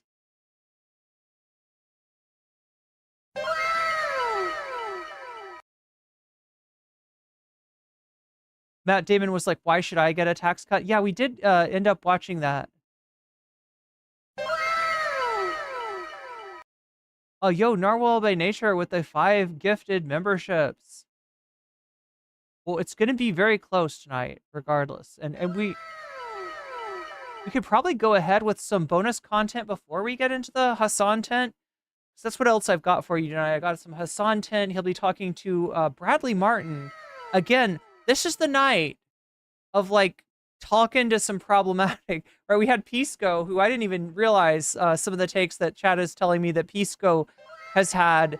And then we're going to watch Bradley Martin, of all people, who I think straight up voted for Trump, if I'm not mistaken. I think Bradley Martin was a Trump voter talking to Hasan.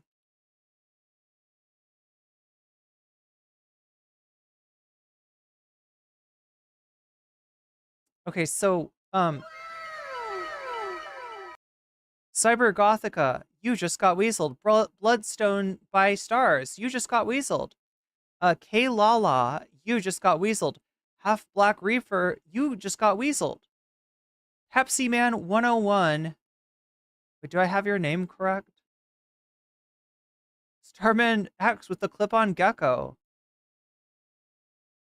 Thank you for the super chat. And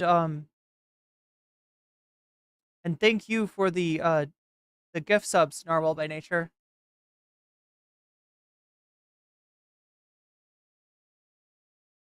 Also, thank you for the gift sub, Izzy Sanchez.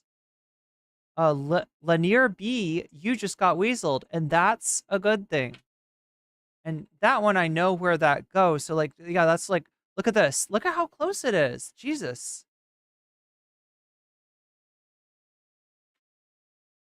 What is what if alt history? It is some cursed content. Some very, very cursed content. And people are like, I keep on hearing people talk about it, and there's stuff that we haven't even gotten into. Right? There's more just off the rails kind of shit that what is it? Zoomer Jesus? He met Zoomer Jesus. He met Jesus, but Jesus was a Zoomer. He's like the Jesus for Zoomers. I just gotta know, is Zoomer no, it would be Gen Alpha Jesus would be the one that's like talking brain rot, right? If Jesus starts talking to you about Skibbity in Ohio, high sonat and ISO speed, then you know that that's Gen Alpha Jesus, not Gen Z Jesus. But yeah, the man went on an ayahuasca trip, apparently had the genius idea to record 10 hours of his own personal history. Izzy Sanchi, super chatted $10. H3 Law, please grin. H3 lore. Okay, that tips the scales. H3 lore at 39%. I think that puts it ahead. I'm saying it. Good stim lords are better than bad stim lords. I'll agree with that. Several wolves. I'm sorry I didn't read your chat until just now. Trying to keep up with everybody.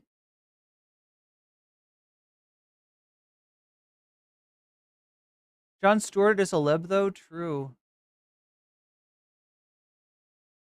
better lib than most of the Democratic candidates. Yeah. Jon Stewart is pretty hit or miss for me.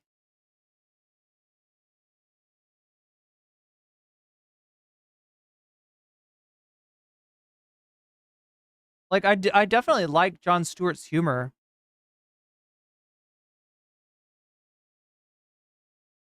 The scale was tipped ever so slightly.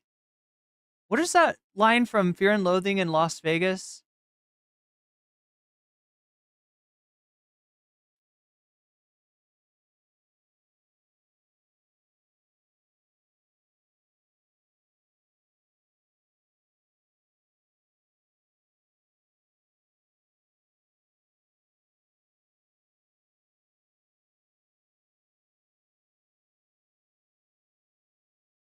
With a bit of luck, his life was ruined forever. Wait, let me read this. Always thinking that just behind some narrow door at all of his favorite bars, men in red woolen shirts were getting incredible kicks from things he'll never know. Damn.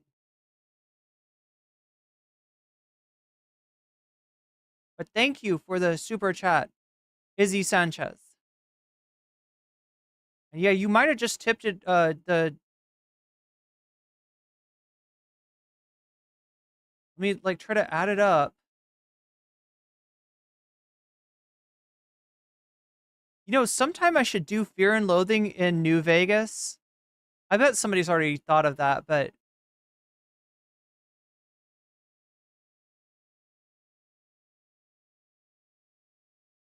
can you imagine doing like playing through Fallout New Vegas on a head full of psychedelics? Or else it puts the lotion on the skin, or else it goes play craps again? I don't remember that part in Fear and Loathing in Las Vegas.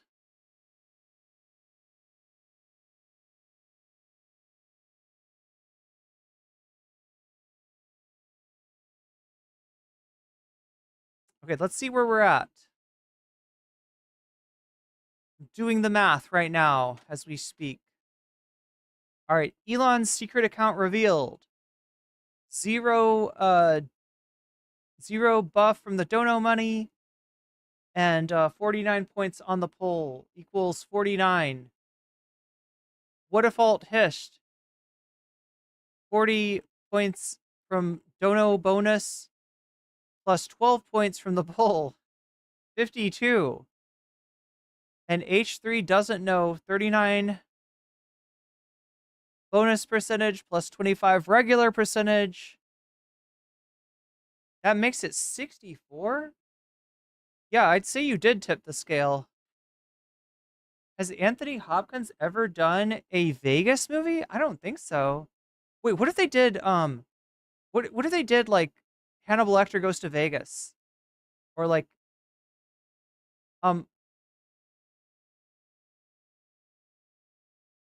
that's the script for Dead Money, the DLC. While listening to Heaven, who was that by again?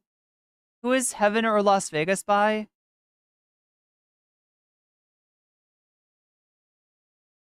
My yearbook quote was buy the ticket, take the ride. Nice.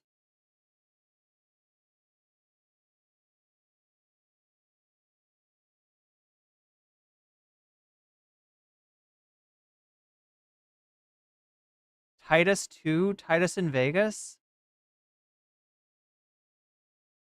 Like the late great Hannibal Lecter should have like a Vegas movie. Hannibal Lecter for POTUS. I think we got him. I think that wish came true. Speaking of wishes coming true, if you have any wishes that you want counted. Izzy Sanchi, super chatted $5. Adding a bit of a bump just in case. Just in case. I mean, those are, you know, what is the famous last words? I will say, right? But with a different meaning for bump. All right, I feel like those were definitely famous last words for somebody. But yeah, that puts it up to 69%, and it does indeed provide a bump. It is 17 points ahead right now. So it looks like we're going to be taking a tour of Gokunaru's latest H3 video. Again, if you've donated already and you haven't had your donation added to the topic of your choice, feel free to let me know. Missing my cat ears? You want me to put cat ears on? I do have cat ears. Wait, what am I? Okay, so all together, yeah, feel free to let me know now. Speak now or forever hold your peace. If you want to have your impact on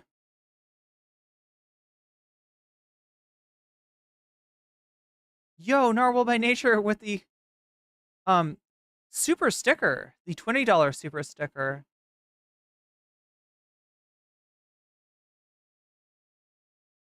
It feels a little bit like Vegas, like when when I'm adding up um and trying to stay current with it because I want to make sure that if we hit 200 Sanchi super chatted $5. Oh no. Nope, Narwhal, don't think so. It's a bidding war. It's a bidding war. Before I can even count, it's a bidding war. Okay, 117, 127, 132, 137, 157. Okay, so the total is 157. I just want to make sure I'm counting that because last time I didn't, and I didn't realize when we rolled over to 200 and actually gotten two different bonus topics. Oh right. So wait, Narwhal, you are. McGoggles super chatted $6.36. What I faultist. What I faultist, indeed. So what does that make that, like 50?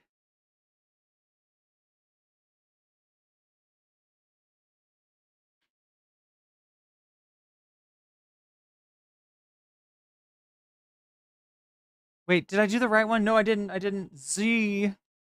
What if faultist is the one that gets it? Okay.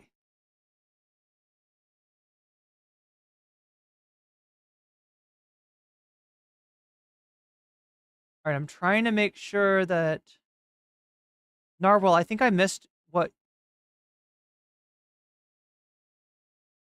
Can't do more Ethan. I'm sorry, Izzy. Which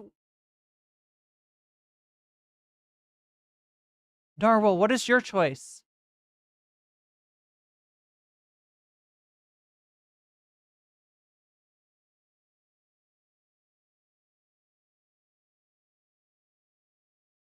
Also, thank you for the super sticker, and thank you, Izzy, for just adding a bump in case.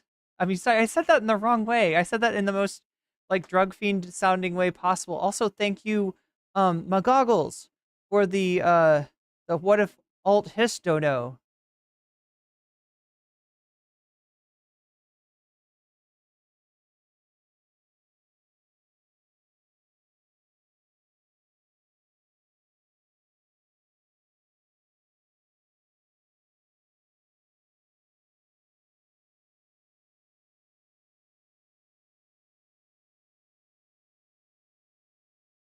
Rudyard. And that seems to be a tipping point for Rudyard. Okay. So what does that make that okay, there's 66 plus 78. So it looks like maybe Rudyard it is.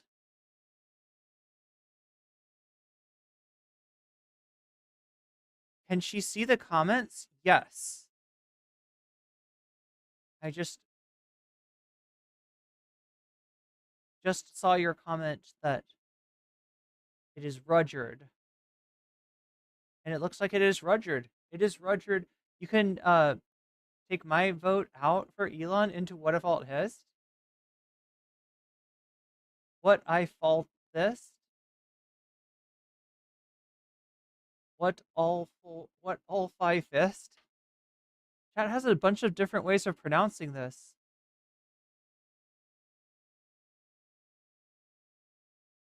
That's America.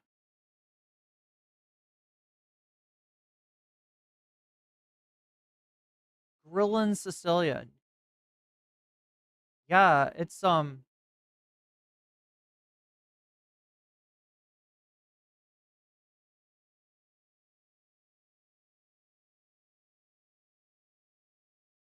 it's looking like we're gonna be grilling with the Sicilian.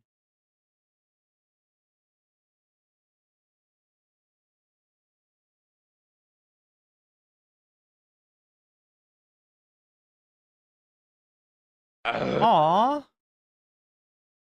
You're thinking about my coffee stash? Thank you. That's really sweet. You know the difference between a properly caffeinated NCC and a sub caffeinated NCC.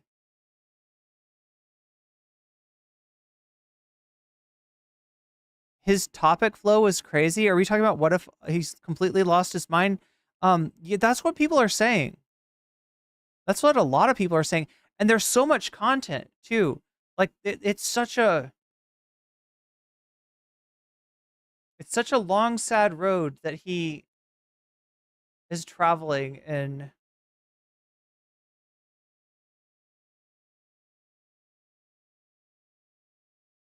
Anyway,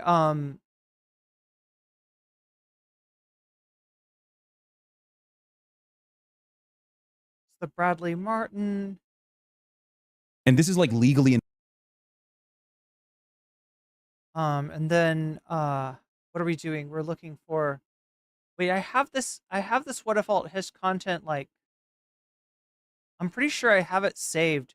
So here's what happened. Rudyard actually took down his epic 3 video series, right? It's 10 hours and some change altogether. Guys, I'm really struggling with these folks who have prominent platforms.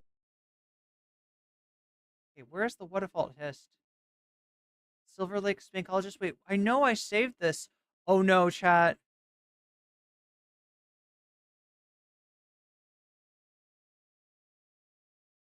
It is.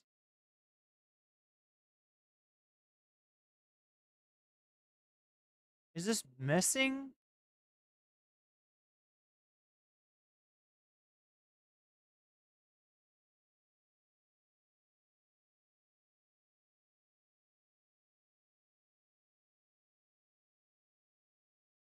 Anyway, he took it down, but somebody re-uploaded it. And now I'm looking for the re-upload.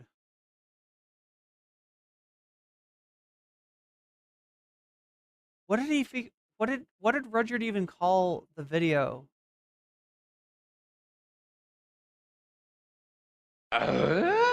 Izzy Sanchi, super chatted $10. Last minute sneak attack grin grin. Yo, nobody's expecting the last minute sneak attack. What if alt hist autobiography? Is that what it's called?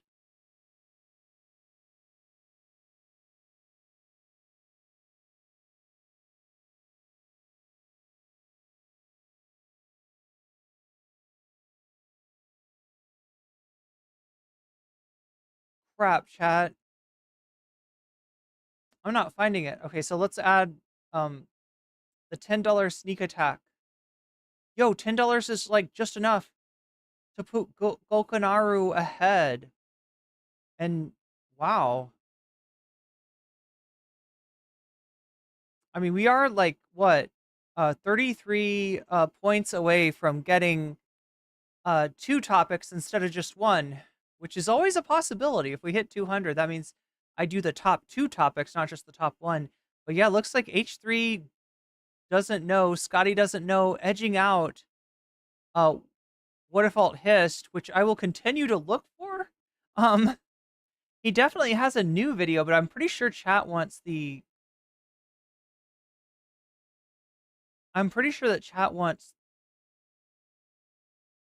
the autobiography, which is now missing, right? So It got re-uploaded to a random account. I added it to a playlist, and then that playlist disappeared. Oh, hey, let me just like Natalie wants me to. Natalie, thank you for sending this. This is Anna Kasparian talking. I think I mentioned this earlier, right? Anna Kasparian talking about the red pill. I've never read a quote that resonated with me more than this one does. So I'm going to read it. Okay. So you don't get red pilled overnight. It's the issues that affect your everyday life first, and then you connect them with people, and then you connect it with a party. That is so true. What is Anna saying? True, and that is what I was trying to get across to people. When you're affected day to day by quality of life issues, and all you hear from the Democratic Party is shut up, no, it's not happening, and if it's happening, it's not that big of a deal. Man, that really does red pill people. It builds resentment toward the party. And I really think that Democrats need to pivot away from that, because they're gonna keep losing if they think that that type of treatment. Just like they lost me. Yeah, this Anna Kasparian reading a quote from the Republican Party chair about the red pill, right? Which maybe, Anna, you might want to do some research. It doesn't sound like you, which is, I guess, a good thing, that you know what you're talking about when you say red pill. You don't seem to understand what the meaning of that phrase was. Now, it's had several different meanings. I think around 2016, the red pill had to do with racism. I don't think that's what Anna or this Republican Party chair is saying. More recently, it's had to do with misogyny. And like you know, it's essentially, we need to go back to a time before like women were considered equal. I mean, that's literally what the red pill is. That's literally what right-wingers are talking. See, I don't know what Anna thinks. Like, if she's taking it as just a metaphor, as any sort of awakening as a red pilling, but that's conservatives mean something specific when they say that. Anyway, wild. So yeah, we do have the Gokunaru that I can find. I'm still looking for this, like, this H3 content, or H3 content, what am I saying? This Rudyard content, which was up on Rudyard's channel and then disappeared.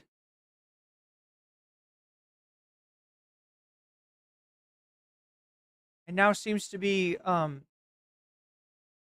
then was reposted on an archive channel and now seems to be down again.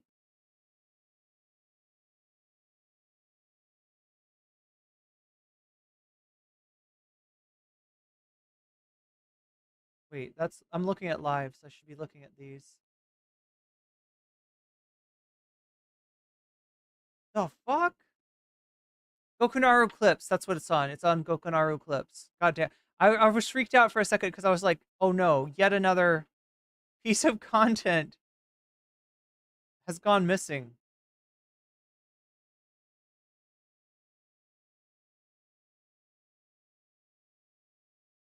There's Gokunaru Clips.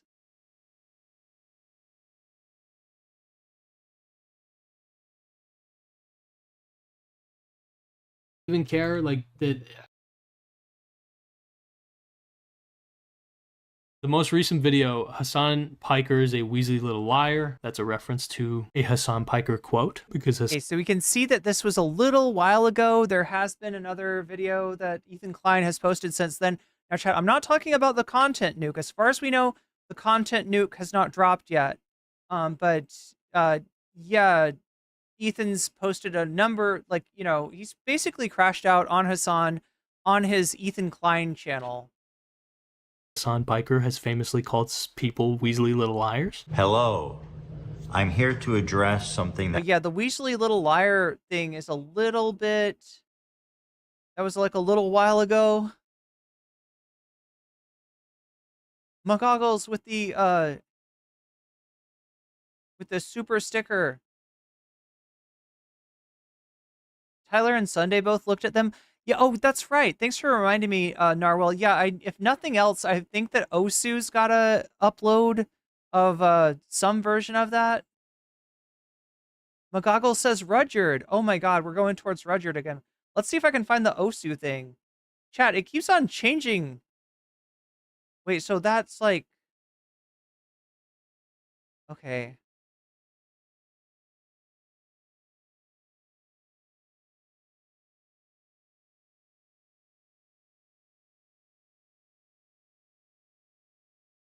That puts that to 82. So now, wait, that's ahead by 3. Let's find the Osu. Do you think that Rudyard... You don't think that Rudyard's taking this shit down, do you? Like, have Sundays or Tyler's videos been taken down?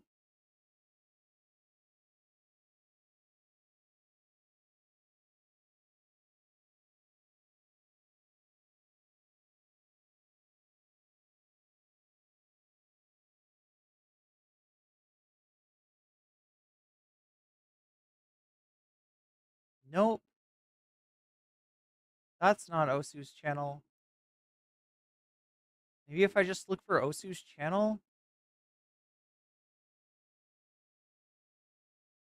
No, I'm finding Ohio State University. God damn it, Osu. Did you have to name yourself after, like, a college?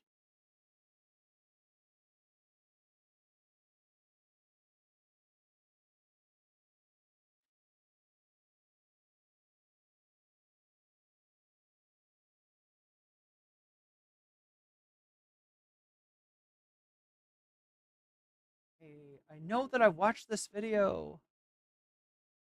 It must be in my history somewhere.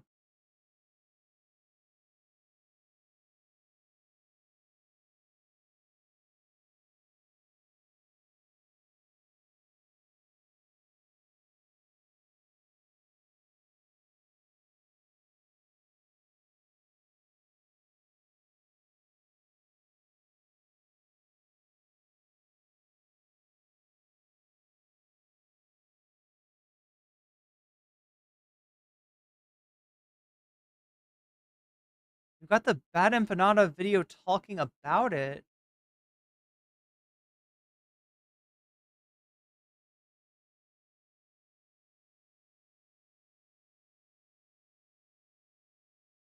There we go.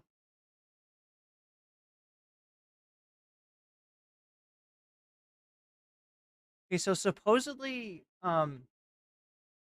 this is like a pared down version of it from, oh, this will be good to watch, right? Because this is not the original.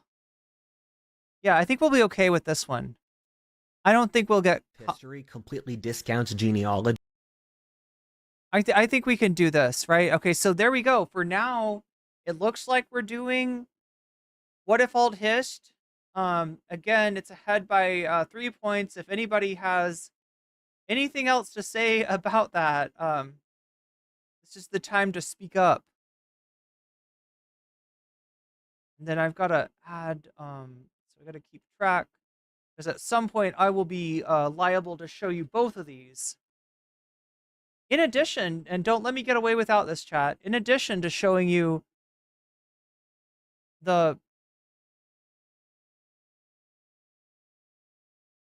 Hasan Bradley Martin thing. All right, I think we can safely. So we were like 1 hour through with Rudyard's video.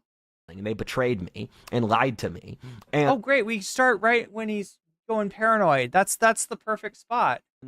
My mom's reaction was that I was doing it for attention. I wasn't actually suicidal. And my dad's reaction was that, oh, Rudyard was suicidal in the past. It's fine now. I don't have to worry anymore. Okay, he's definitely talking about... Oh, this is why he said... like the video would be order and everything I knew would fall apart. And I predicted the global order would collapse in the next few years. I thought it would be nuclear war at the time. And this is what got me into studying geopolitics. I would go into crime-ridden ghettos like Camden and North Philly to see if I would die. What?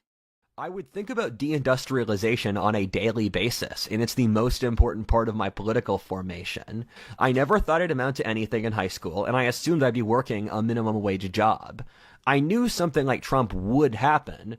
When I see deindustrialization, I saw a civilization in decline, and I assumed the West was dying, and I projected Pennsylvania onto the entire Western world, where I just thought the West was dying, and I would pray to God, very frequently, God, if you let me save my people, I will do literally anything for you. I know my people are dying, and if you can do anything where I can help them, I will serve What do you want to bet he means white people? you until my last dying breath. Yeah, so I would walk around Penn's Landing. I would look at the USS New Jersey. I'd look at the industrial decay, because this used to be the biggest shipbuilding, I think it was the biggest shipbuilding center in the world at some point.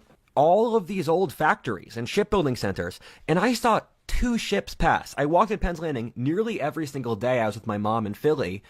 2 ships passed. Biggest shipbuilding center in the world. It's fucking dying. Camden, New Jersey is apocalyptic. I'd walk across the river. I'd look at Camden. There's fucking barbed wire everywhere. And you can't... Camden used to be one of the wealthiest cities in the world. It's where Walt Whitman's from. Socialism's what killed Philly. Camden's like a city in South Africa. It's one of the most violent cities in America. Socialism killed Philadelphia, right? He's just talking about deindustrialization, but no, socialism, right? You're literally talking about economic policy based on Milton Friedman. How is that socialism, my dude? How the fuck do you look at that?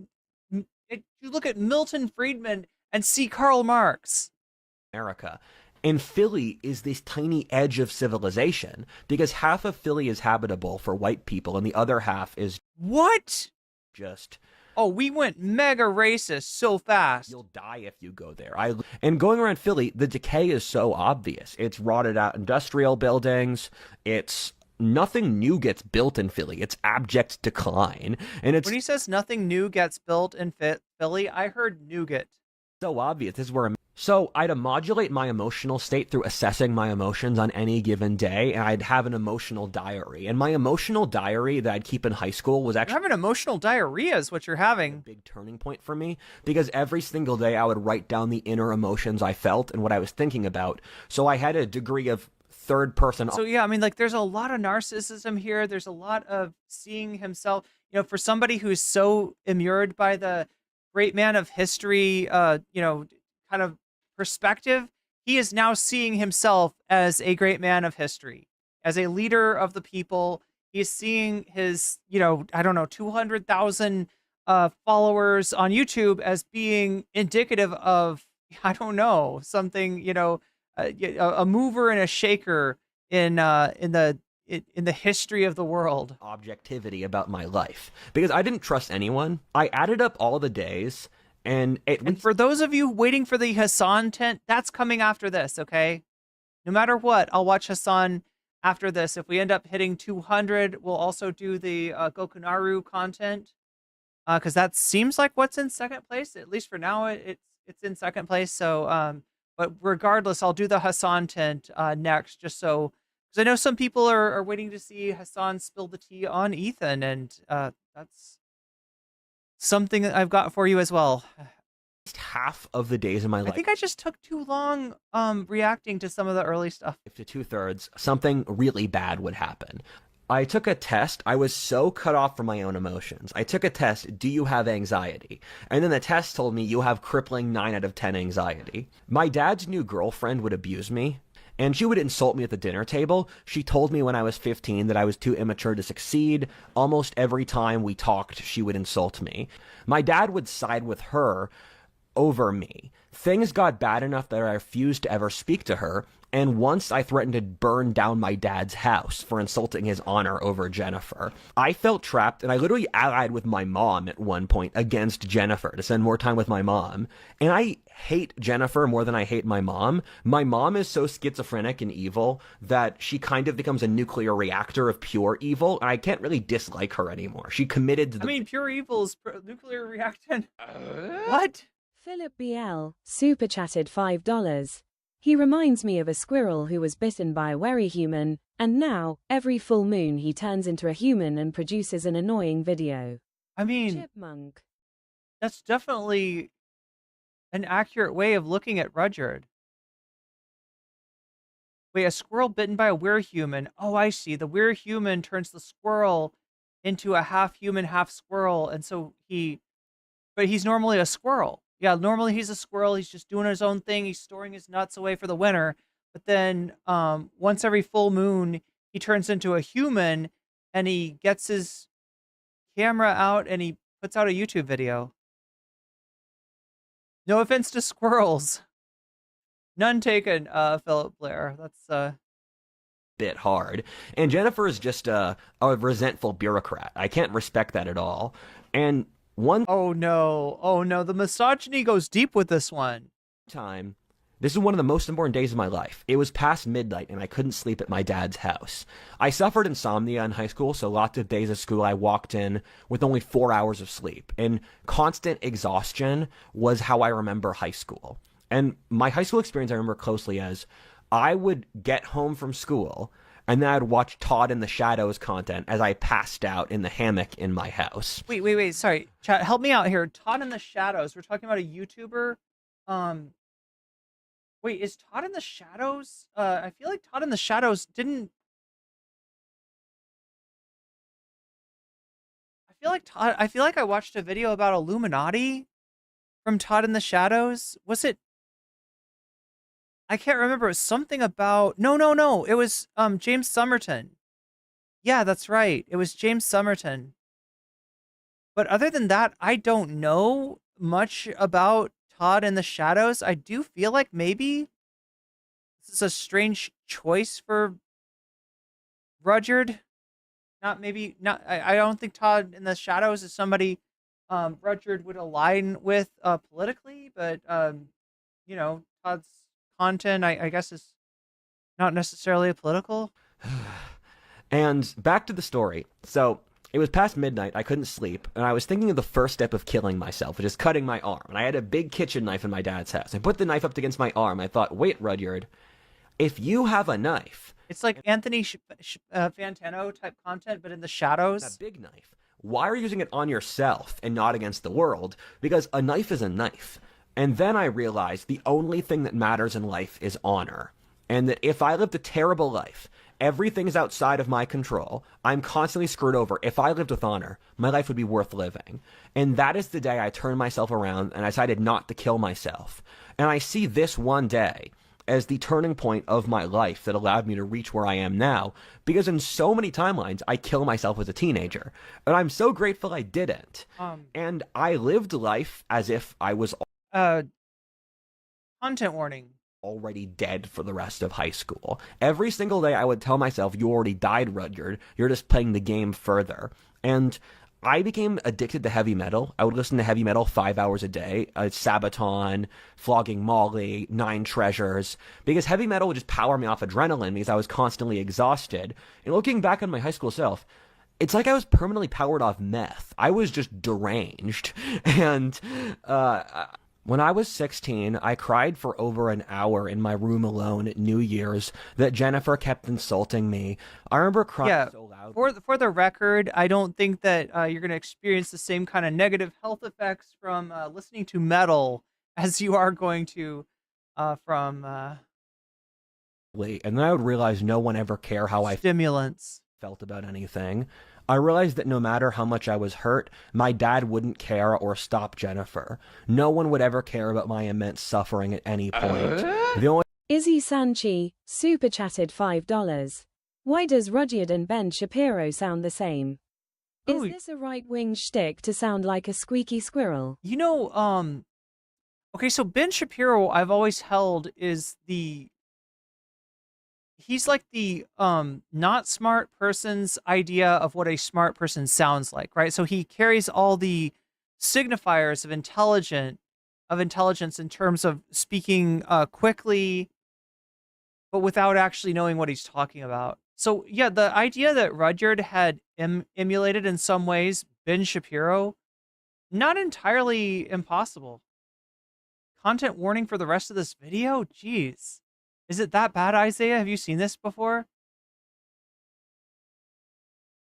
With the squirrel thing. The squirrel thing, yeah. Like, is that he's got a connection with a squirrel? Flogging Molly is metal? Yeah, what is Flogging Molly? I don't know if I've heard it. I get them mixed up with another band.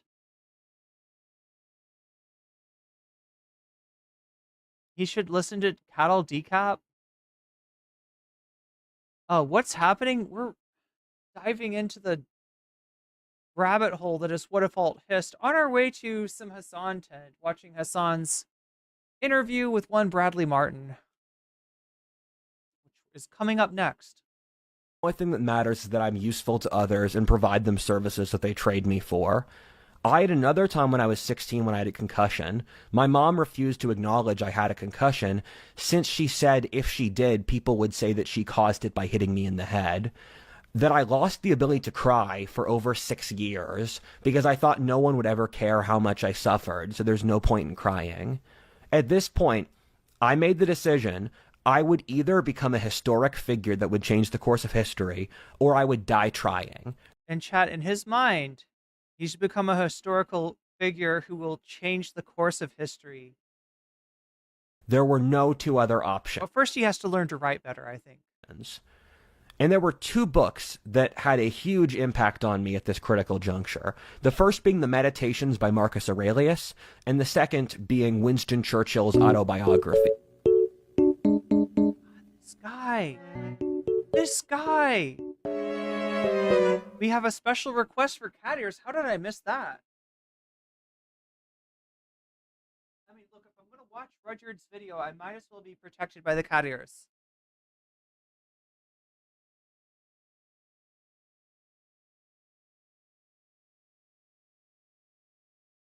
But thank you for the bits, Omega Star. Oh my god, I'm gonna look for the link, even though sitting through it again is gonna hurt. Wait, for the link for what?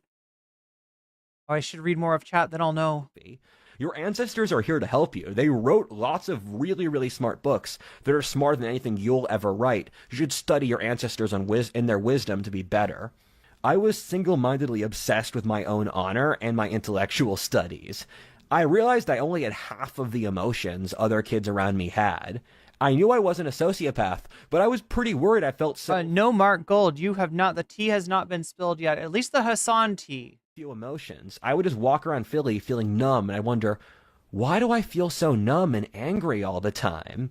The only emotions I could identify with rage, stubbornness, and some sense of peace I never felt. I decided then that no one would ever understand me, and so I would try to do as much good as possible for the world in hiding, trying to change outcomes towards the better, because the underground man. People wouldn't understand me, so I'd have to work in the shadows. When I graduated... I love this cut, by the way. ...high school and turned 18, I felt so liberated. I immediately started hiking the Appalachian Trail, which was what I always wanted to do after school ended. I didn't actually want to go to college, so I went on a gap year to forestall it. I had only ever camped twice before in my life before I hiked the Appalachian Trail, and I did it... Did he do this by himself? Myself, without... No! This isn't good, is it? Hikers, campers, tell me, is this okay? Is this safe? Like, the Appalachian Trail is a pretty serious trail, if I'm not mistaken. And wouldn't you? I don't know. Like a first-time camper, does that it just doesn't seem like a good idea. Seems dangerous. Something else. The Appalachian... Seems like maybe you want to go with somebody experienced. I don't know. Trail's super safe. It's way safer than America. I made it to southern Pennsylvania, and by that point, I was just tired of the trail. And my dad had to pick me up outside Carlisle, Pennsylvania, and I was sick for 3 weeks at his house. For some of the... So I wonder where he started. I wonder how far he actually got, right? Pennsylvania, that would be closer to the, like, northern extremity of the trail, right? Maybe he started in the north? I don't know. The life lessons the Appalachian Trail taught me. One is that you don't actually know who you are until you've been in a dangerous... Wait, I thought you said it was safe. What are you saying? What are you telling me, Rudyard? Existential... It's safer than anywhere else in America, I believe was what he just said. Life situation. Like there. Secondly, on the Appalachian Trail, I learned that masculinity is performance. First of all, Okay, well, I mean, I feel like Judith Butler might agree. people were objectively very mean to me in my childhood, and I had every right to be resentful for that. And secondarily, that society in the constant alarms and the schedules and the morass of constant enumerating and Appalachia constantly thinking is making us miserable. Because when I was out in the mountains, I felt happy. I went to China that summer. Wait, safe, but depending on the dog you bring? Wait, is this a reference to like bears and how sometimes dogs will aggro bears and the bear will go for the human? As well, and this was a very formative trip for me. You got to make sure that your dog, that your wolf does not aggro a bear. Because you can't convince me that country's not industrial Mordor. And I felt so sorry for the Chinese because I like Chinese. What? Industrial Mordor? Civilization. I collect Chinese watercolor paintings as one of my hobbies. Chinese cuisine is one of my favorite cuisines. I've read thousands. I love Chinese food. Yeah, Rudyard.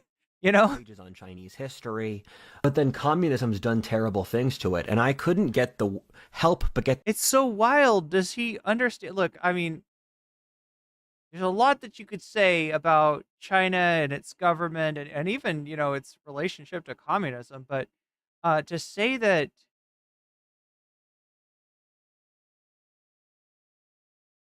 I don't know.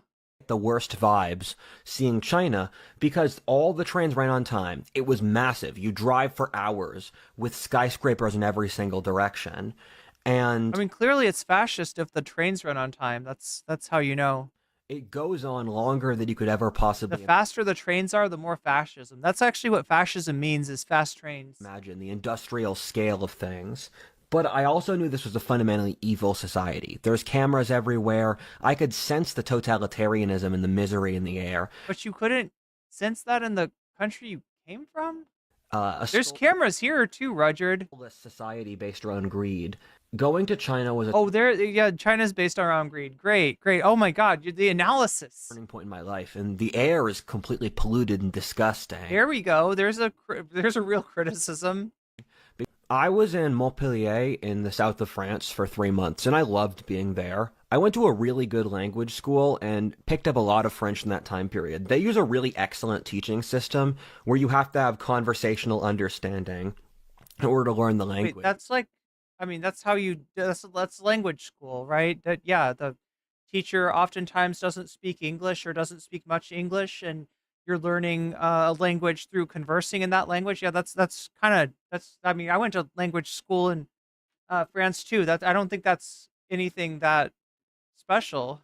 It fits with my empathy thesis later. I had to walk through my empathy thesis. Tell us about empathy, Rudyard. Rebbe neighborhood every single day on my commute to the school, and I was pickpocketed there. I got into a fist fight, which I won. Wait, a what?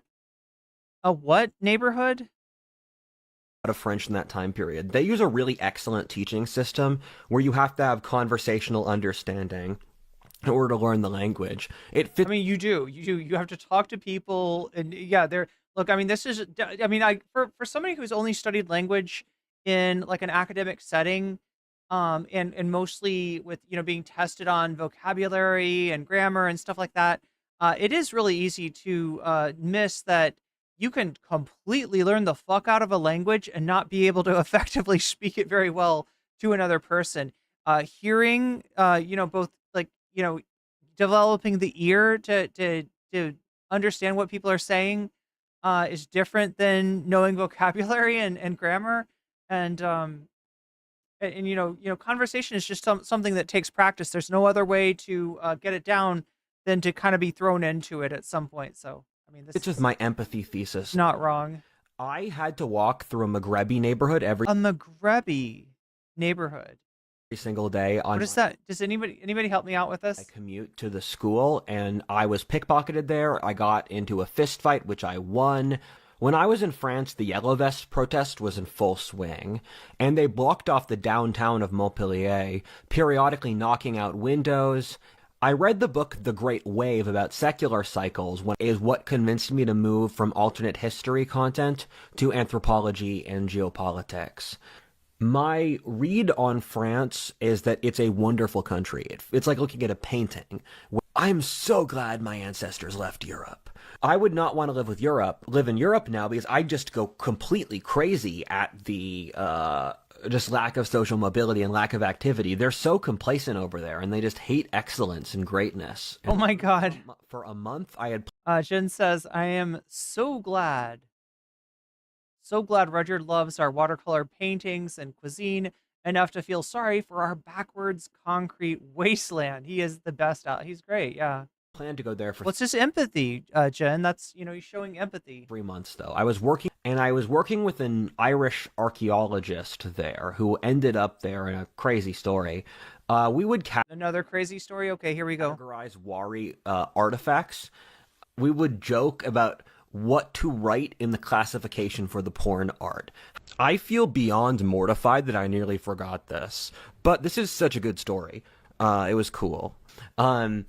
So, the virus, the famous global pandemic from 4 years ago, was hitting after I was in Peru for about a month. And I had a Chinese friend, the one who I did forelock with. He called me up, and he had some contacts back in China who worked at a hospital that said that this thing was really crazy and you had to take it seriously. So I got a flight out of Peru the next day.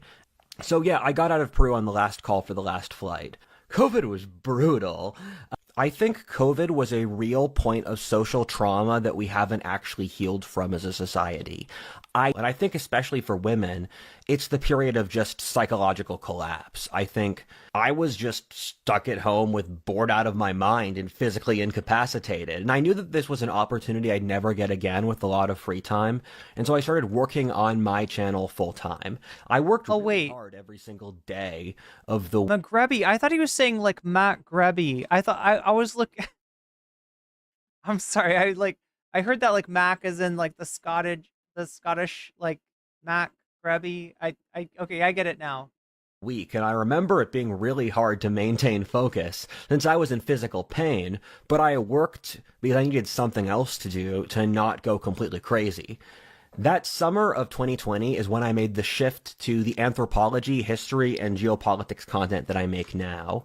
I met the man who... So he had been doing alternate history content, which I'm sure you're familiar with. What if Nazi Germany had won World War II? What if the South had won the Civil War? This is usually what the kind of ideation, I guess you'd describe it, that you see from alternate history content creators. Not always, obviously. It's also like a field of fiction, and you don't have to be a reactionary right winger to be into alternate history. It's just kind of a correlation, I guess. Become my right-hand man, business manager, and best friend in March of 2020. Merrick Wright was a 21-year-old guy from Boston who was unemployed from a homeschooled working-class Yankee family. I told him he was a loser who should turn his life around, and Why? realized that he had incredible innate talent, and no one else had, because he's from a working-class background and never went to college. Now he works for me full-time, and I could never ask for a better friend and a better lieutenant. It's been... Are you sure this isn't just somebody like a chat bot or something? Great ride, Merrick. I just kind of don't believe that he's working with somebody. I believe that look, if you've watched my coverage of his videos, definitely a lot of the visuals that he uses are from AI, and I suspect that some part of the script that he uses is written by ChatGPT or a similar program. So I'm much more likely to believe that he is talking about a chatbot or that he's interacted with rather than another human being. I went to college for a semester as a freshman in Bates, a liberal arts school in Maine, an hour north of Portland up in the woods. And the brief time I spent in college was kind of lame, if I'm honest, due to the enormous COVID regulations they had. The school was even more woke than my high school, and at that point, my channel really took off because I made a lot of successful geopolitics videos. And I voted for Trump in 2020. No shit. Okay. Since I realized the left just wanted to destroy white men. And this was a big... Wait, does anybody remember, did he say, I think he might have mentioned who he voted for in 2016. I can't remember though if it was big turning point in my life, since it was when I decided... Or maybe he just was, maybe he wasn't 18 and... to explicitly be a conservative.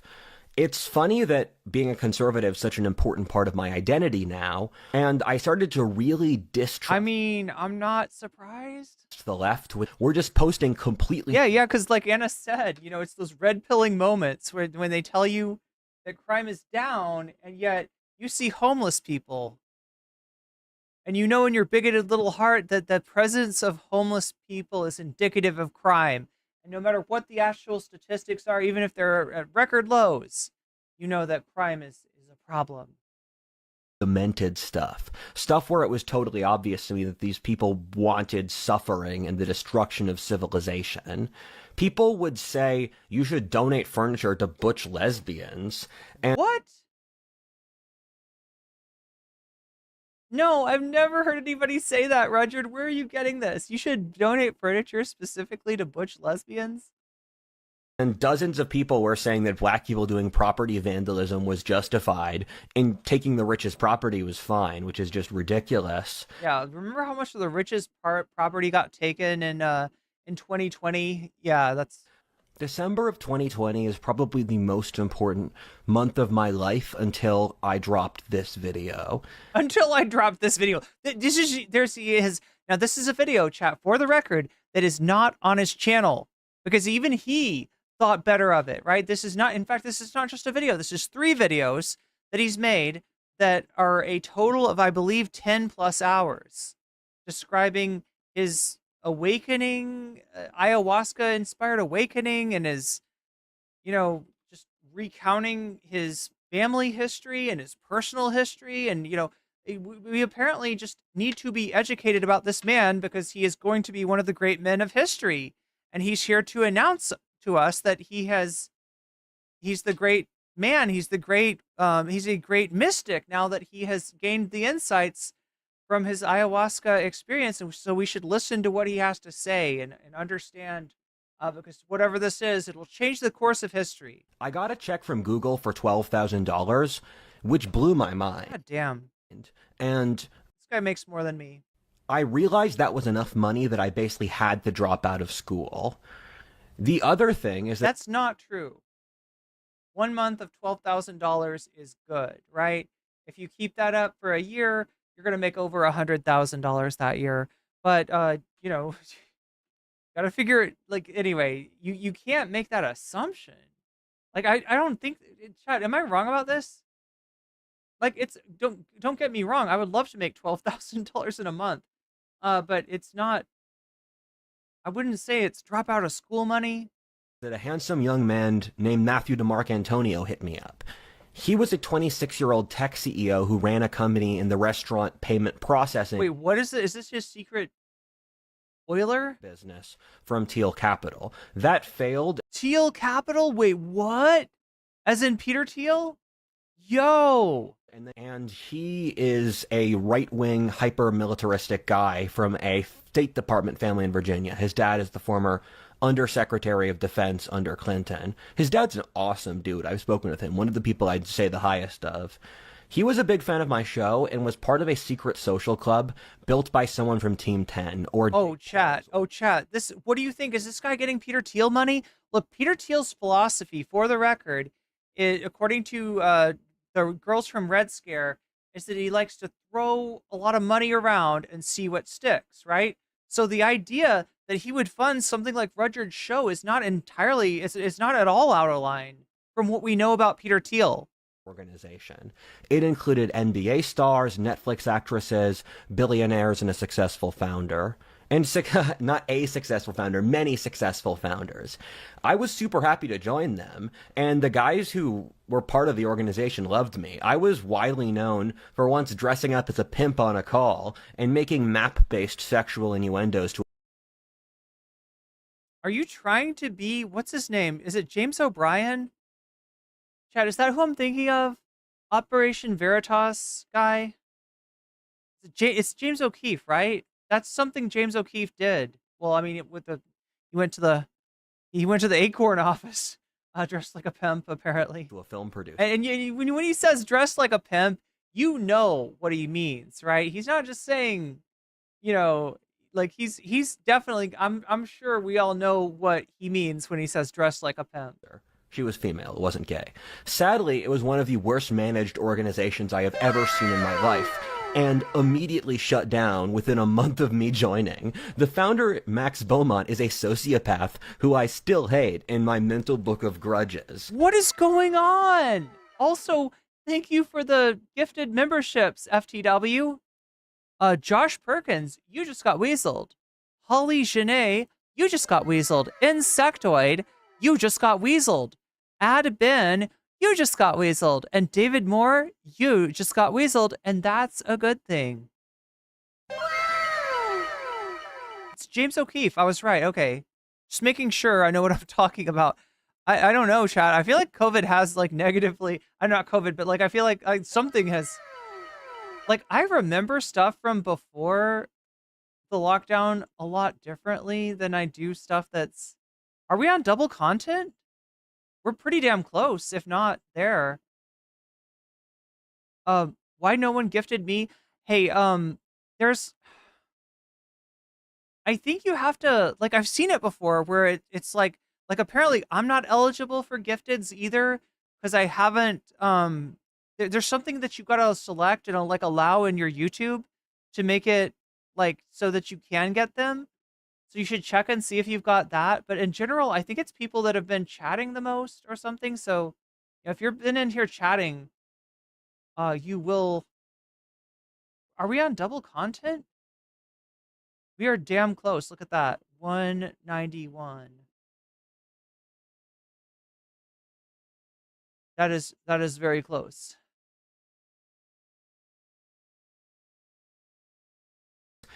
Matt hit me up that winter and said he was going to Mexico with 20 of his tech CEO friends where they would rent out So that's how he ends up going to Mexico. bunch of villas on the beach. I said yes and dropped out of school to live in Mexico in Playa del Carmen. Playa is commercialized enough to feel safe, but it's also pretty Eurotrash, if I'm honest. It's it was too Eurotrash for his taste. There were too many English majors. Really rich at the time, and I was making 200K. Too many comparative literature majors that year and 300K. Too many year after that. I miss living in the third world. You can hire someone to like clean your dishes and like give you weekly massages. It's so nice. Wait, to do both? I came from an abusive, nerdy family and a Christian private high school. And so living with these frat bros in Mexico taught me a lot of social skills that I had missed out of. And I think a lot of people go through a degenerate college phase. I was rejected by a girl I liked. A degenerate college phase. Oh my god, these people, the way they look at college are so weird.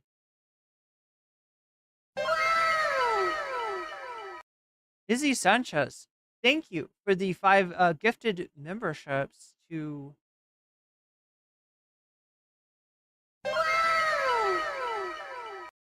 Not that Katie, you just got weaseled. Rhapsody Septagonopus, you just got weaseled.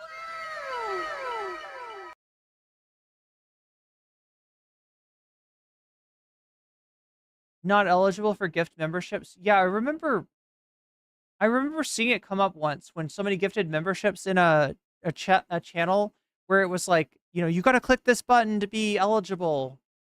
And Jenny Jupiter, you just got weaseled. Salmon Moose, you just got weaseled. Joe H, you just got weaseled, and that's a good thing, and that's double content. I think so. I think that's what we got. We got a double content type of situation here where we're going to be doing a little extra. We're going to be staying up a little bit late. Now, oh my god, we already are staying up late, but we're going to stay up later. And so I went through a 3-month keto phase where I lost a 3-month keto phase. Oh yes, that's what you need. Deprive your body of carbs. I'm sure that's a lot of weight. I had gained weight during COVID. The girl turned around on me after 6 months, but then I had found a new girl by that time already. Wait, sorry. The girl turned around on me. Is he talking about his massage therapist slash dishwasher? I went on a date with Wait, no. Is he talking about somebody he's dating? a different girl who Okay, yeah. It's just somebody he's dating. ayahuasca, which is an Amazon. Oh, here we go, chat. Here we go. This is what we've been promised. Psychedelic the native peoples use, which lets you commune with the spirit world. My childhood dream was to always talk to God. It was always the thing I most wanted to do in my life. It's weird though, because there's a lot of Christians out there, a lot of evangelical Christians that would see ayahuasca as not permitting you to talk to God, but as being something devilish in nature, right? There's a lot of these, evangelicals see anything that is not from the Christian tradition as being, to be stayed away from. Other kids fantasized about being firefighters or astronauts. So I do get a feeling though that wait. I'm trying to understand where this guy is coming from. He does not sound like he was raised as an evangelical. I just wanted to listen to God all day. To God, and that's wait. On the radio, on Christian rock? Wait, what? Talk to God. It was always the thing I most wanted to do in my life. Other kids fantasized about being firefighters or astronauts. I just wanted to listen to God all day. I wanted to talk to God as a kid since my parents had told me that all things stem from God, and if you don't know God, you don't know anything. My dad would say growing up that most of the social issues in our society are down. For the record, my parents were not like this. All right, I did have a mom that was an evangelical, but they kind of had like a more casual, stance towards God and religion, and really wanted to see all things in balance, including religion. My dad was probably I get the feeling that my dad didn't believe in the Christian mythology, but felt like he had to kind of go with the motions, you know what I mean, in order to not piss off, his mom, his dad, his wife. Like, I feel like he wasn't super he definitely was not into like a literal reading of the Bible, like most evangelicals are. But yeah, I can't really relate. It's funny because it doesn't sound like his parents were necessarily evangelicals, but they Stream from maybe religious and the death of God. I could tell even as a child that my people were dying, and no one knew how to fix it or that it was even an issue. My mind my people were dying. I wonder who his people are. periodically whispers to me. It's something where I'll just be living my life, and a thought comes out of nowhere that I never considered before. I then spend years pondering it until it makes sense. A final reason I was really excited to take ayahuasca was that I felt completely numb when I was partying in Mexico. I remember it was my birthday and I was at a water park. I just felt nothing. I remember even being in the water and feeling no emotion on the slide. I remember one time I was walking in a beach outside our villa calling... Okay, I mean, that is sad. That is sad. You should feel exhilaration and thrill on a water slide. And I felt nothing. I just felt complete emptiness. Aw. It reminded me of college in France. It reminded you of college in France, the water slide? Okay, I'm trying to understand. Those seem like two very different vibes, but... Times where I should have... everything's kind of... We experience things subjectively, I guess. Objectively been happy. I had no idea what it was. Wait, so I'm a little confused. I thought that this was like a recent ayahuasca trip that had convinced him that he is like, that he just recently attained some spiritual understanding of the universe. That this sounds like something that happened, like a couple of years ago at least? But I felt its absence. I loved her more than I could ever imagine, since she's what I thought I wanted as a checklist for a woman. She went to Harvard, she was beautiful, was anti-woke, really smart, and other stuff.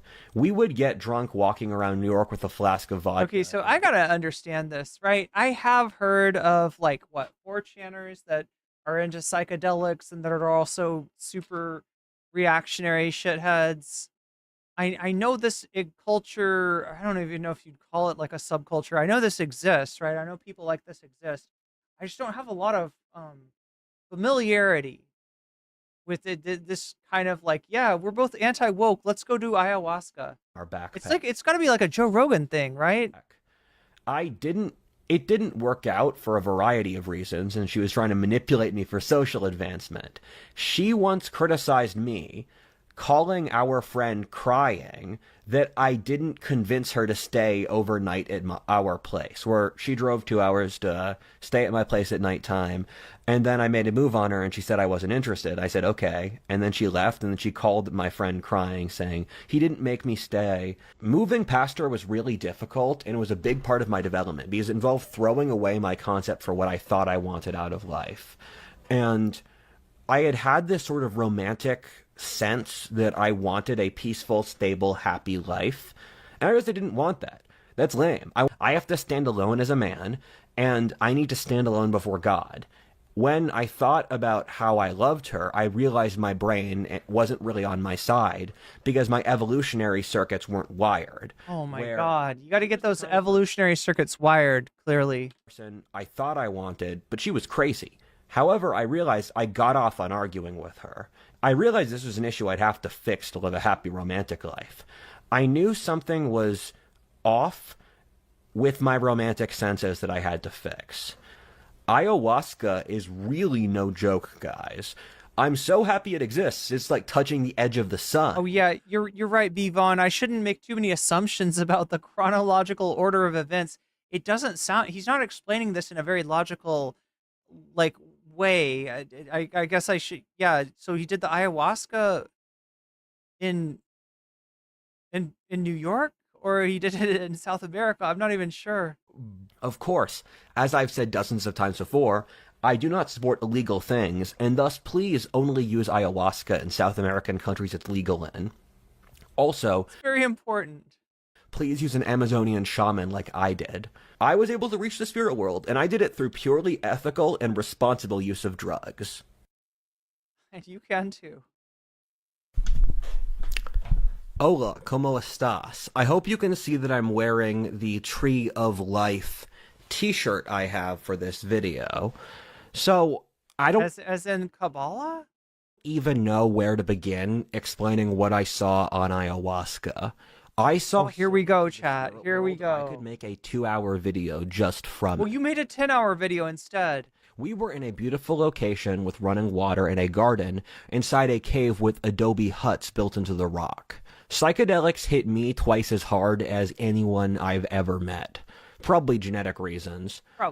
Your trip will likely not be as crazy as mine. I spent something like 70 hours in the spirit world at least. I have 800 contacts in my phone, and I have spoken to God and the devil more than 90% of people in my phone. I have... What? Hours and Q&A. Oh, so are we gonna? I bet we're gonna get Zoomer Jesus here. Is this where Zoomer Jesus comes in? Photographic memory. I have hours of recorded discussion in my mind with multiple spiritual forces, whether God, the devil, Mother Nature, Mother Nature, okay, time, the anima, etc. So I have a relatively good knowledge of the spirit world, and they've explained me multi-hour philosophic discussions about the underlying nature of reality. I'm going to talk about things that I saw thematically rather than in order. It's all really a jumble. The spirit world is this whole story is a jumble. I don't even know when he did this. Incredibly deceptive, and everything is everything and yet nothing, and that's just the paradoxical nature of reality. What I've heard is that if you have an sounds like psychedelics theory of the world, 100% of reality is deceptive, and if you have a correct view of the world, reality is innately 20% deceptive. Unless you're wrong. You're often wrong, and always wrong in certain ways. The spirit world operates off technicalities, and it operates off hidden clauses, where the way psychedelics work neurologically is that your brain has certain subconscious wirings that you naturally form over the course of your life. Inside Out, the Pixar movie, covers this in a really great way.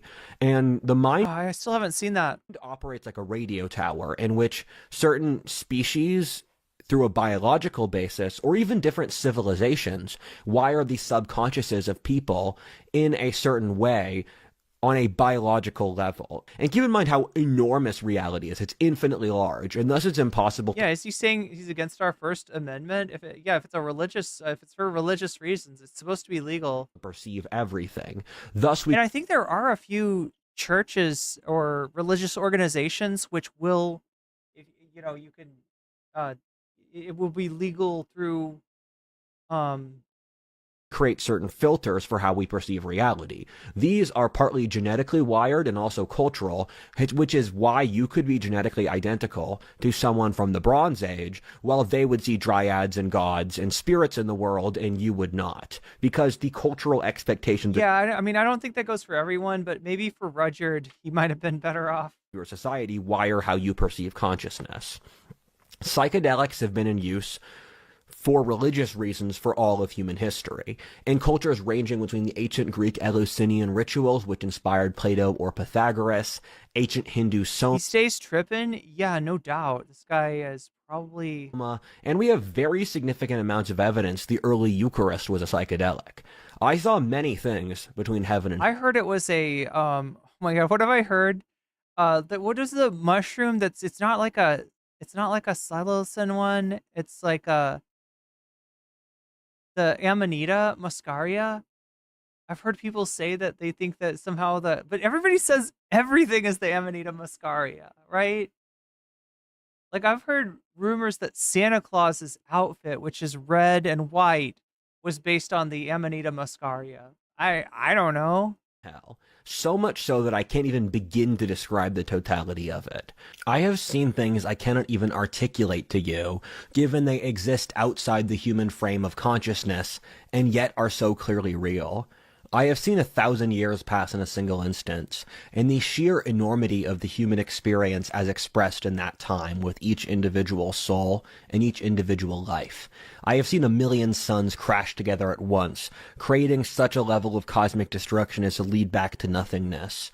I have seen the whole of human life concentrated into the great chain of being, and the whole of cosmic beyond human, all the animals and gods and spirits. And apparently it convinced Bro that he's the main character. Contained within the great chain of being, stretching and powered from the lower levels of pettiness and evil to God at the top. I have seen 1 billion lives at once, and in which the individuality of the living whole. Chat, do you remember that episode of Rick and Morty where there's a video game that there's like a life simulator video game that they're playing, and somehow it becomes all Mortys. Like everyone in the video game, there's all these NPCs in the video game, but they're like all Morty. And then there's the ones that are just like living their life as if they're like real people. But then there's like some kind of a cult within the video game world where they are like, yes, we are Morty. We are all Morty. In the human spirit. I'm imagining that, but with Rudyard. I'm imagining the being John Malkovich scene where they go into John Malkovich's head or whatever, and it's all Malkovich. Everyone's like, Malkovich. Everyone's John Malkovich, right? But everyone's Rudyard instead. Or the mind of God feeding off the individual lives, with all of someone's life clustered into a single vial that is their consciousness. Wait, God is like doing our lives like acid? I have spent more time than I would ever ask for or give to my worst enemy in hell. Hell is more horrible than you could possibly ever imagine. You don't even have words for the agony. The suffering is so truly great, it shatters your being, rupturing throughout your soul as you feel agony, and yet your body has already disintegrated, while your suffering encompasses the whole world at once. The suffering is so enormous it breaks space and time, so much so that unique moment is edged into history as being a time when pain could break the nature of man himself. As so many mystics have said before, hell is a place the mind crafts by its own design. God doesn't send us to hell. Almost by natural law, we guide ourselves down there if we deserve it. The afterlife is when your soul hits infinity right when you die, in that you jump out of time, and you are stuck with yourself forever. If your soul is stuck... So, chat, can somebody explain to me, like, because I mean, like, making a video like this uploading it and then immediately changing your mind is it's like something that somebody would do in the right after or like even during a psychedelic trip. And I just wonder, it does seem like this doesn't seem like just memories of an experience from several years ago. This seems like something has convinced him to come forward with this, this video at this time and forever share what he believes to be like a crucial insight with all of humanity. Lead towards good or evil, and that is the nature of your afterlife. You must firstly, when you die, see yourself for who you truly are. If you had to talk to yourself for 1,000,000 years. Yeah, I'm Morty from Rick and Morty's. What would your interaction with having to deal with yourself be? There are 1,000,000 hells, whether that of psychological torture, physical pain, cold, or heat. Hell is yours. All of them share the feeling of being trapped. Hell was other people. Hell is a mental loop you put yourself in that you cannot break out of. I suffered physical pain in hell you can't even imagine in your worst nightmares. The worst pain you could ever imagine is... Like, I really wish you would describe his trip better. So, like, you were in, what, heaven, and then you were in hell? You were doing, like, a divine comedy thing? What exactly? Barely at all what hell could be. I had demons torturing me, ripping my flesh apart. My entire body was viscerally on fire in a way where every atom screamed with the most horror I could feel at once without dying in that instant. His shaman was Q Shaman. Yo, chat. You were on it. Yeah. His shaman was Q Shaman. You have no concept of how much he got the Temu shaman. I have suffered and how long I have spent in hell. I spent something like over 80% of my time in ayahuasca in the spirit world in hell. It was truly a terrible experience in which my concept of time was stretched out. So I spent an infinity of time in hell. I think consciously there's still a part of me that's there stuck in infinity. And it was a truly terrible experience, but having done it, I have lived. There is no greater living than going to hell. This is so cool, guys. And having seen hell made me realize everything. I mean, he is a metalhead. I guess it fits. Mortal life could not compare to the depth and the... Or at least he says so. I'm not sure. Chat's questioning whether some of the bands he mentioned are actually metal. ...of the divine. For the first time, life did not feel boring to me. I spent dozens of hours speaking to the devil. I don't even dislike him at this point. I mean, like my yeah, mother, he's cool. Like my mother, he's like... so evil, he kind of circles back around, where I realize he's horseshoe evil. He's just a wolf hunting sheep. He's a cold nuclear core which radiates suffering to others, which he himself does not feel, since at the eye of the storm everything is calm. The devil was quite civil with me and polite. He was kind of chill. He said that I didn't belong in hell, that under normal circumstances I wouldn't be there, and I had to pay a cosmic debt for my bloodline. After I paid the debt, I could go back and change because my relatives were fucked up. My life. The agony of hell became the worst upon the deep realization that I never belonged to be there, that I had been cast into the worst suffering a man could feel for no justice of his own. I was stuck in this mental loop that was killing me. The mental loop was the idea... I gotta know, chat, how many people in his audience like watched this and they were like, yeah, Rudyard, yeah, no, I get it. Like, how many people were like, hell yeah? How many people were excited about this? How many people were like, this is the best content I've ever seen? That since consciousness... It's just life, the universe, and the meaning of everything. ...programs reality, that because I perceive myself to be in hell, I would be stuck in hell forever, in all of eternity. I later realized... that is a very common psychedelic, kind of situation to be in, where one feels themselves to be stuck in a room or a place for all eternity, and that until somebody's friend explains to them that no, we can go in the other room, it's chill, it's cool, we can go in the kitchen, you're not stuck in this room, it's okay. The evil loop, or the closed circuit, which lacks humility or the evidence of the outside world, and allows the rationalizing of the greatest evils. The end point of Nazi Germany and communism is from the closed rationalistic loop, and this is the origin of atrocity and totalitarianism. So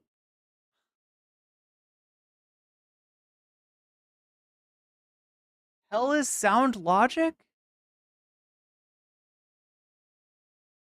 And that's the commonality between the Nazis and communists? The thing that's wrong with them is that they have a closed chain of logic, right? As in, one thing follows another. And unless you Chewbacca defense your way out of that, you will exist in hell? Wow. Wow.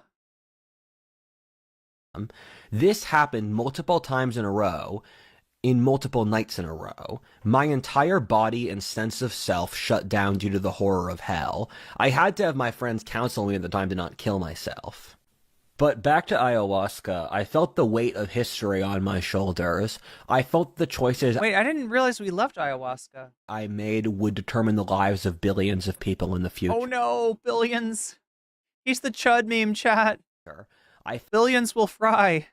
Felt in every inch of my body the desire to reject the responsibility. Billions must fry. God said, I know you won't do that because you care about people and you know that this is your duty.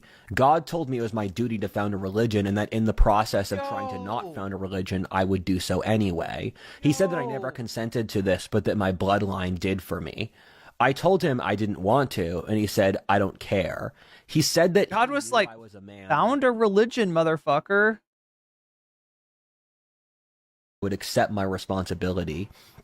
He said that my sense of honor was seen as a cosmic force to him in its own right. God was impressed. That this very moment I was living in would become historic. I also spoke to God when I was on ayahuasca. It's frankly hard to attend church anymore after seeing the God Christians claim to worship.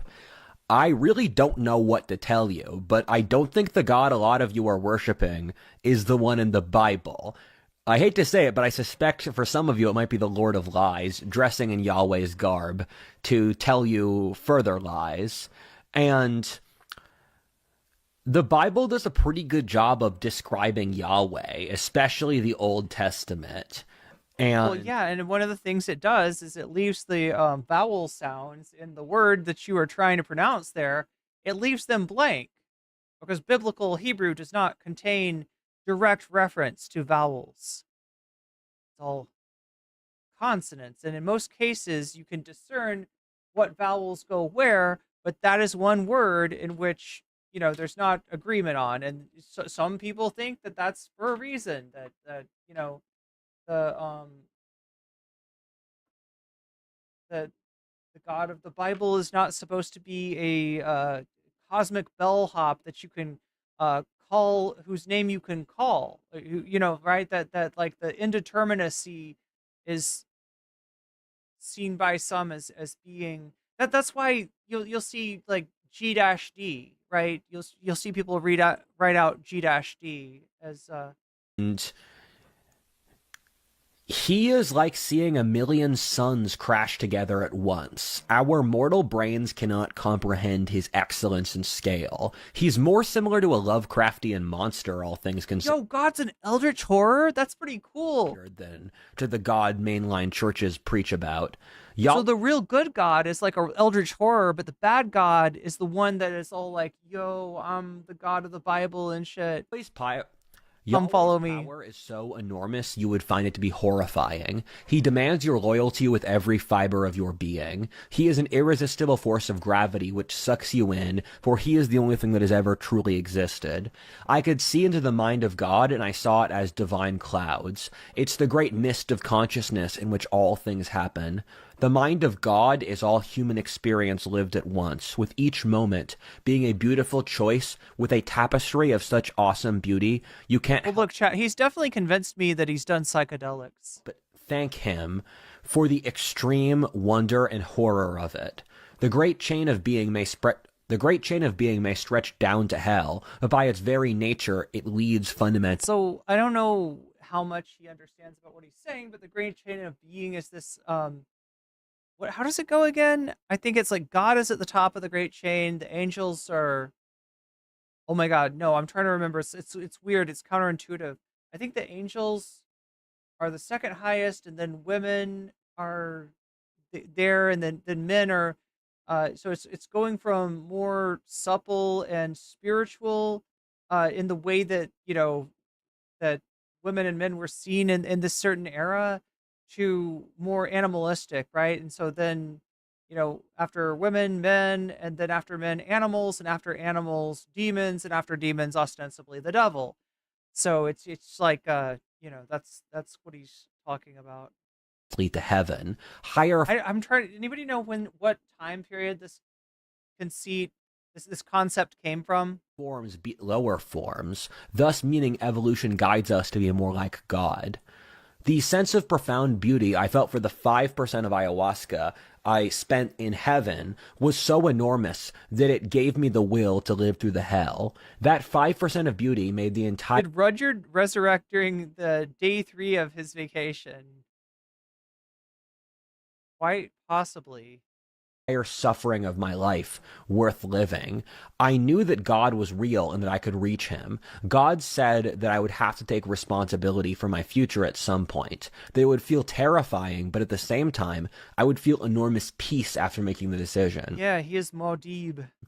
He showed me that once I moved through my suffering, I would attain an inner peace, wisdom, and sense of direction that I would physically be incapable of believing at that stage of my life. He showed me the mental state I would have as a middle-aged and older man, and I felt such awe at my future development that it made all of my suffering. Wait, okay, so what are we still waiting for? We're waiting for Zoomer Jesus, right? We were told that there's going to be a Zoomer Jesus, and then what was the Eldritch Yahweh? Was Eldritch Yahweh the other one?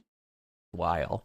He said that my decision-making and conscience would come to understand all 9 worlds of the Tree of Life, that I would gain a sort of connection to the anima mundi, or the experience of lived consciousness itself, so I could empathize with the human condition itself. He said this would be my great gift to humanity, showing us the whole tree of human experience, so that we could love each other for our differences. I saw hell below and realized it powered heaven and all the worlds between. When I looked down upon the suffering of hell and I asked God, how do you do it? He said, don't stare down too much, lest they drag you down there for no one's gain. I saw a million dreams of the future, and I'm unclear which are true and which are merely fantasies. You shouldn't take the spirit world that seriously. A lot of it's deception. And I think frequently of Lord of the Rings, where you look into the Palantir, and the Palantir is the bad guys are Sauron. Oh shit, chat. Palantir, and this guy's connected to Peter Thiel. It all comes full circle. Oh my god! Oh my god! I actually didn't know that Palantir was is it really a Lord of the Rings reference? I guess I should have read Lord of the Rings. I guess there was interesting. I literally just knew it was like Peter Thiel's like.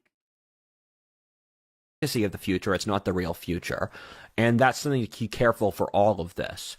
And I'm an empiricist. I say this crap. You're here to disprove it. If I'm wrong, I'm wrong. I'll change my ideas if they're incorrect. But I saw AIs look, if there's like a devil, it's probably Peter Thiel. Grow so advanced it's impossible to distinguish from reality, and that we would upload our souls onto some kind of spiritual cloud. I saw that the government would move towards making 1984 a reality, and that men would be able to manipulate the minds of others to send them to hell. I saw that I would start to perceive, like, if you actually were perceptive, you'd know that it already has been like 1984. That the government's been mind fucking us for a long ass time. Consciousness differently. Finally, I saw I would live in a time where the dance of life would stop, where men and women would stop mating with each other for no fault of my own generation, but there would be extreme worry about our species going extinct. I saw that it was my duty to fight against this. I saw that my place was to be a man who stood for men, that this is what I had to do. I had a profound sense of sexual inadequacy, which I realized was completely undeserved. That made me completely undeserved, yes. I realized I was forced to feel inadequate about being a man for no real good reason, that I had been tortured by purely evil and nihilistic people. I was talking to the shaman while I was tripping, and she said, Rudyard, I see your destiny is to stand for men since the feminine has been kicking them around. I could feel the cosmic dance of the masculine and feminine break down. The dancers refused to show up for the match or even try. That this would be the great question of our time. That this would be the question under which our people lived or died. There's a few hilarious details I have to Again, one wonders what he means by our people. throw in here. The first is that the first form God came to me in is as a Zoomer bro, because Yo, there we go, Zoomer Jesus. Let's go. that was the form I best understood, and the way you interact with the spirit world is a two-way process, where when you perceive the spirit world, there's this divine semen, where semen can Divine semen, chat. imprint on a variety. Didn't he say something about, oh my God, his dad, and like, he used some weird word that I can't remember earlier, like that. Of different women in different contexts to produce a different child. So you're interacting with the divine semen, where as you interact with each other, something new comes out, which is why these underlying archetypes manifest in different societies around the world in different garbs, because they're interacting with different environments. Where there's the underlying timeless semen. I'm going to keep saying it because I know it makes you uncomfortable. It's funny to watch you. I feel like he said this before, right? Didn't he? Wasn't there something about semen? And so when I was talking to God, God said, I can only explain the world to you. And he was doing this in Zoomer slang, by the way, like yo, bussin', no cap, cringe, whatever. God He was doing it with brain rot. did not say those words, but that's the kind of vibe. And God was like, what the Sigma? For example, your level of social understanding of information is the highest density that God can give you information for. And he said that the breakthrough I'm describing came out due to the computer revolution, which allowed a more advanced breakthrough in how humans process information, where the previous level was the book level, where the Abrahamic religions were established in the highest level of complexity of human data is the book. Or it's why societies around the world have beliefs in dragons but never existed, where the dragon is this archetype that manifests in a series of different subcultures. And when I met God, I first spoke to him, I said, give me proof to show that you are real. And he said, I'm both real and I'm not real. I am a voice in your head, but I am also God. I am both. And he said, I cannot give you information that you yourself do not search for. And he said, once you trust me, I will give you more information, but the God showed up and he was like, bussin'. Faith is the thing that allows me to transmit information to you. So until you trust me, I can't give you any information. So take the leap of faith and trust me. And then after that, God fed me all the information. I saw that we were about to enter a spiritual dimension called... I'm sorry, God fed you all the information right after you talked about divine semen is making me think something really strange that I'm not sure you're implying. The halls of time. That I was the first man to stumble upon the halls of time, which are one of the most... Is that like the halls of medicine? ...dangerous parts of a species or civilization's development. This was when we as a species have to grow apart from purely being ordered from God. We have to take responsibility for our own development, and it's the equivalent of a teenager or a young adult having to leave their parents to fully realize their place. This is a very dangerous level because your fundamental understanding of what reality is breaks down. You realize concepts you thought you could take completely for granted, like time or existence, are vastly more complex than we realize, and the real answers are harder to find than you could ever possibly imagine. And that this is a period where we have to stick together and hold each other accountable and make sure we won't go crazy, because the line between madness and sanity will grow very, very thin. And it's my responsibility to get my people through the halls of time. And the halls of time are also where souls come from before entering the body, and where many evil spirits live. That once we truly understand the nature of time, that everything would change. I could see that through all the chaos of time was my immortal soul, which lived in a cave by itself, pondering all things while helping those who needed it. I saw that my entire life was the unfolding of a destiny that I made choices in time to, but which all played out according to a plan. Free will and predestination are both the exact same, in that God sees over time, in that time is an illusion of the passing of a single moment of decision, in which we truly live. I saw that through all the suffering, my life still did fundamentally make sense. I was at one with Mother Nature.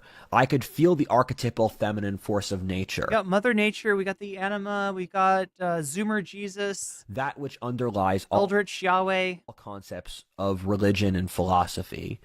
I imagined myself as a woman giving birth. I felt such horror and compassion at the female condition, their feelings The female condition. of complete powerlessness with the world, how they're forced to shove a football-sized baby between their legs and not die, how their physical weakness was so pronounced they were dependent upon others for survival. Oh my god. I saw the feminine as driven fundamentally by fear and terror, and out of that is the chaos that allows new life. The feminine was its most dangerous when it's scared, and has to be held back from raw chaotic collapse. The final part of my spiritual journey I saw would result in me allowing life to grow after me. I saw that what I just did would allow trees to grow and buildings to expand. I saw that life had won against death already. As long as that happens, I won, and I already won. Later on, as I researched these things, I found that an ancient Egyptian philosophy called Hermeticism had an almost identical similarity to what I saw of the spirit world. When I was on ayahuasca, my overwhelming first impression was that I'm surprised you didn't talk to Pepe the frog and the Platonic archetypes, like, and I don't know, like the Wojaks, like I don't.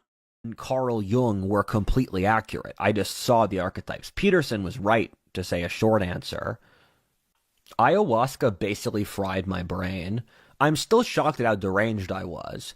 As I healed, Like I said, billions must fry. the PTSD that came after ayahuasca, I always assumed that as I grew healthier, I would be harsher on how reckless I was as a decision. The opposite happened. I fucking loved that I nearly killed myself to go to hell. What's the point of living if you're not going hard? As you'll see later in the story, I can be psychotically brave. I kept going back to hell since I could sense that it was my duty from God. When God tells you to do something, you do so. But didn't God tell you not to like go to hell? Didn't he say don't look too long, don't stare into the void or something? Immediately without hesitation. God Izzy Sanchi, super chatted $5. I wonder what aliens will say after humans are gone and the first thing they find this Is this video? LMAO. Yeah. Or like I'm imagining like what is it, like a Wall-E type situation? Brain has already fried. Yeah, didn't he start this recommending? Yes. He said don't break any laws, you know, which you kind of probably to cover his ass. People in his ayahuasca group wanted to unalive him? The third eye winked at me, straight up, no cap, G. recommended I suffer in hell 7 times for me to clear a generational curse. What is up with that, too? Like, look, I'm fine with Zoomer Jesus, but do you have to make him a goddamn stereotype? Like, the fucking brain rot shit is a meme. It's not actually how... I have no other choice since my duty is to listen to God, and there's not an easier answer. I knew that he was the sun that determined whether I lived or died. I had stood before multiple gods. This shocked them. They couldn't believe a mortal had done this. They're like, no way. And they said, mortal, how did you do this? They said, mortal, is this cap? Of you to die by this point. You can't handle hell. And I said, are you hacking? I know I'm Rudyard William Lynch. I know that I exist, and thus I know I cannot... We're like, Rudyard William Lynch? That's the name of the prophet. ...be destroyed by another spiritual force, since I know as a fundamental fact of existence that I exist. So you can't kill me. And so my guide... Like, damn, he knows that... ...spirit world was just refusing to die, and so I saw various cool stuff. I was a total vegetable after I finished... Isn't usually, like, psychedelic... You know, like a lot of the psychedelic experience that is like a description of coming to terms with, you know, things like death and impermanence rather than a denial thereof. I don't know. Sometimes it is experienced as a death and a rebirth, which... Ayahuasca. I slept for 48 hours straight after 2 nights with no sleep. I then missed my flight back to America. Merrick took care of me for 2 weeks in my vegetal state. Is Merrick the dude that was connected to Peter Thiel? For the time after ayahuasca, I felt as if the spirit and physical world had been so intermeshed as I could see one spilling into the other in active time. I could see the Platonic archetypes manifest in the physical world, while I saw the connection between all of things. And I saw that everything is fundamentally an extension of all things. So when you see one thing, you are seeing the fundamental nature of all things. I couldn't sleep one night, which was too horribly going to become my new normal for the next few years. At 2 a.m., I felt the divine will move through me, and I wrote a 10-page longhand in my notebook. I was in the hotel lobby for a few hours writing ideas straight, and the janitor walked up to me and said, "Hey, I can see that the will of God is moving through you, because when I write church music, I look like how you look now." And that I'm sorry, when I write church music, isn't the church music kind of like already in the hymnal? longhand script I wrote later became... Are they looking for new church music, or are they like chill with Onward Christian Soldier at all? The video for the manifesto of the new right. Almost everything in that video is dictated to me by God. And that includes the ideas of consciousness evolution, our reality being a Darwinistic game in which God has certain rules which we follow to win, and on top of that, the greatest need of our time being decentralization. Watch the video if you're interested. Well, we already did, and it was cringe, but wow, this is on a whole nother level. So yeah, that is part 1 of Rudyard's crazy trip. And there are apparently more of this. We're going to have to get to it another time because I still owe you more content.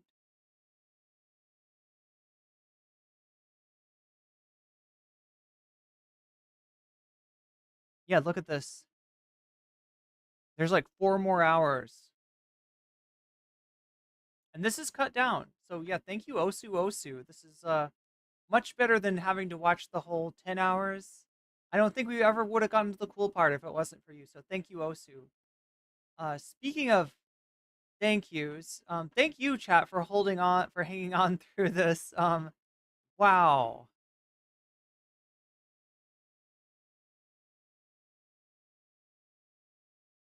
What did I just see? What did I just hear?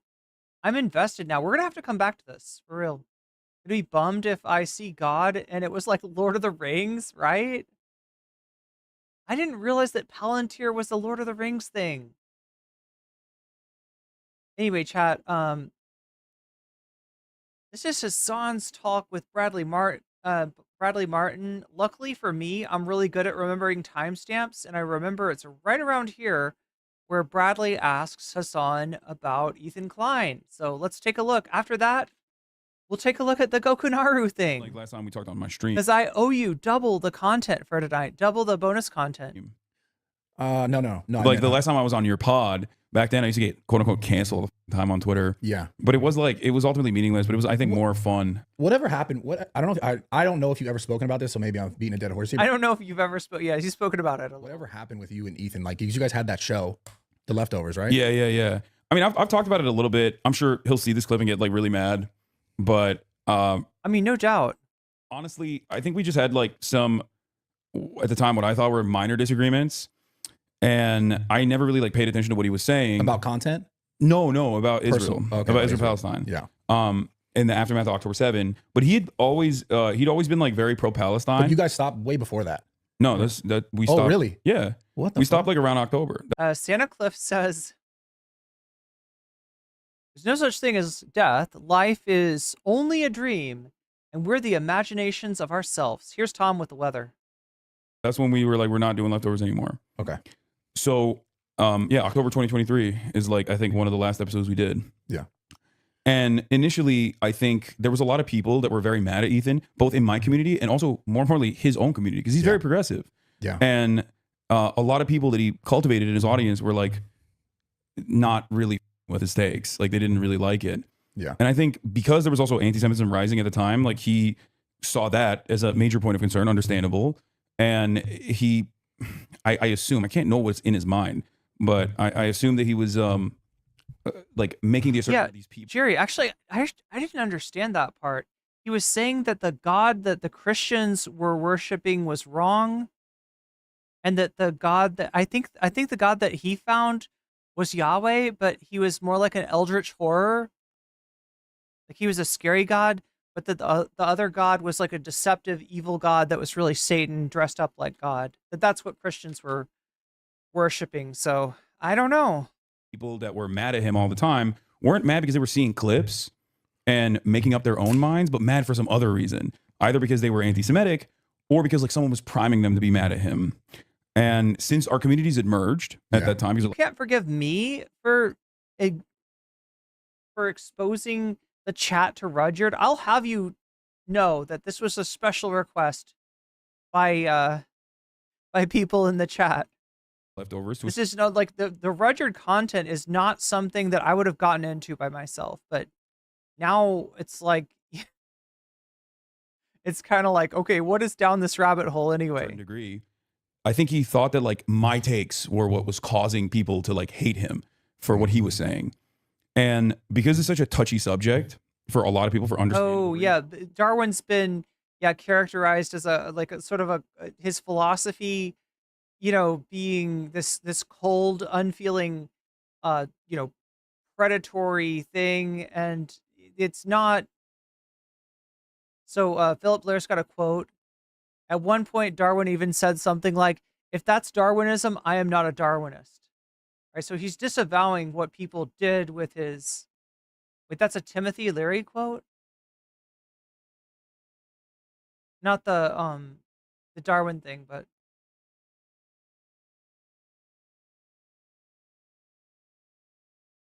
she gave me the greatest drug I've ever known. Yeah. Reasons. I mean, people are very black and white, and when they hear Ethan say something that like, Joe Biden has said about Israel Palestine, and they don't investigate it any further, of course they're going to be like, I feel like I'm changing the waters of life or something. I don't know. You're pro-Israel and you're hiding it. You know what I mean? That's like the immediate assertion. Hopefully I survive. And for a year after that, I think that this was on the spot, for the record. Is that Israel flag socks? No, dude, they're Nike. What the hell's wrong with you? I think although did you see his socks earlier? They're like there's like a light blue stripe across. I guess I can see why somebody thought that was an Israeli flag on his, but no, they're not. This is like, I think this is a consistent take that I've held here. I suspect that people will probably get mad at me for even saying this, like for even mentioning Ethan, which there's not really much I can do. I was asked directly. The reversal of the God and the devil figure are like Gnostic. I'm sorry, Chad. I know it's pronounced Gnostic. I don't know why I said Gnostic. Look, I'm Gnata Gnoblin. I'm Gnata Gnelf. I'm a gnome, and you've been gnomed.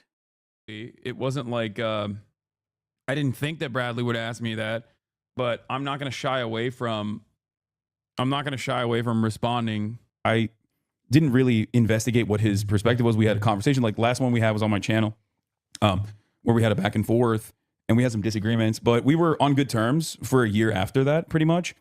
And then recently, I forget what it was. I think it was after Israel decided to invade Lebanon, where I was talking about Hezbollah, which is the militant group in Lebanon. It's the Shia militant group. It's a part of the parliament as well. It's classified by the American government as a state terrorist organization.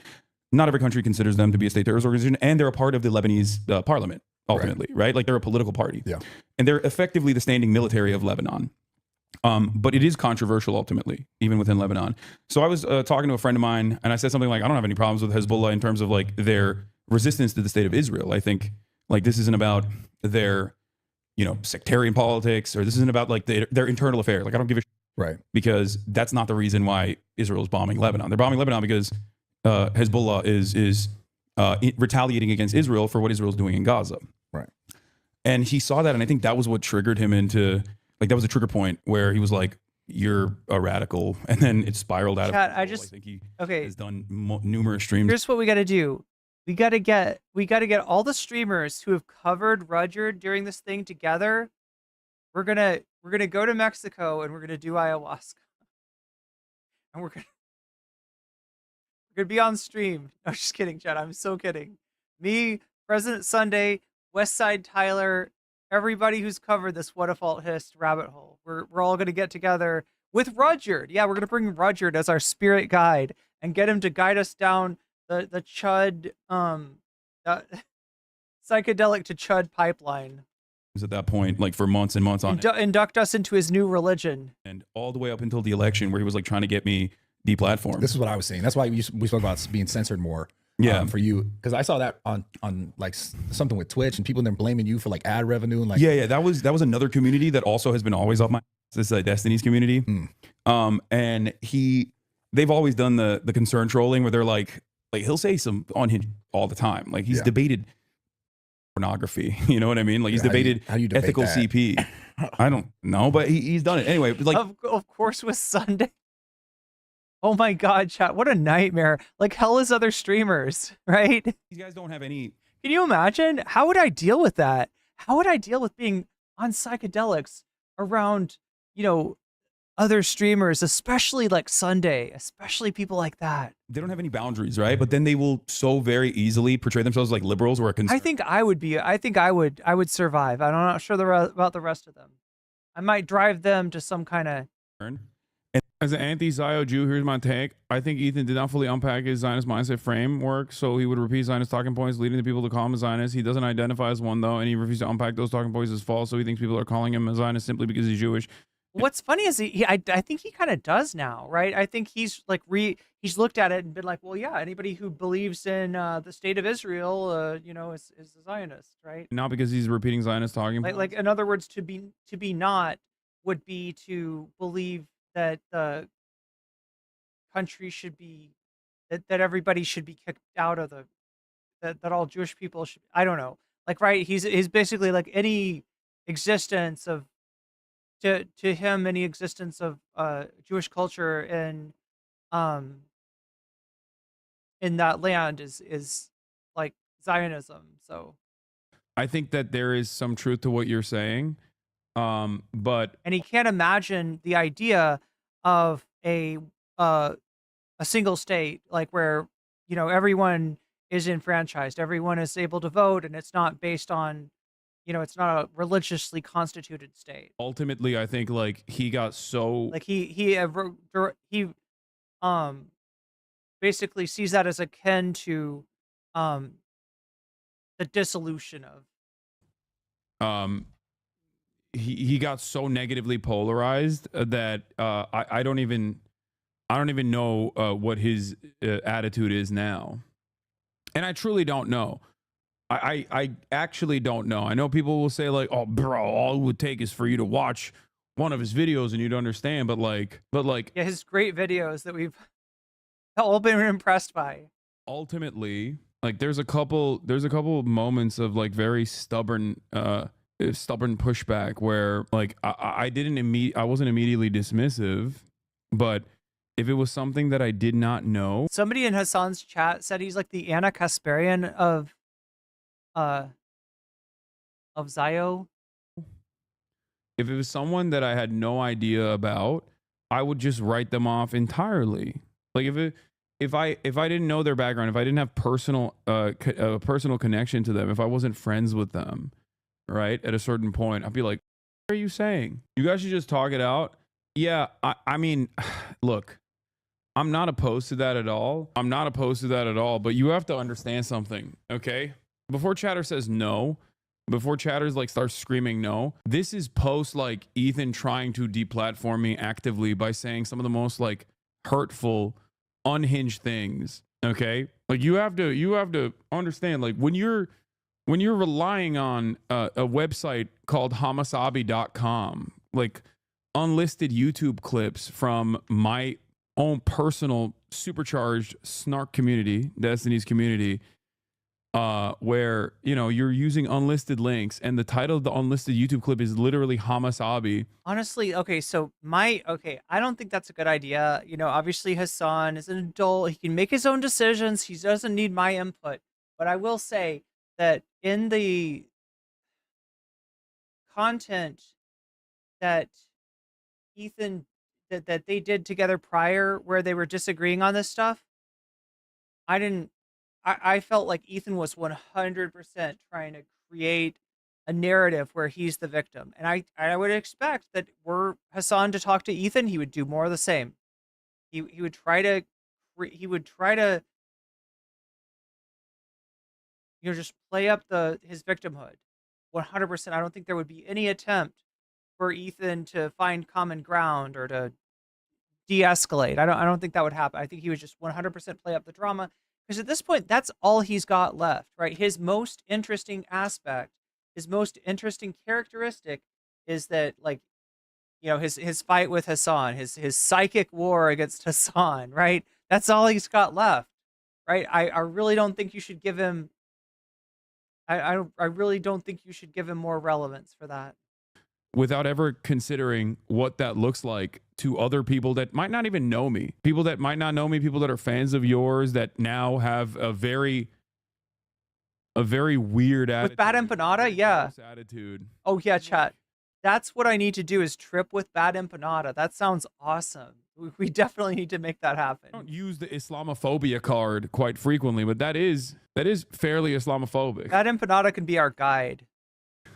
Sam Cedar had a good take on this phenomena. As the atrocities of Israel become more and more apparent, people who grew up thinking of Israel as a positive force in the world will go to extreme lengths to cope with that contradiction. Yeah, I know. That's why I also said that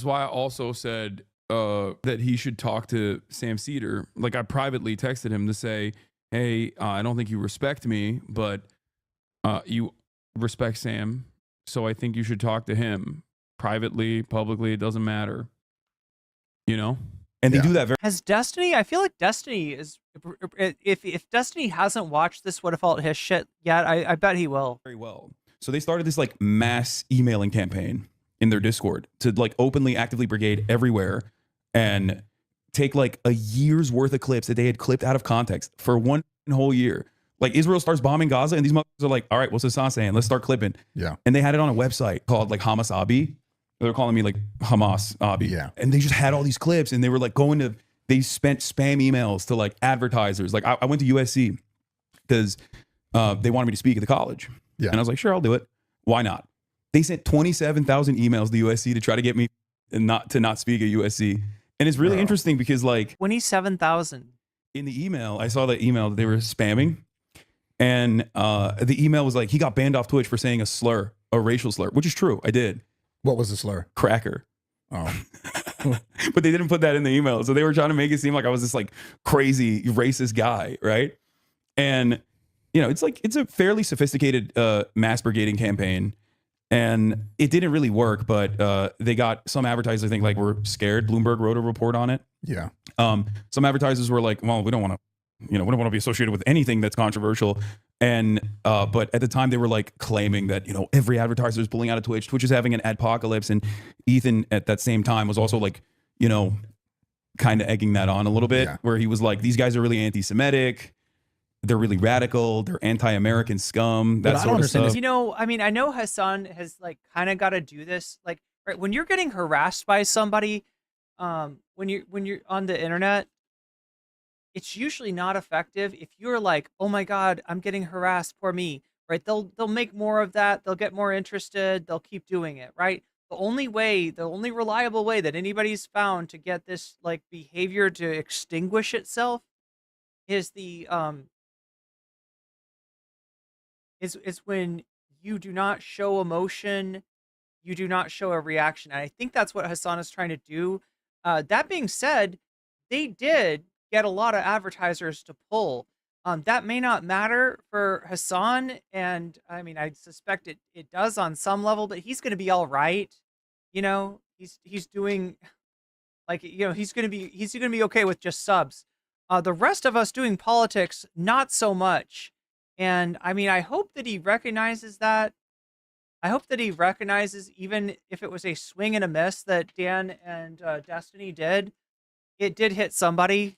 It did hit a lot of people, and it's making it really hard to do politics on Twitch. That's why I appreciate the fuck out of anybody who's willing to support my stream on Twitch, because literally your support is the only way I'm getting paid at all for streaming to Twitch. And it does have an effect, maybe on more so, or in a more pronounced way for other people. But in some way, Hasan has got to show a brave face, even though he's losing money that he might otherwise, be getting paid.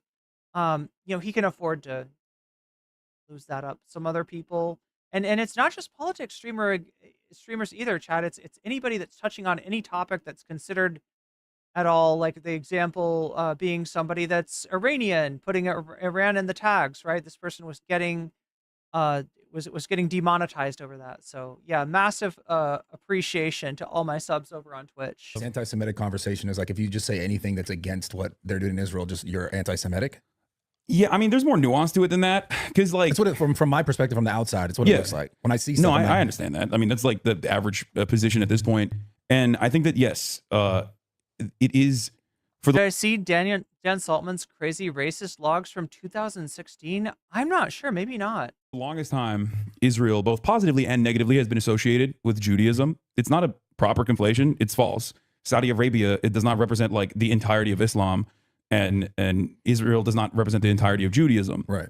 But if every single person that goes on television is saying like, this is the Jewish nation, like, how dare you, you're being anti-Semitic, then yeah, of course people go, okay, maybe it is. Maybe everything they're doing for Judaism. Or rather, it's not worth it to challenge that. And all the Jews love this, when it's not the case. Right. I mean, there's like a classic old Jewish saying, it's like 2 Jews, 3 arguments, where it's like there's no full-blown, comprehensive, monolithic understanding of what Israel is and what it's supposed to be among American Jews, especially. That's not like a real collective. Yeah. The supermarket owned the store brand of hummus is usually not bad. That's true. Ideal at all, but it's presented that way. It's presented that way by people who hate Jews, who want to say, Israel, they're doing this for Jews. This is how Jews are. And it's also being said by people who are pro-Israel and also themselves Jewish, or just pro-Israel and pro-Jewish. Like Jake Tapper says that. Like, I don't think Jake Tapper is secretly a neo-Nazi or something, but he's saying that because it's been a very apt way to deflect criticism, because nobody wants to be offensive, especially in progressive circles. You don't want to be offensive. You don't want to be a mean person. You don't want to offend people. You don't want to be called an anti-Semite. So you're like, whoa, okay, I didn't realize it was like that. It's usually just a way to stop the conversation dead in its tracks. But so that's interesting though. That Ethan said on this. Yeah, Bivon, that seems to be the goal. It seems to be, sort of just like a pressure campaign with it, either punishment for banning, Destiny, or maybe even some coercion. There have been hints that that's what they're after, getting Destiny unbanned. I don't think it'll happen though. Pod, that you were pro October 7. See, that's what I mean. It's like, if you're look, there's a lot of Ethan haters in this community, okay, especially now. But like, if you're an Ethan fan at this point and you're watching me and you hear the way I talk about Ethan, and then you go back and listen to the way Ethan talks about me, I think that there isn't a parity there. Okay? Like, and I'm not doing that for aesthetic purposes. Like, it is truly just the way I operate. Okay? That's what it is. There is no, like, there's no respect on one side of this equation. It's asymmetrical. Any kind of self-defense is considered the most morally repugnant thing that I could ever do. But Ethan can say whatever the he wants, including playing games that were made by Destiny's community that liken me to Osama bin Laden, or even claim that I've like hid my more radical perspectives, when the first conversation I ever had with Ethan and Gila was on their podcast before we even started our podcast, where I basically described the steps in which 9/11 happened when addressing my America Deserved 9/11 comment. And he was understanding, because the thing that left from this equation is respect and charity. Okay. Yeah, the point about his 9/11 comments to understand is the phenomenon of blowback, that the United States supports a lot of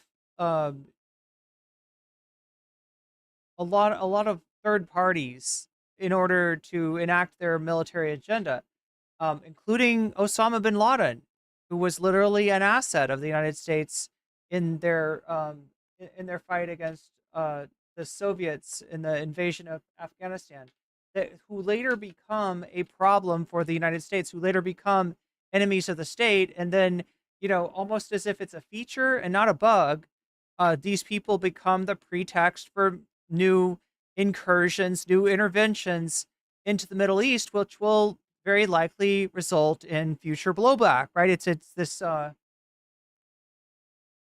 phenomenon. And if you look back at the past year before Ethan went on this conquest to like deplatform me and other pro-Palestinian content creators by falsely smearing us as anti-Semitic, akin to neo-Nazis or whatever, by grabbing onto anything and everything they could, both Ethan and also Destiny and shit. And especially when like Ethan already has a ton of haters. Like I could have just gotten on the Ethan train. You know what I mean? Oh, Leftovers podcast ended because Ethan and I had disagreements on Israel Palestine because he's a huge Zionist. Like I could have done all of that. You know what I mean? That would have been, I'd probably be getting celebrated by Keemstar at that point in the way that Ethan is getting celebrated by Keemstar now. The difference is I don't give a about that. I don't think that that's a productive way to approach anything. He just completely decided to cut off all charitability and all respect and just go on this endless conquest. They're going to clip that. Yeah, they can if they want to. But my point is, I didn't do that because I don't believe that. That's not how I operate. And that's not what I think is like appropriate. Okay? I don't think it's appropriate. And that's my criticism of what Ethan has been doing, which is the inverse of that, the opposite of that. He pulled the on ripcord like he was just holding on to dear life. For a year, I defended him against people in my community that were very upset with some of the things that he was saying. Oh shit, chat. Not really fully paying attention. Yeah, I don't know if I can show this on stream, but WB, he starts off, I'm going to tell you my theory on something. It's super offensive, but I 100% believe it. Give me a second to type it out. And he proceeds to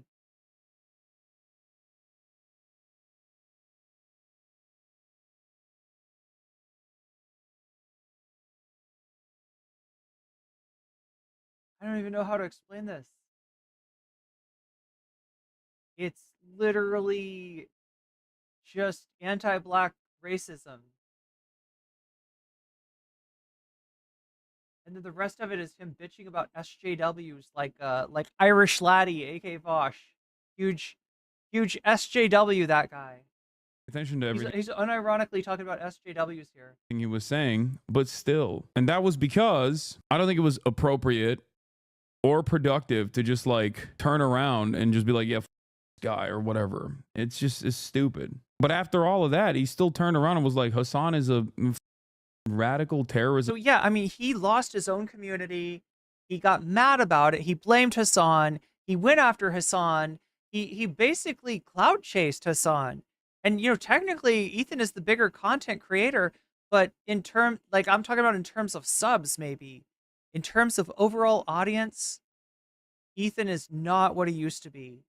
And he thinks he can, I don't know, get it back by, you know, cultivating a community that welcomes in Hasan's haters or something like that, I guess.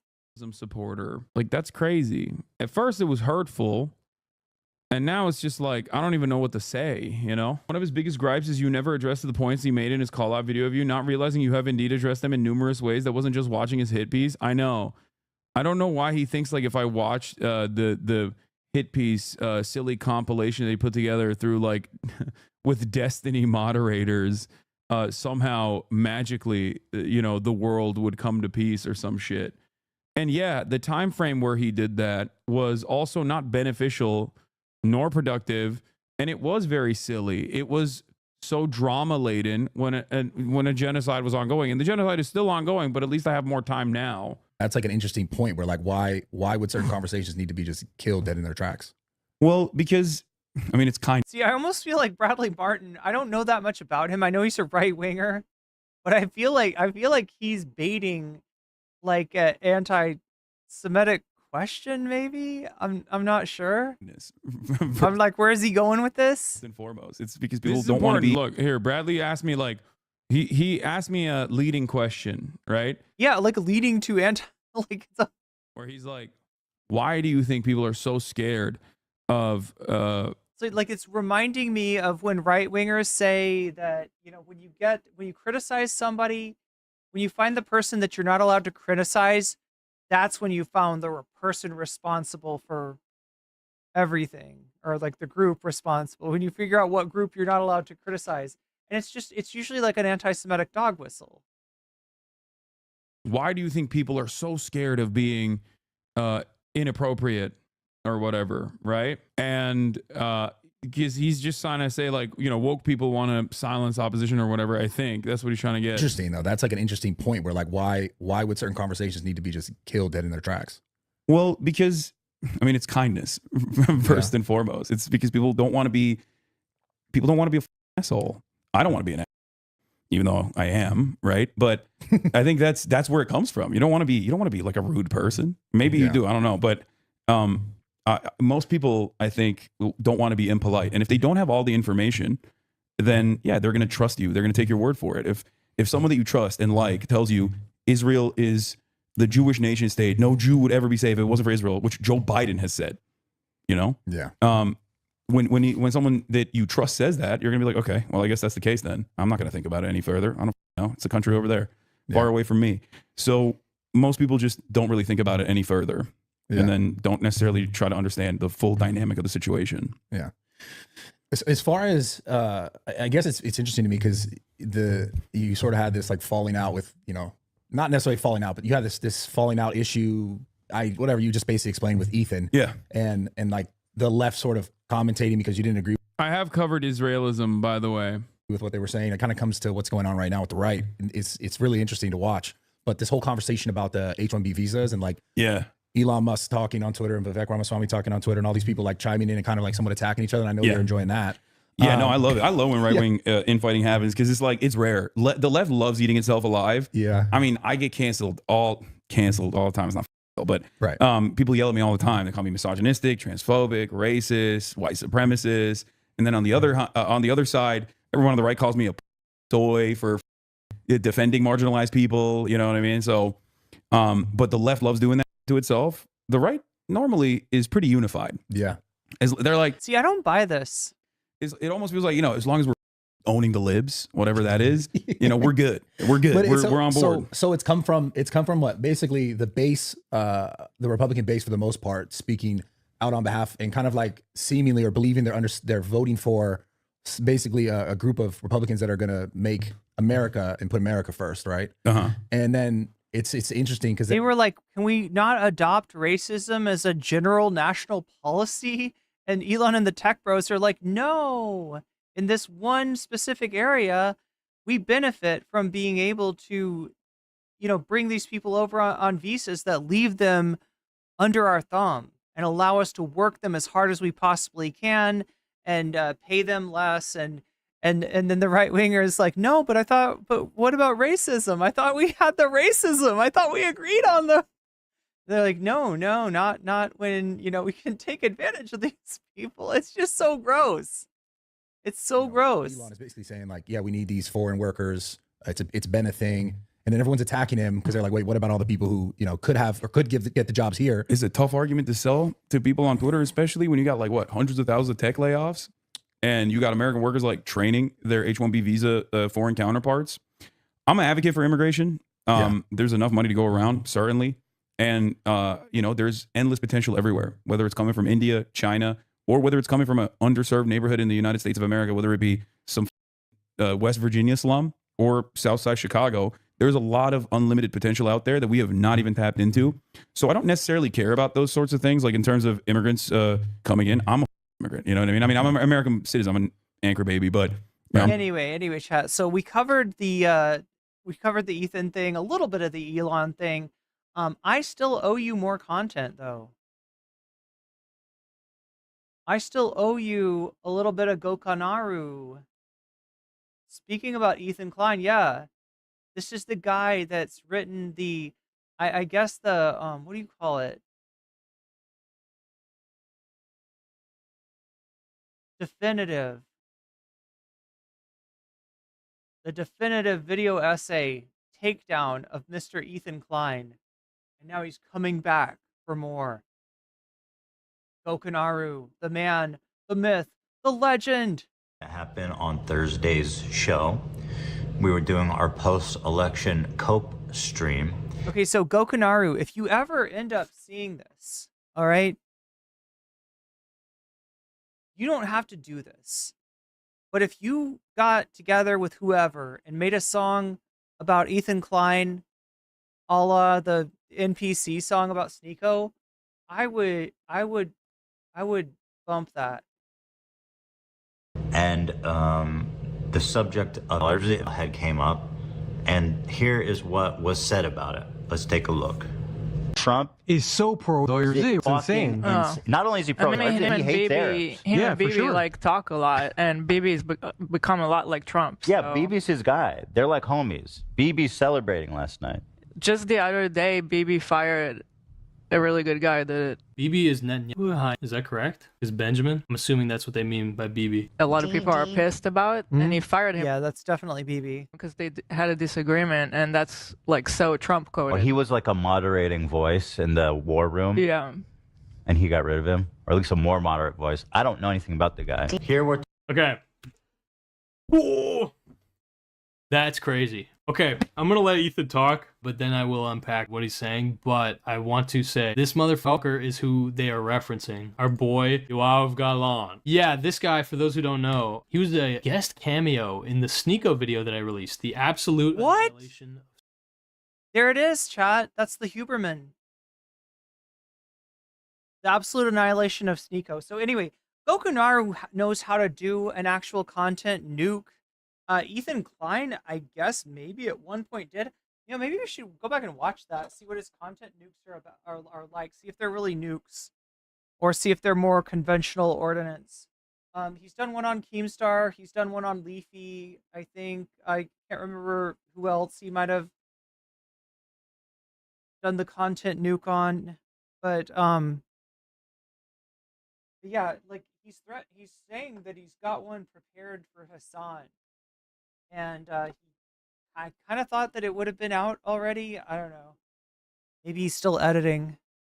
Sneeko, Video Vigilante. The third session, the one I made on H3 was the first. Our boy Yoav got a couple frames in the Sneeko video. Guess what the context was? I didn't know this. Here's a refresher. Oh no, it's the Groypers. But in practice, well,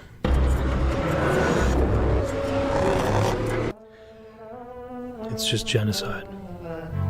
Have one more election where white people. Yeah, let's talk about white nationalism. To put it lightly, for anybody who has covered this conflict in any capacity, for anybody who has even observed through any form of media, the things that elected and representatives of lawyers have been saying, you would be very intimately aware of who Yoav is. To put it lightly, this guy is definitely not a fucking pacifist. In fact, he's the Israeli defense minister, meaning that when the October 7th attack initially occurred, he's a guy who might have had a lot of blame pointed toward him, but at the same time, he is also the guy who had to prove himself in that instance. And so he was not moderate, to say the least. That is a crazy take for H3 to say that he is more moderate, or that he got kicked out because he was more moderate. We'll kind of unpack what H3 is saying. I'm not trying to twist this in any kind of way. Wait, who jumped on the bandwagon against Amani?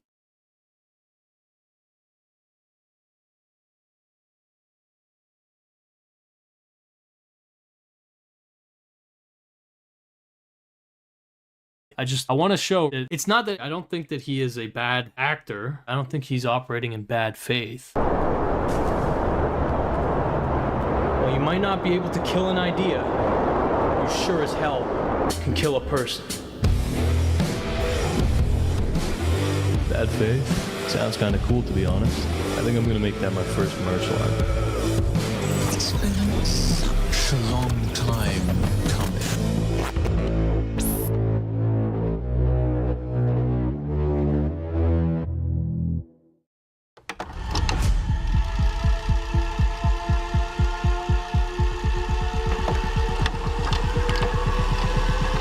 Oh, wait. SM, are you talking about Bradley Martin? Yeah, Bradley, in case anybody missed it, Bradley Martin is not a good guy. Bradley Martin voted for Trump, as far as I know. And like I said, I felt like Bradley Martin was kind of leading the conversation in a what sounded like it was going to be an anti-Semitic direction. Hasan seemed to think it was just like an anti-woke direction. That's what Bradley Martin was implying, but I wouldn't be surprised by either. Wait, is this is the Ethan Klein one, isn't it? We even watch this? Oh yeah, yeah. Like this is the thing. So what is this? Is a content? Wait, is it a content cop? I'm trying to remember. Like this is the way that old school YouTubers used to do their takedown videos, and he literally has somebody dress up like Ethan, like wear a wig and a hat that looks kind of like Ethan's, and then symbolically like unalives them. So as a, I don't know, performance of the takedown, I guess YouTube decided that they don't want creators simulating unaliving other creators, so they made a specific rule against that, probably because of videos like this. That being said, the video, the rest of the video is I think pretty on point. Points out the way that Ethan kind of uses people for content.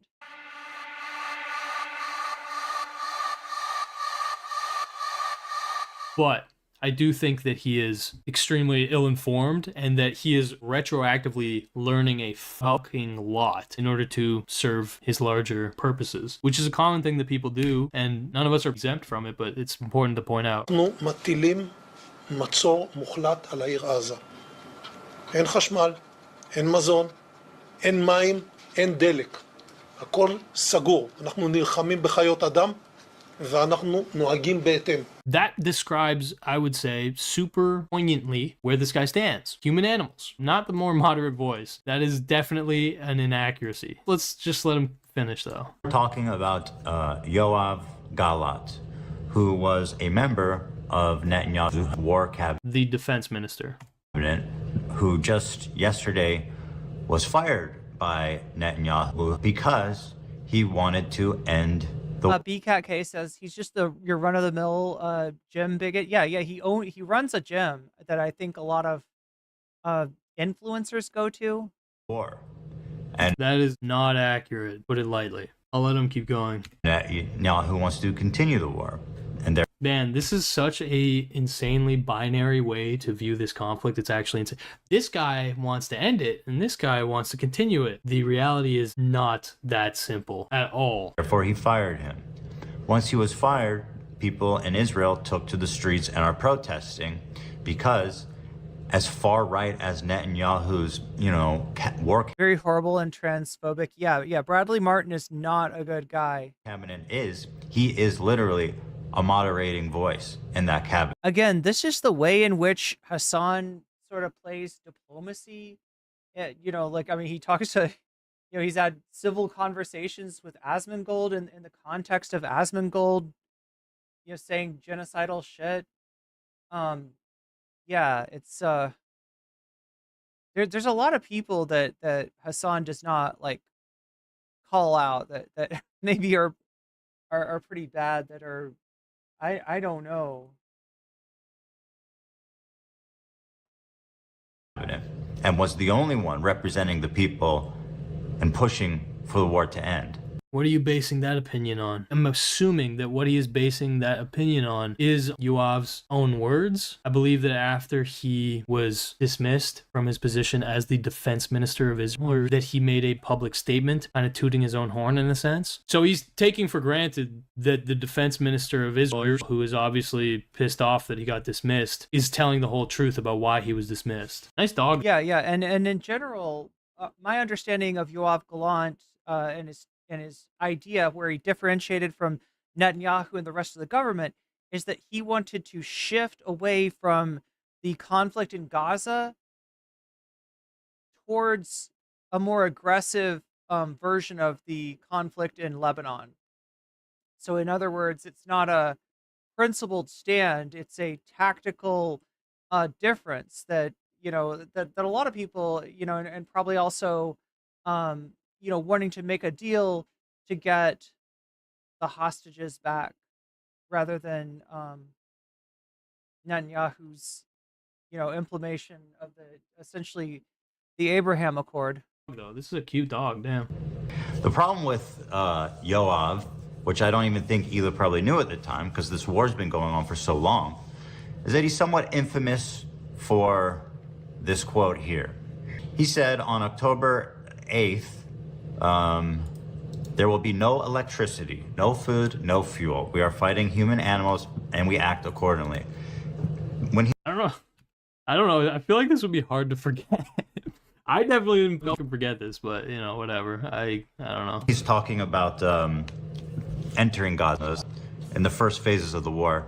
Now, a lot of people look at this language and think that it's dehumanizing and genocidal, and I'm one of those people. I agree that this is a horrible thing to say, and I don't defend him, and I never would defend him. A statement like this, which I assume people who watch this show know and understand.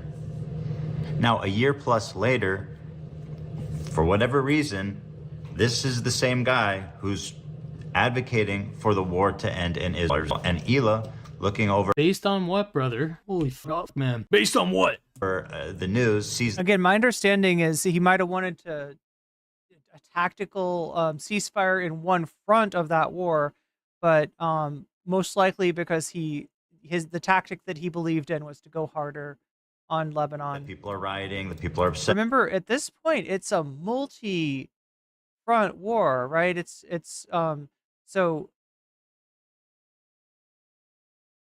you know, shit started in Lebanon based on what was going on in Gaza. There was also a response from Yemen, and Israel has attacked there, as well as Iran and now Syria.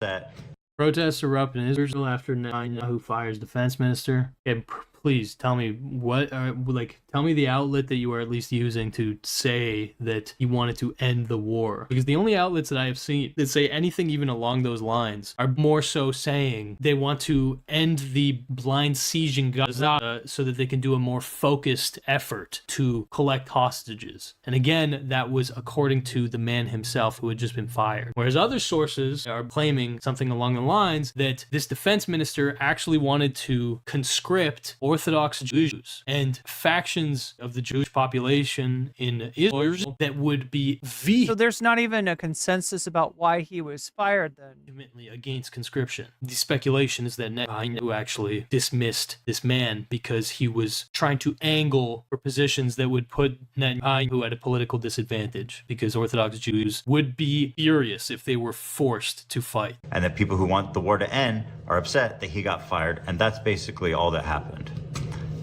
We're talking about the fact that he's the only person that wants to end the war, and I personally don't understand how that's not relevant. It would be. Just point that out, bro. Here from The Guardian, a left-leaning newspaper you guys all probably know. Here's a headline: Benjamin Netanyahu fires Defense Minister Yoav Gallant, triggering protests in Israel. Demonstration in Tel Aviv, widely seen by Israel's allies as a break on far-right elements of the Israeli government. Again, this isn't just my opinion. This is... Okay, Yoav Gallant, a figure widely considered by Israel's international allies to be a break on the far-right elements of the country's coalition government, prompting protests around Israel. Netanyahu said in a video statement, significant gaps on handling the battle in Gaza had emerged. At the height of the war, complete trust is needed between the prime minister and the defense minister. In recent months, that trust between me and the defense minister was damaged. The move prompted protests across the country. This in no way does this say he's trying to end the fucking war. Disagreeing on strategy, disagreeing on political alliances, resulting in a falling out, and a separation, or a dismissal, does not instantly make one assume that one is pro-war, one's anti-war, unless your fucking brain is rotten through the core. Elements of the Israeli government. Again, this isn't just my opinion. This is opinion that's held by internationally, that he is a moderating voice on the war cabinet, once again advocating for the war to end, which is what I thought we all wanted. Definitely want that. Here's another article from The Guardian. The reason for this video is that there was a clip on their stream where they're kind of just chilling, kind of loose, and Hila or Ethan offhandedly referred to this man as one of the good guys, effectively. At the very least, not like a bad guy. That's what it is. And so I think that the reason that this caused outrage is that it reveals the ignorance that these two have on the conflict or on people who are running Israel. Yoav Gallant reportedly says Israeli army has nothing left to do in Gaza. Okay, but you have to keep in mind, right? Ethan, I don't know how he's interpreting this, right? I would love to have a conversation with him. I know that's not happening, but what he is uncritically... I don't know. They did joke about that the other day. And basically espousing to... They literally joked about calling him up. His audience, which, by the way, fucking comments disabled, bro. I don't know what's up with that, but... But yeah, it didn't sound like they were serious. Yeah, I mean, 150,000 people. What he's espousing... Yeah, comments disabled is a pretty common thing for the videos on Ethan's channel. He does not want any feedback on his video. He's allowing the guy who just got fired basically to say, I did my job and I did it well. You understand? This guy was in charge of the fucking invasion, the ground invasion, every aspect of the retaliation against the people who incited on October 7th. This guy was that guy, like head honcho of fucking Kill Squad. And so of course this guy is going to say, now that he doesn't have the job, he's going to say, I did it. There's nothing left to do because I did it. The defense minister also quoted as saying Netanyahu rejected peace deals against advice of his security officials. As you can see, I'm not saying any of this to defend him. What he said and what he's done should very well be investigated by the... Look, my big problem with Ethan and Hila, as far as this particular issue goes, is just that they spoke confidently about something that they were completely ignorant about. Right? If you're just not tracking to the point where you're like, oh yeah, that's that good guy Yoav Gallant, then and it undermines everything about Ethan's supposed stance, against the IDF and for like he says that he's pro-Palestine, like right? He says that it's ironic that everyone's yelling at him because he's actually on the right side of this issue and.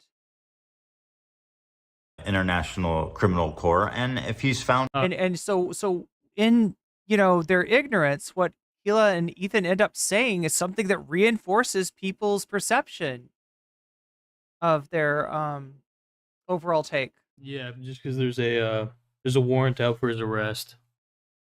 That's why, because he's a war criminal. He should submit to an investigation. If he's found guilty, then charge him. But what I am saying is that I think that while Hila misspoke and said he's a good guy, her intention was that, this guy is trying to end the war. And I'm pretty sure we're all on the same page as that being a good thing. I feel like this whole conflict with Hasan is like based on ignorance. Ethan had an ignorant opinion about communism, got in a fight over that. Ethan has, an ignorant opinion over a lot of this stuff. And the way that he seeks to concentrate on tone policing protesters and activists during a time of genocide, it's fucked up. And like he's just like, I mean, in my mind, this is the original sin of the H3 podcast, is for a comedy podcast to try to become political without the host or the co-host of that podcast educating themselves in any fucking way. I brought it up was mainly to express the frustration with and then doubling down of like, no, I'm right. I'm actually right. No, you're fucked up. No, you're anti-Semitic, right? It just goes into this like, and him firing the one guy that was. Why the fuck are they calling Netanyahu Bibi? Makes him sound like a little fella, a little cutie, a little fella, man. Okay, so Hila's now on the mic, bro. It's just wild, bro. Like, why the fuck are you using a webcam and a mic? What's going on, my brother? This is such a strange format. What the fuck has happened? somewhat, You disappear for a couple years and it's just man's hair is so much more white, dude. This guy's stressing. My brother. Holy shit. I'm sorry. Yeah, Bivon, that's generally his stance, is that Netanyahu's the problem, and getting rid of him. And the thing is, that's ignorant. That's ignorant. If you think that Netanyahu is the problem, and that apart from him being in charge of the government, shit would be peachy clean. No, actually, from all we know, shit would be worse. Shit would be worse. The rest of his cabinet is actually further to the right than him. Maybe Gallant is like the furthest, the least right-wing one of the far-right coalition, but he's still a piece of shit. And yeah, even without Netanyahu, Israel's policy would not, would not all of a sudden be good. At Moderate. The reason I brought There's nobody within 1,000 miles of power in Israel that's gonna do the right thing, or anything close to the right thing. it up was mainly to express the frustration with Bibi and him firing the one guy that was somewhat, attempting at moderation. It wasn't really so much to say Gallant is a good guy. I shouldn't have used that word. That was a bad choice on my part, considering stuff that he has said that I was not even thinking of. Really coming from the concerning feeling of we have Trump in office and Bibi just fired the guy that is opposing him.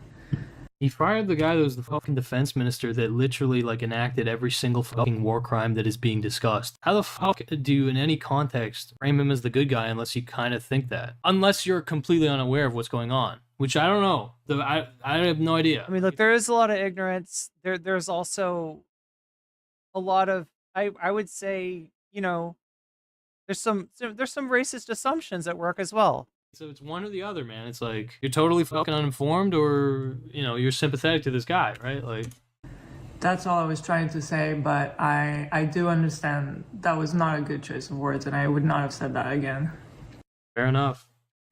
So I'm stepping away for a little while from being on camera and being on the podcast.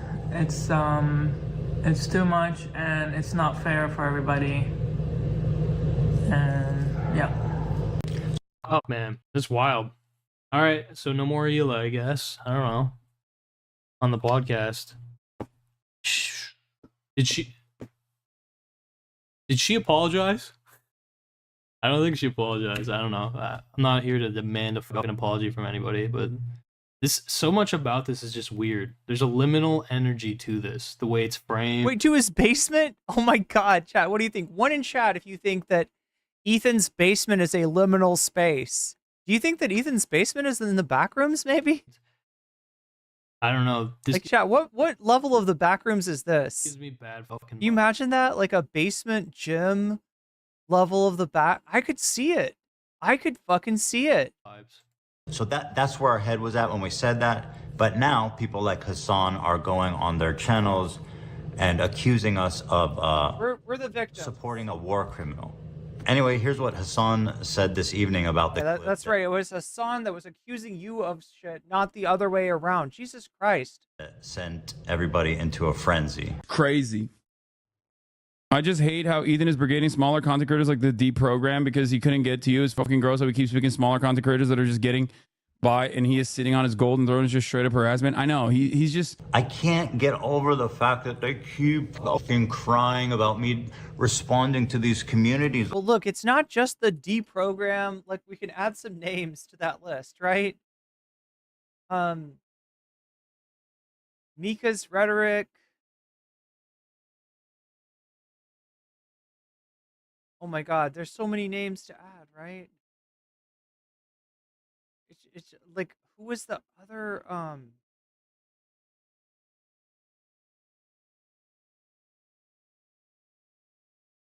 Like, this is the biggest socialist podcast. They have they have hundreds of thousands of subscribers. Yeah, I think the deprogram can fucking defend themselves.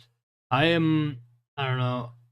I think that the rest of this is more hyper fixating on Hasan. I don't really again, it's like, do I even care that they offhandedly said this comment? Hello.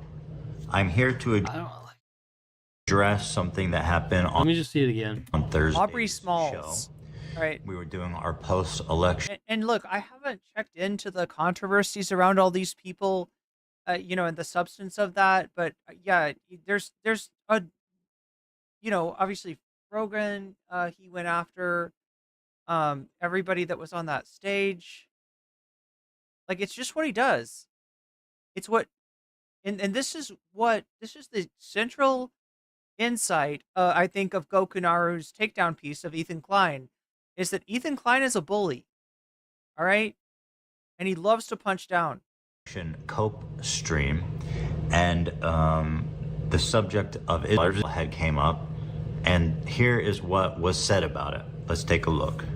Trump is so pro-Israel to the same. Not only is he pro-Israel, him he and hates Bibi, Arabs. him and Bibi like talk a lot, and Bibi's become a lot like Trump. Yeah, so. Bibi's his guy. They're like homies. Bibi's celebrating last night.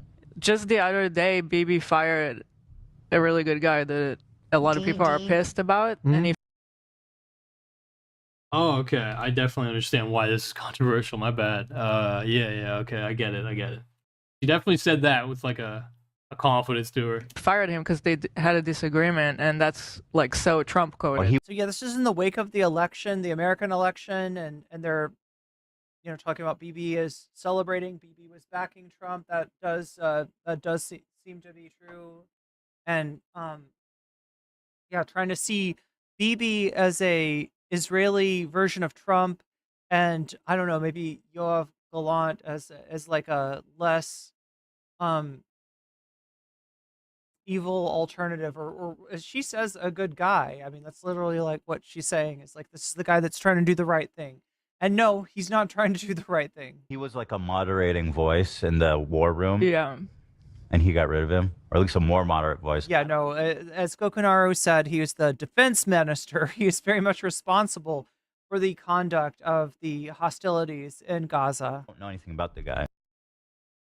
I mean, look, I just think they barely know what the fuck they're talking about. Yes, that's so true. Okay, if I'm the best like faith I think I could give is just to say I believe them when they say the nicest thing I could say is stick to comedy. That they don't really know what the fuck they're talking about. You know what I mean? Like Ethan just said, I don't even know this shit, and it's clear, like, you don't. Okay, just shut the fuck up about it then. Like, I don't. That's pretty much my take. Just shut the fuck up. Stay offline for a little bit. Maybe read. Maybe talk about what you know. Like, I don't know, level up in this domain a bit. Play some Dungeons and Dragons. Yeah, do some cosplay. More fucking tact, care, and refined energy. That's pretty much all you can do, right? I don't know. I mean, that's pretty much. Is that not? I feel like that's the prescription. Okay, I ain't a doctor. Debate Ollie London, debate Pearl Davis, debate Fresh and Fit, do shit like that. Yeah. I don't got my master's either, but that's what I got for you. I don't know. Okay, look, I do not want to burn the H3H3 bridge, okay? Because I actually genuinely do not have fucking like personal negative feelings toward H3H3. As much as that might sound like cope, I fucking wish the best for this guy, okay? On a lot of dimensions. Every time they call him Goka, I think they're saying Gorka. But obviously there is a lot to be desired, okay? And it's very clear that he has been not the best informed when it comes to what he is talking about in recent times. Look, I'd say not the best informed and also kind of bigoted. Okay. Again, despite the fact that a lot of people are kind of backing him or like enthusiastic about H3 right now because he is opposing Hasan, he is really not. So no, he's saying this from within the commentary community, right? You'll see like Nick DiOrio, anytime somebody criticizes Ethan, Nick DiOrio goes to bat for him. I'm trying to think, Papa Gut, maybe to a greater or lesser extent. There's a few people. Turkey Tom. Clearly not that much better in any context when it comes to. Now, they're not seeing the big picture. And in the big picture, Ethan's getting cooked, right? But in the commentary world, I guess, Hasan bad, so. Politics. In the terms of being aware, right? Like in terms of being a source of information. He's certainly less extreme, okay? Like H3H3 is like whatever he describes himself as. I think he describes himself as like a liberal progressive, something like that. I think that's an Yeah, depending on when you get him, it's like he's center left or he's a social democrat. Probably like But again, like he just doesn't understand that much about politics, so I wouldn't take him at his word on his own self-identification ideologically either. for what he is. You know what I mean? He is not a radical or whatever, as he says Hasan is.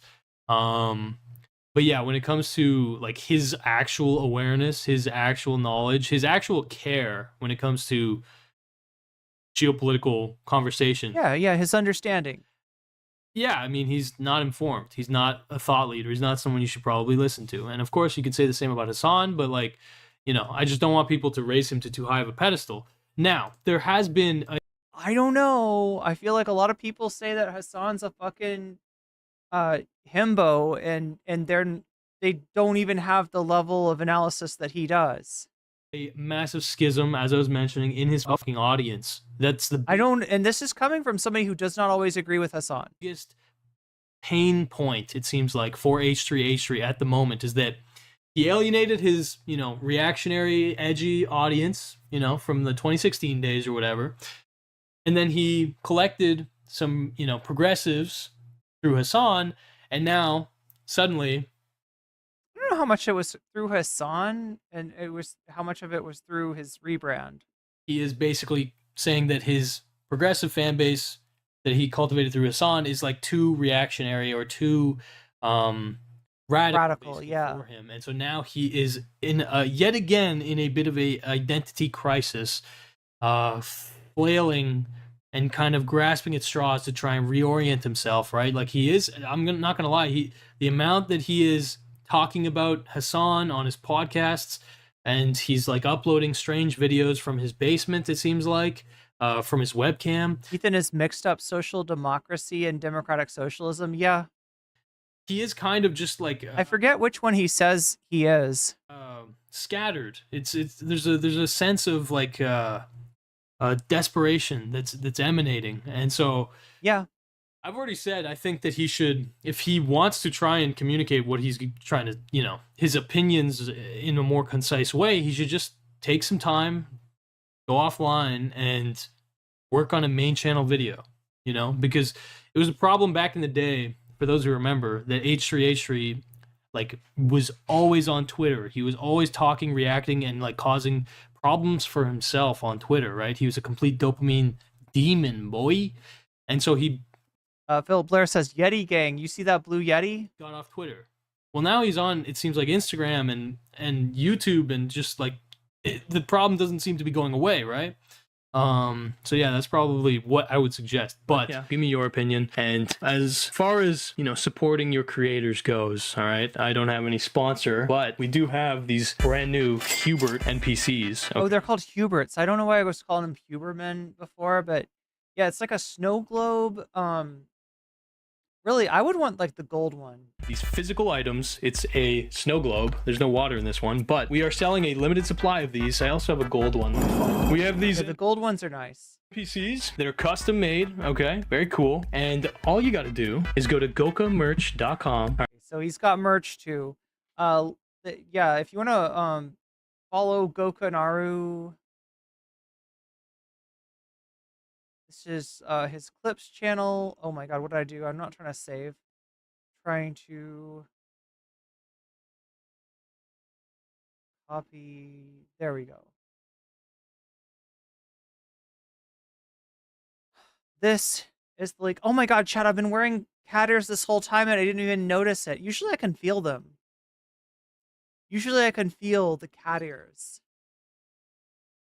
But not today. I didn't even notice. I forgot I put them on. My mom was a big Andrew Huberman fan, so that threw me off.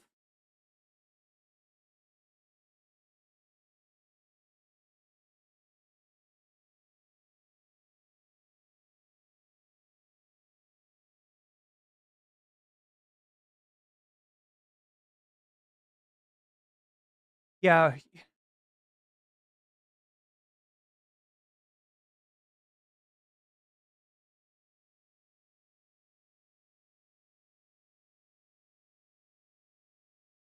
Oh, it's if your account is a brand account. Yeah, maybe mine wouldn't work then either. I don't know.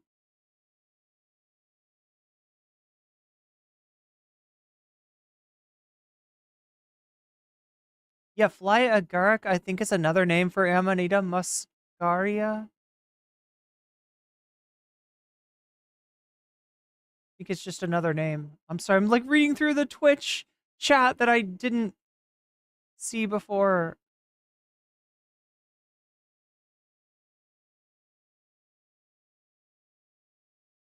Go to the peyote in the desert with the ghost of Jim Morrison. Alt histrionic. I mean, he's doing it. He said he's going to start a religion, but not on purpose. So God should worship, or God, the God you should worship is me. Oh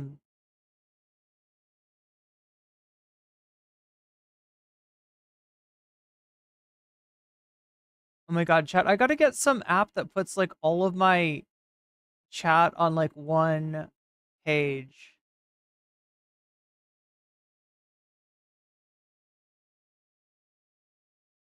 Anyway, the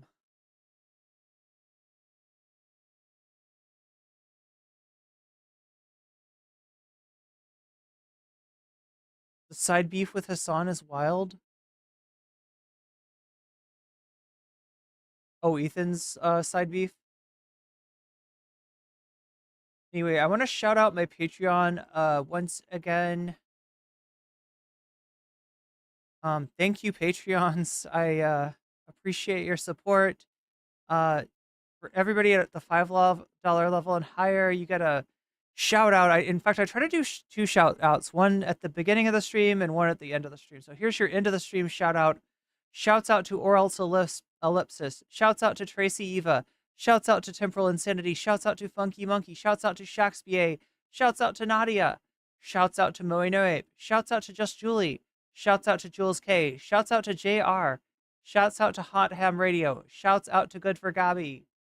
Shouts out to Buffy Geek. And a fancy shout out to Zerazerex, to Rachel K, to Crystal Safira, and to Omega Star. With that, I've got to get to bed. It is super late where I am, but I wanted to honor the fact that we not only hit the sub goal, we hit it twice tonight. That's pretty unbelievable. So, yeah, I'm not going to cut you. I want to make sure that I'm giving you double the content, double the bonus content, and let you know that I appreciate. I am practicing shouting. Did I shout? Yeah, yeah, it's the same thing. Yeah, I thought so, Sasha G. It's like the same. It's like a different name for the same mushroom.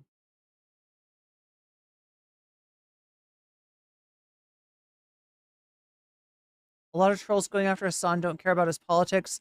They're just jealous that he's a super successful, popular streamer and considered attractive. Yeah, and in terms of political streaming, he's kind of off the scale. Copyright Shaky Gurga plushies? Oh my gosh. I should copyright Jink Uger. Like we called it. Sorry, Jink. Ethan calls it. Yeah, this is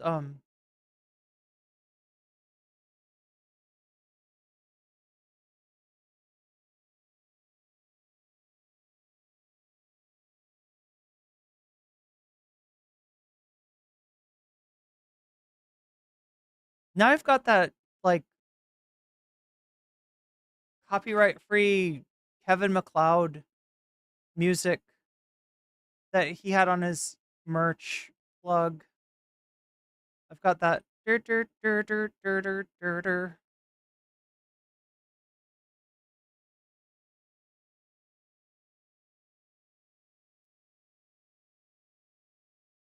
I wonder, anybody know what that song is?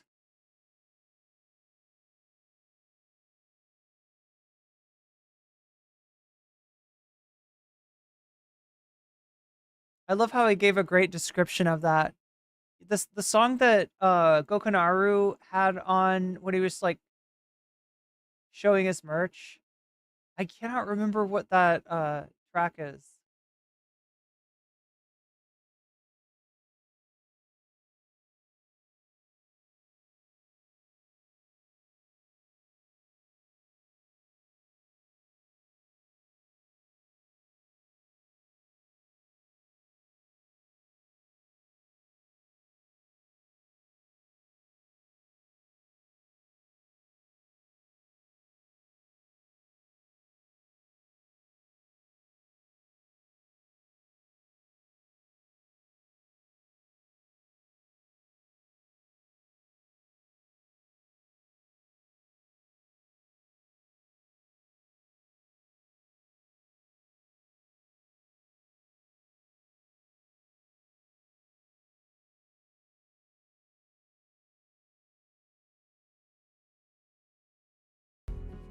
And man, it gave me something that has been sustaining me.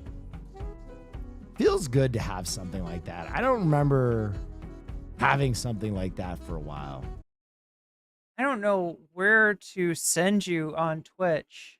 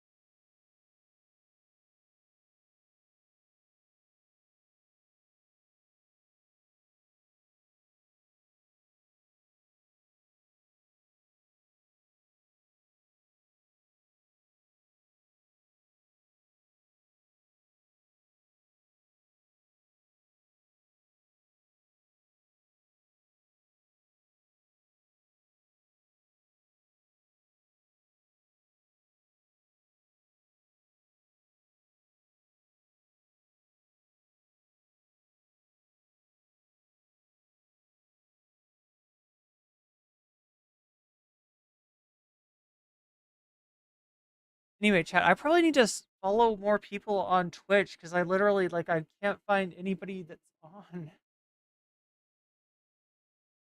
It's such a waste. Not raid. But it's looking like, yeah.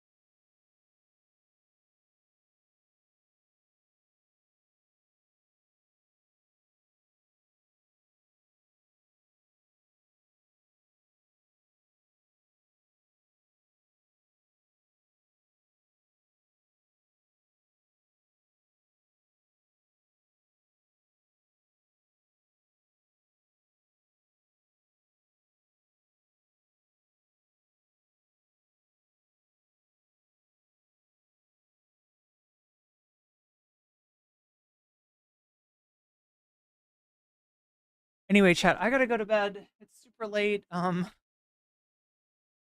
Not seeing anybody around, unfortunately. Much love, everyone. Thank you for being here for my stream.